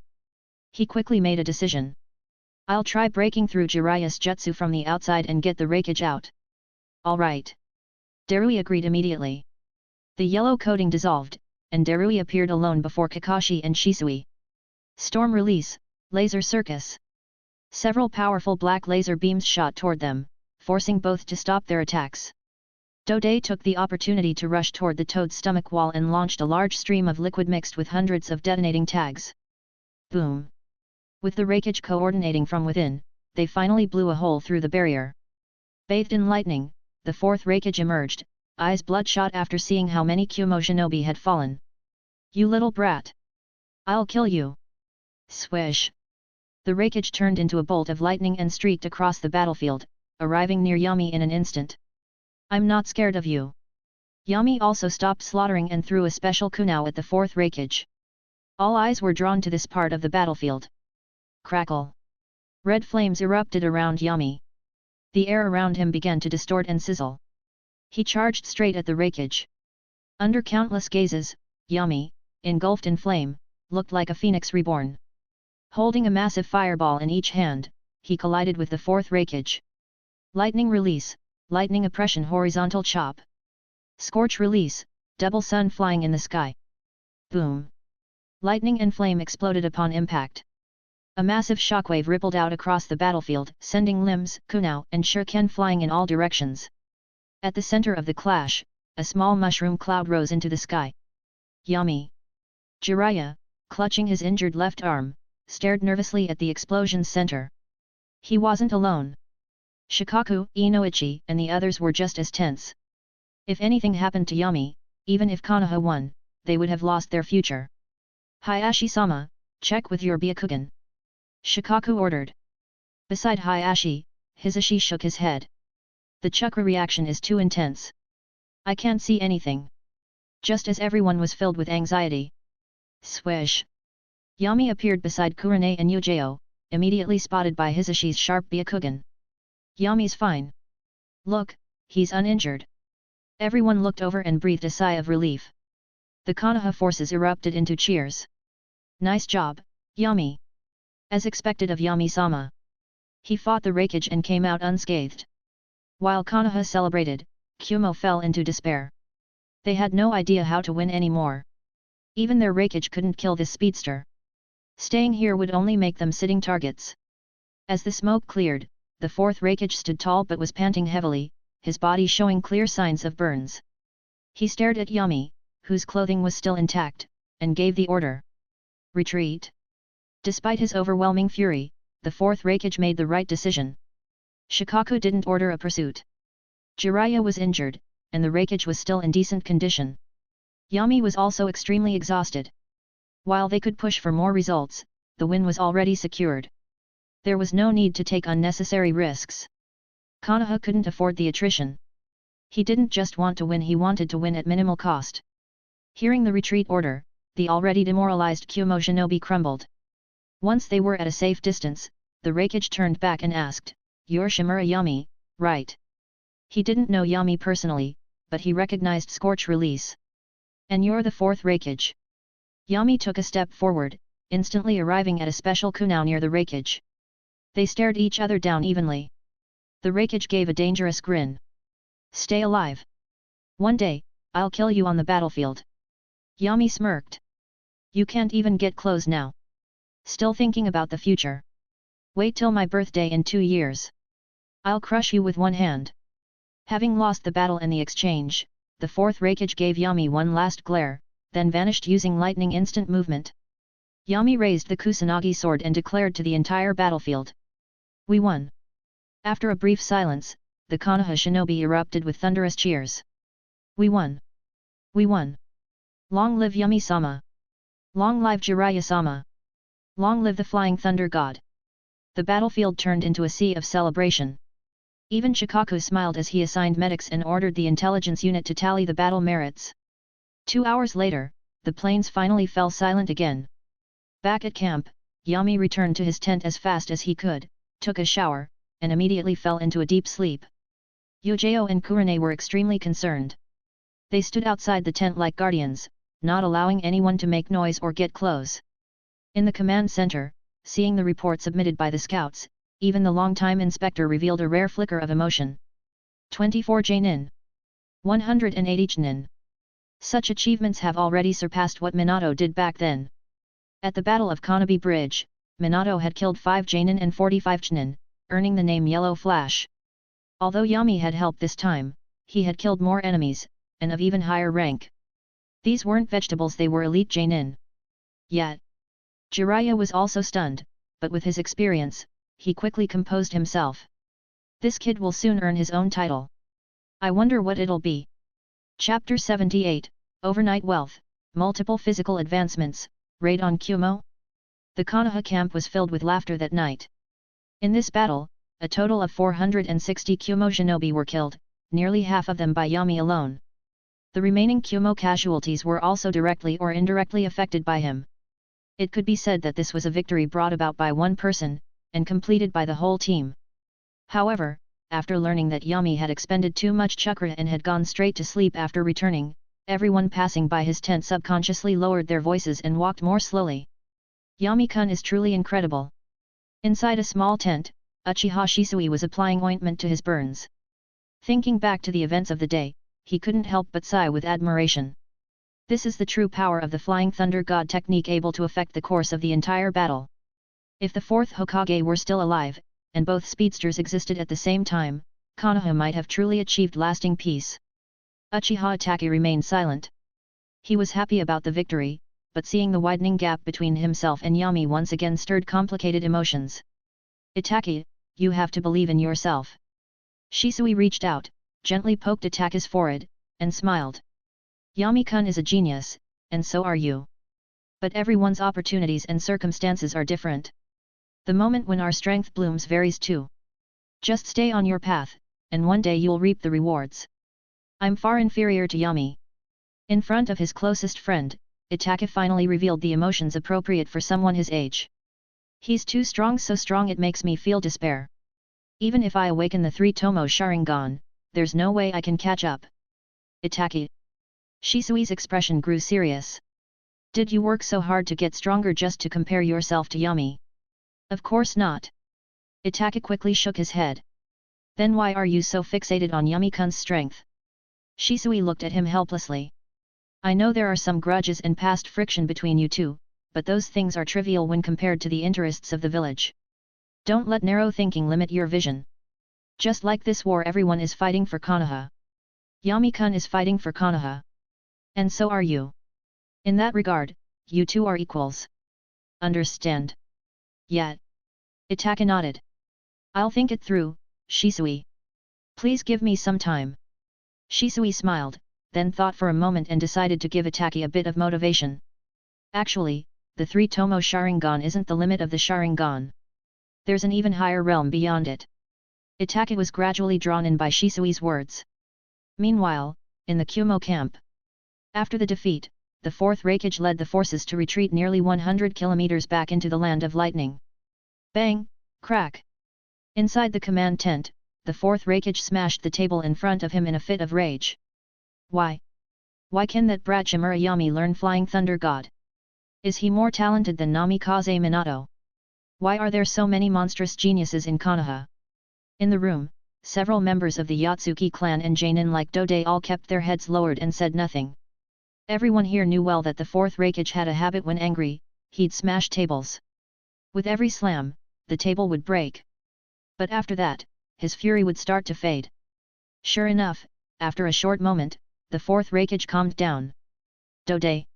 He turned to one of Kumo's top strategists. What now? Give me a plan. I want that brat dead.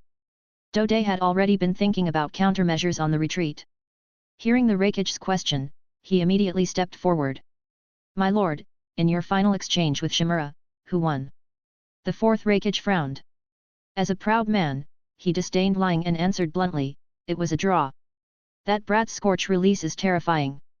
It could burn through my lightning release armor and injure me. Of course, he can't withstand my attacks either, but he has Flying Thunder God. He's as slippery as an eel. You can't match his speed? Dode asked, nervous. No. The 4th Raikage shook his head grimly. His reaction speed is no worse than Namikaze Minato's. He can definitely dodge before I hit him. Unless I can predict his teleportation point and land a preemptive strike. That's troublesome. Dode frowned deeply. Either we set up a barrier in advance to block his technique, or we'll need Killer Bee-sama to intervene. If the two of you work together, we can win. Originally, he had hoped to copy Konoha's strategy. He and Darui would contain Jiraiya while the Raikage dealt with Yami and broke Konoha's momentum. But now the balance had shifted. The 4th Raikage had admitted he couldn't defeat Yami. The scale had tipped heavily in Konoha's favor. Bring B. The 4th Raikage frowned. It's possible, but what if that old man Noki takes advantage of the village being undefended to launch a sneak attack? We'd have to go all in and finish things fast. Dode shrugged helplessly. Kill either Jiraiya or Yami quickly, then occupy more territory in the Land of Fire to gain leverage during negotiations. If we move fast enough, the Land of Earth won't react in time.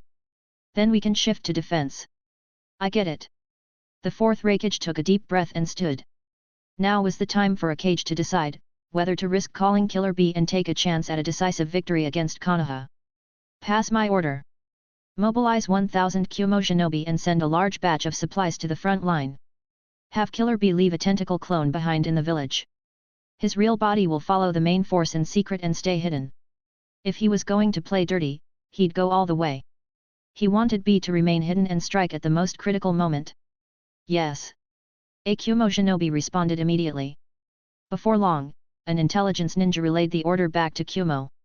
The next day, Yami, who had slept for more than 10 hours straight, woke up feeling completely refreshed. Seeing Kurane and Yujeo still sleeping at his sides, he quietly slipped away, teleporting to the sentry tower outside the camp using a flying thunder god marker. Chakra could be replenished, but mental exhaustion could only be recovered with time. Now that his mind and body were fully recovered, Yami finally had time to check his gains from yesterday. He opened the system panel. The notification bar was filled with reward messages. There were contributions from both Kumo Shinobi and Konoha allies. Anyone who had witnessed Yami's performance yesterday couldn't help but admire him. And since only Chunin or higher were deployed on this battlefield, the rewards were especially generous. Accumulated and added to the status panel all at once, the changes were substantial. Name, Shimura Yami. Gender, male. Age, 8.5 years old. Date of birth, April 1, year 46, Konoha calendar.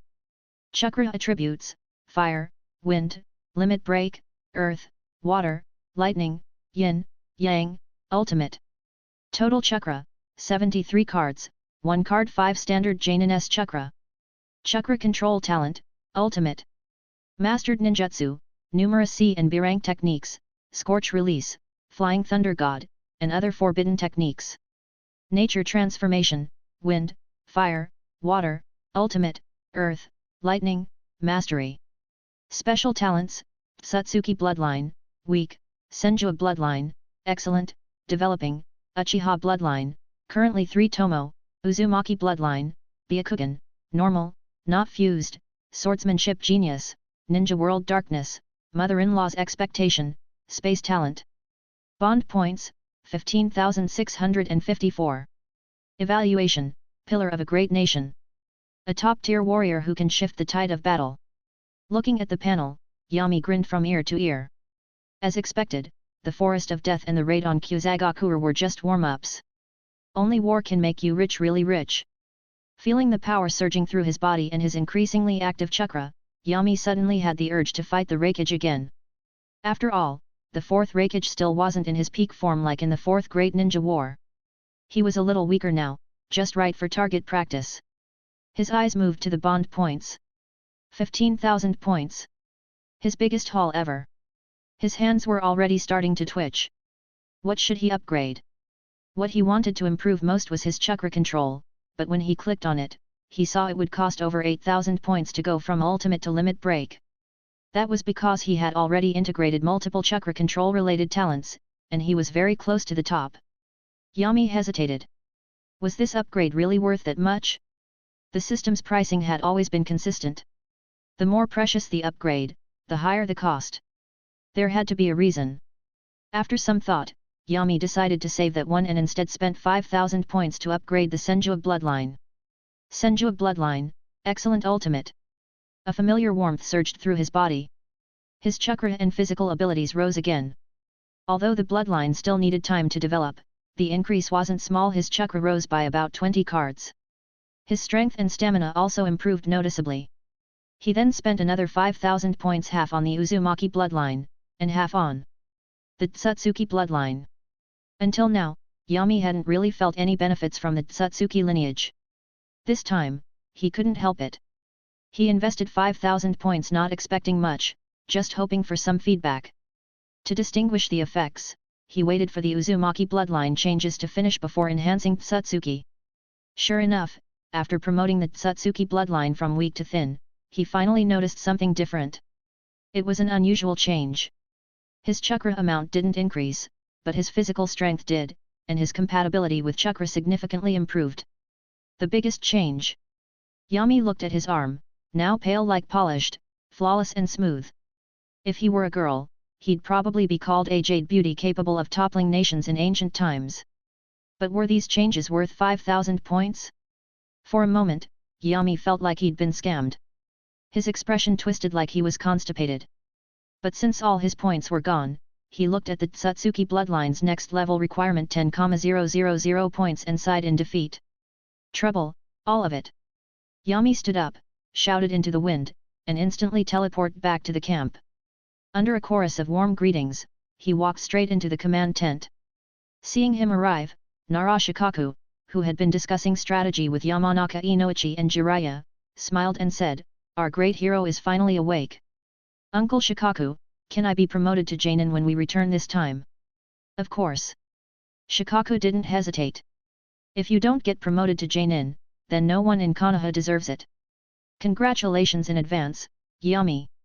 You've officially surpassed Kakashi and become the youngest Jainin in Konoha's history."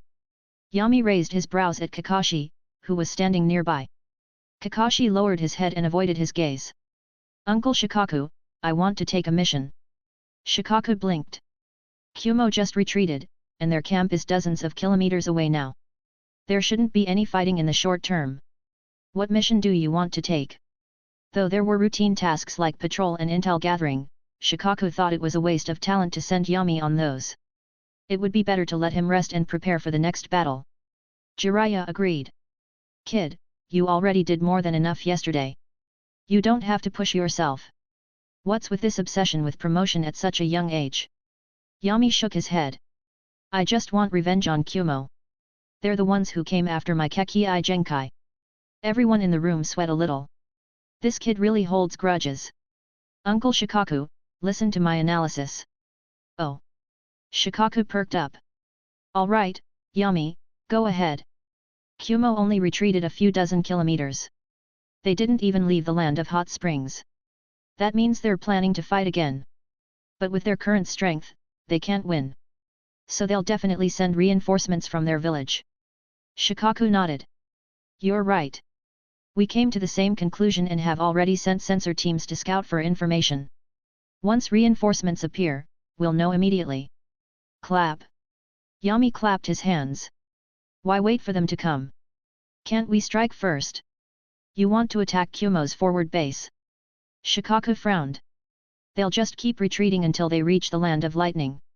At that point, we'd become the invaders. Our supply lines would be overextended. It'd be too risky. It's best to hold the line here." This time, Yami shook his head. "I'm not talking about chasing them." "Then, you want to ambush their reinforcements?" As expected of Konoha's sharpest mind, Shikaku immediately followed Yami's train of thought. "Close," Yami nodded. "I want to attack the Kumo village itself." Shikaku. Chapter 79, Fame in the Ninja World, Say Hello to Kumo. There was silence inside the command tent. Everyone was stunned by Yami's idea. Should they call him a genius, or just reckless? Good grief, instead of fighting the enemy's main force or reinforcements, he wanted to go straight to their home base? Was this really an attack, or was he just delivering himself to the enemy? "Yami, are you joking?" Shikaku forced a smile. "That's like a ninja from another village saying it's impossible to invade Konoha. Impressive, setting up a flag decades in advance." Yami gave Shikaku a thumbs up in his heart, but asked aloud, "Do you really think I'm joking? With so many of their forces withdrawn to the front lines, the defense in Kumo's home village must be extremely thin. If I go alone, there's no way anyone there can stop me. Let me think about it." Shikaku sat down, his mind spinning rapidly as he calculated the possibilities. After running the numbers, his eyes lit up. There really was a way. Just as Yami said, with thousands of shinobi deployed at the front, plus others on outside missions, Kumo's village defense would undoubtedly be at its weakest. They had simply never considered such a move before, because they had never had a speedster like this. Now, with Yami's Flying Thunder God technique mastery, there was no concern about whether he could retreat safely. As for firepower, with Scorch Release, even if Yami did not kill anyone directly, just destroying infrastructure and important facilities would cause massive damage. This was also why Namikaze Minato had never attempted such a thing. Despite his strength, his chakra reserves were still on the lower side compared to others at his level, and he lacked large-scale destructive jutsu. "Yami, are you certain you want to do this?" Shikaku asked seriously. "If you go to Kumo alone, we won't be able to provide backup. You'll be completely on your own." "No problem, Shikaku." Jiraiya was taken aback. "You really agree with this crazy plan?" "Master Jiraiya, here's the thing." Shikaku calmly laid out the scenarios he had analyzed. As everyone listened, they slowly began to understand his reasoning. Finally, all eyes turned to the boy, waiting for his final decision. Since I'm the one who proposed it, of course I'm willing to go. Yami's tone was natural, as if it were obvious. I'll kill a few Kumo bloodline limit users and come back after I've gotten my revenge. Alright then. Shikaku was also a decisive person. Since Yami had made up his mind, there was no need to keep debating. Kumo's intel likely made it back last night. Factoring in the time to reorganize and gather supplies, they'll probably dispatch more forces from the village within 2 days. To be safe, you should launch your attack on the 3rd day. That way, even if they want to send reinforcements, they won't make it in time. Shikaku then handed Yami a detailed map of the Land of Lightning along with some important notes. I got it. It felt great to have a brilliant strategist thinking everything through. All Yami had to do was carry it out. It was just a pity, the women of the Nara clan were generally not very attractive. Otherwise, he might have been tempted to bring one home. I'll go with you. Hisashi suddenly stood up. Ever since the incident where Hisashi had been prepared to sacrifice himself to save Hayashi, he had always felt the need to prove his worth. Hisashi-sensei. Yami rolled his eyes. If you come with me, I'll have to teleport you away too. Are you helping, or just causing me trouble? You may have the Byakugan, but I've got perception ninjutsu. I really don't need the extra burden. Hisashi. Hayashi grabbed his younger brother and scolded him, don't make trouble for Yami-kun. You wouldn't be able to help. Hisashi sat down, disappointed. Yami turned back to Shikaku. Uncle Shikaku, did you recover all my Flying Thunder God Kunao? I need to reseal them. All retrieved and sealed. Jiraiya handed Yami a scroll. Kid, don't overdo it. Get your results and get out of there. I know my limits. Without further delay, Yami took the scroll and quietly left camp. He didn't even tell Yujao or Kurane to avoid making them worry. It would be better to tell them once he returned safely. After leaving the camp, Yami circled around the battlefield and passed through the neighboring Iron Country to enter the Land of Lightning. Along the way, he left Flying Thunder God marks at intervals for an easy escape route if necessary. While Yami was traveling, news of his Flying Thunder God mastery had already spread throughout the entire ninja world. Iwagakur. Noki had been keeping a close eye on the conflict between Konoha and Kumo, ready to make a move whenever either side showed weakness. Whether it was Konoha or Kumo, he had no problem taking a bite out of whichever one looked vulnerable. Through multiple intel channels, the report from the latest battle was finally placed on his desk. But Noki couldn't smile after reading it. Flying Thunder God.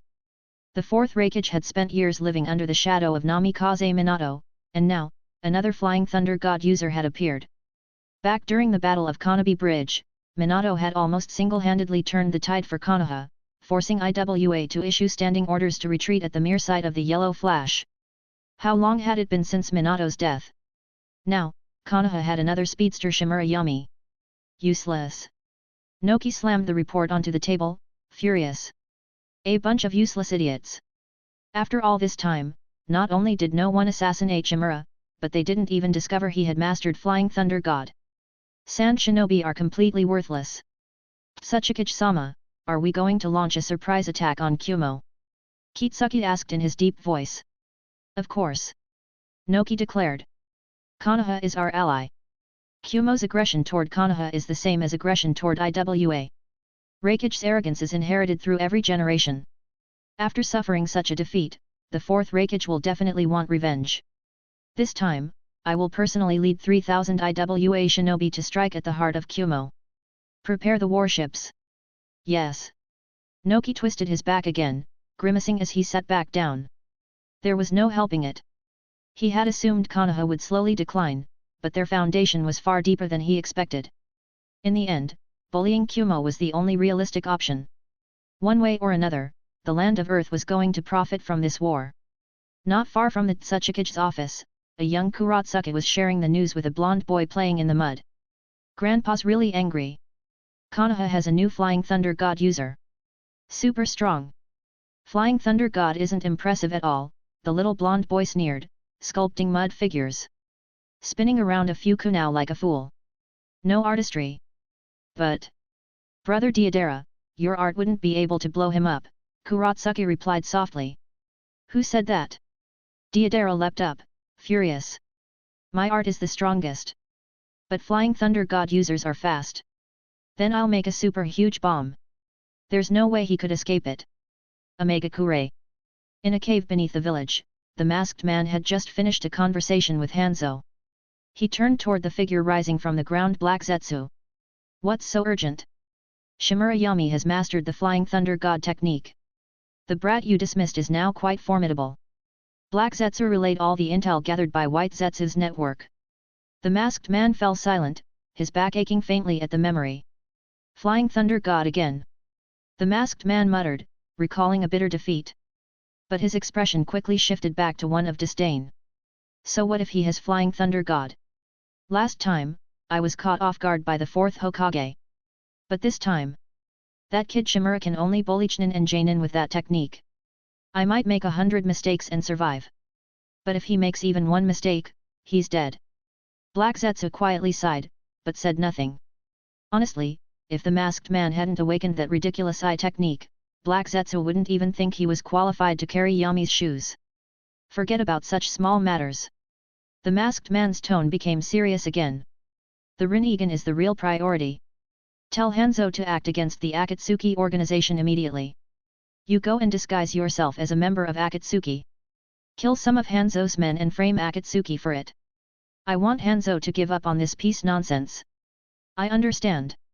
Black Zetsu slowly sank back into the ground to carry out the plan. Konoha. Hokage's office. Hiruzen had been staring at the battle report for half an hour. His pipe's tobacco had long since burned out, but he didn't even notice. The results of the battle were extraordinary, with only a few dozen casualties.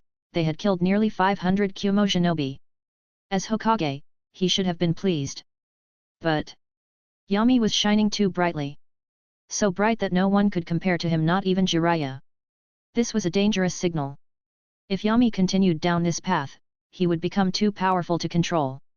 From the beginning, Hiruzen had never considered Yami as a successor for Hokage. He trusted Danzō and Yami to some extent, but their personalities were too radical. Putting Konoha in their hands could lead the village down a dark and dangerous road. His efforts to influence Yami were always about softening Root's future leadership, not about making him Hokage.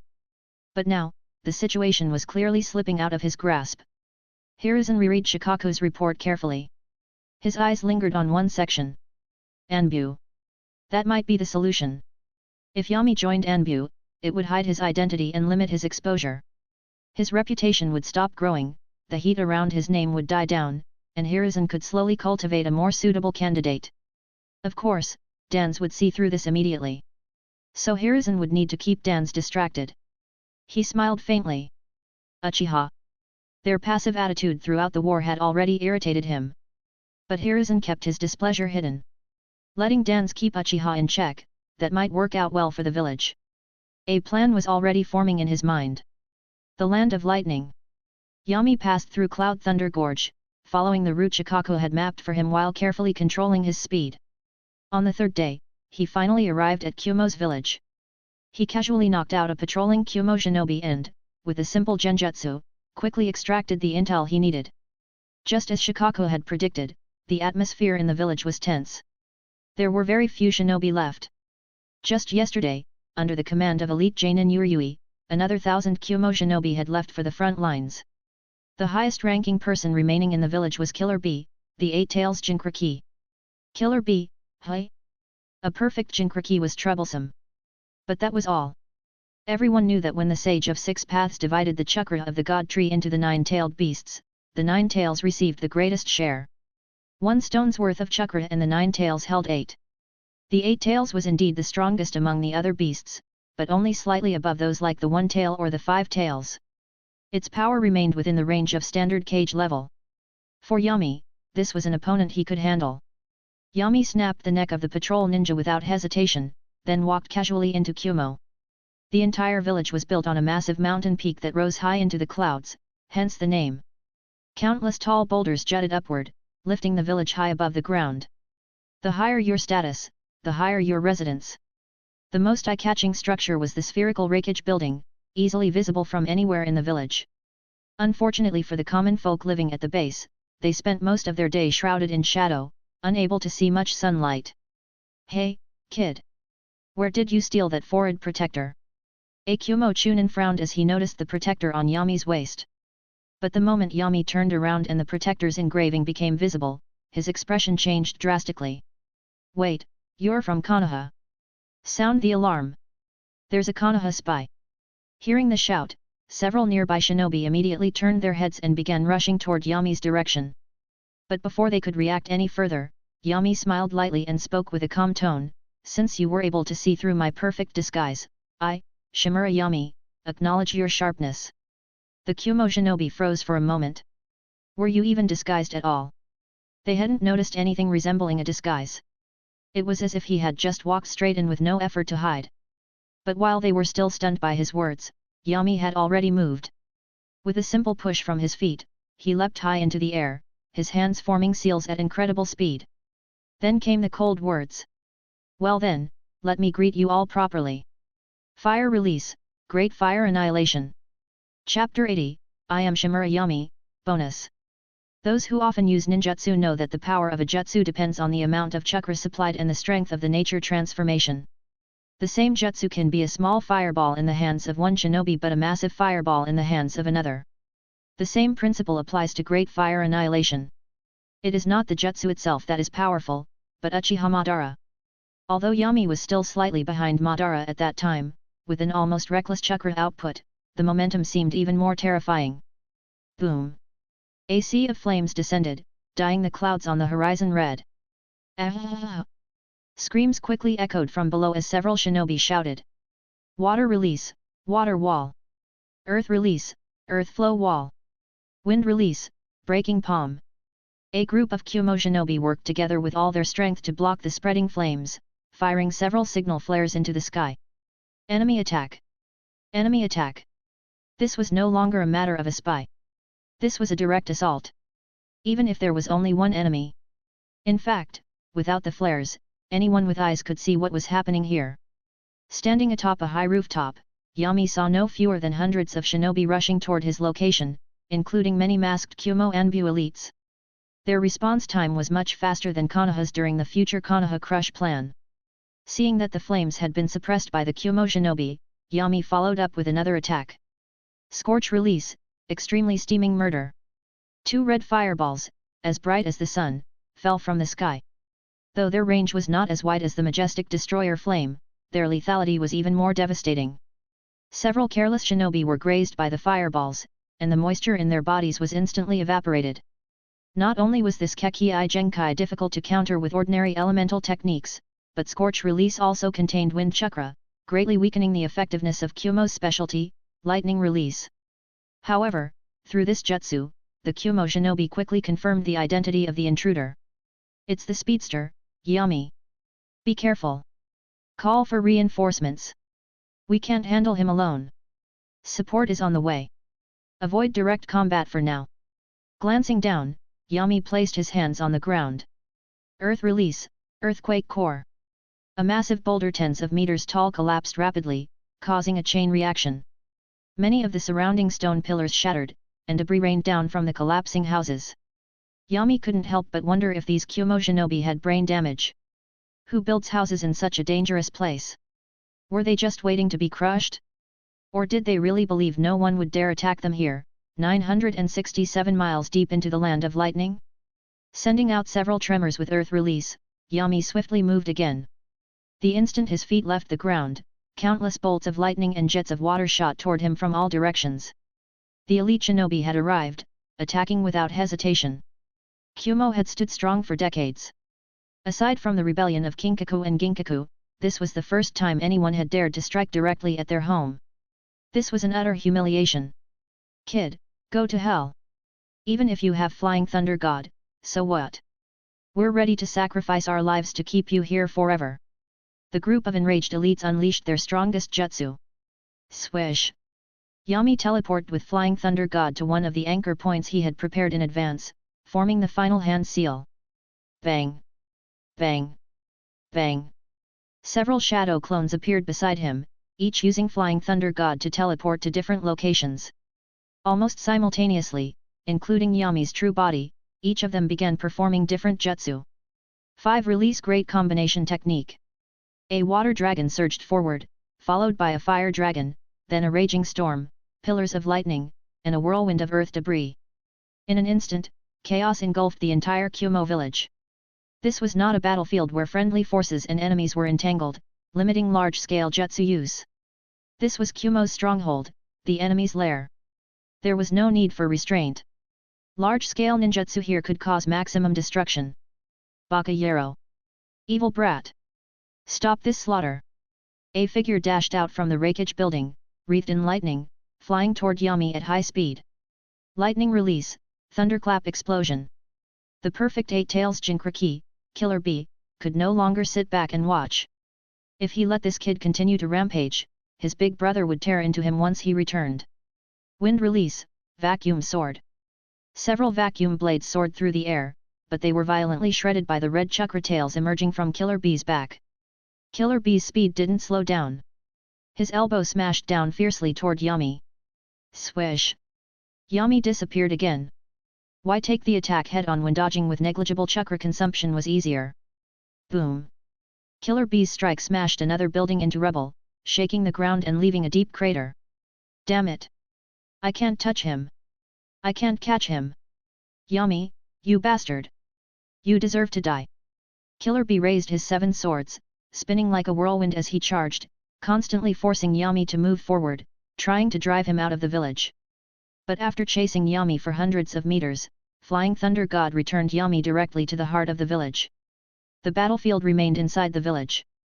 Yami weaved through the stone jungle. Whenever he spotted someone alone, he would charge forward, cutting them down regardless of their rank or status. Most Jainin could hold off a few of his strikes, but if they couldn't finish him quickly, Yami would abandon the fight and switch to a new target. Killer Bee could only eat dust behind him. No matter how hard he tried, he couldn't catch up. Bakayero. Konoyero. Grinding his teeth, Killer Bee suddenly stopped and exploded into smoke. So, it was just a clone. Yami, who had just killed a Kumo Chunin, raised an eyebrow slightly. If the one in the village was a clone, then the real one must be following the support troops on the front lines. Kumo had its own sneak attack plan. Hundreds of kilometers away. Killer Bee's real body, hidden among the support troops, received the news and erupted with violent chakra. Yami! What's wrong, Bee? A dark-skinned female shinobi was startled by his sudden outburst. The Reikage told us to hide our movements. Why are you exposing yourself? What's the point of hiding now? Killer Bee's tone dropped the usual rhymes. Yami has invaded the village and is wreaking havoc right now. What? The female shinobi's expression darkened immediately. Mabi, I'm heading back first. Bring the troops and follow as fast as you can. Without waiting for a reply, Killer Bee transformed into the massive 8 tails. Each leap carried him hundreds of meters. Mabi turned to the stunned shinobi around her and gave a quick, decisive order. Leave 100 people to guard the supplies. The rest of you, return to the village at full speed. Back in Kumo. Yami continued playing his game of cat and mouse, relentlessly pursued by hundreds of Kumo shinobi. Every time he reached an area with dense buildings, he unleashed large-scale ninjutsu, setting the entire village ablaze. But Yami wasn't moving aimlessly. He was searching for Yujito Nii. Capturing her as a souvenir would be a nice bonus. Unfortunately, she was not in the village, throwing off his plan. Noticing that the barrier unit was already preparing traps and many low-ranking shinobi were desperately trying to erase his Flying Thunder God marks, Yami knew he couldn't drag this out much longer. Kumo had been researching space-time techniques for years. The second Hokage's death at their hands was proof of their skill in this area. If given enough time, they would definitely find a way to restrict Flying Thunder God. Teleporting to one of his marks, Yami suddenly found himself facing 2 towering mountains. Good grief! A woman with short golden hair held his special kunao. She froze upon seeing him, but her reaction was quick. She drew her short sword and slashed down. Are you Samui? Yami easily blocked her blade and asked curiously. Devil! Go to hell! Samui's eyes burned with hatred. Her home had just been burned down by this devil. Her brother's fate was still unknown. No matter what. I'll take you. A punch landed directly on her soft abdomen beneath the lightning armor. Samui coughed up stomach acid in pain. Yami's scarlet Sharingan spun, and Samui's consciousness instantly blurred. Without resistance, she was sealed into a scroll. It was the same sealing scroll he had given Shisui to rescue Pakura. Originally only finger length, the scroll expanded dramatically once a person was sealed inside. Put Samui down. Chase him. Yami kidnapped Samui. A member of the Yatsuki clan panicked, nearly jumping in place. Samui was the Raikage's personal student and one of the village's future pillars. ZZZT. ZZZT. More than a dozen shinobi activated lightning chakra mode, their speed doubling almost instantly. With such a large scroll on his back, Yami abandoned the idea of continuing the fight. After several rapid teleports, he reached the edge of Kumo, killing the shinobi blocking his path and escaping smoothly. At that moment, strange muffled sounds echoed from the distance, as if the earth itself were shaking. Yami didn't need to guess.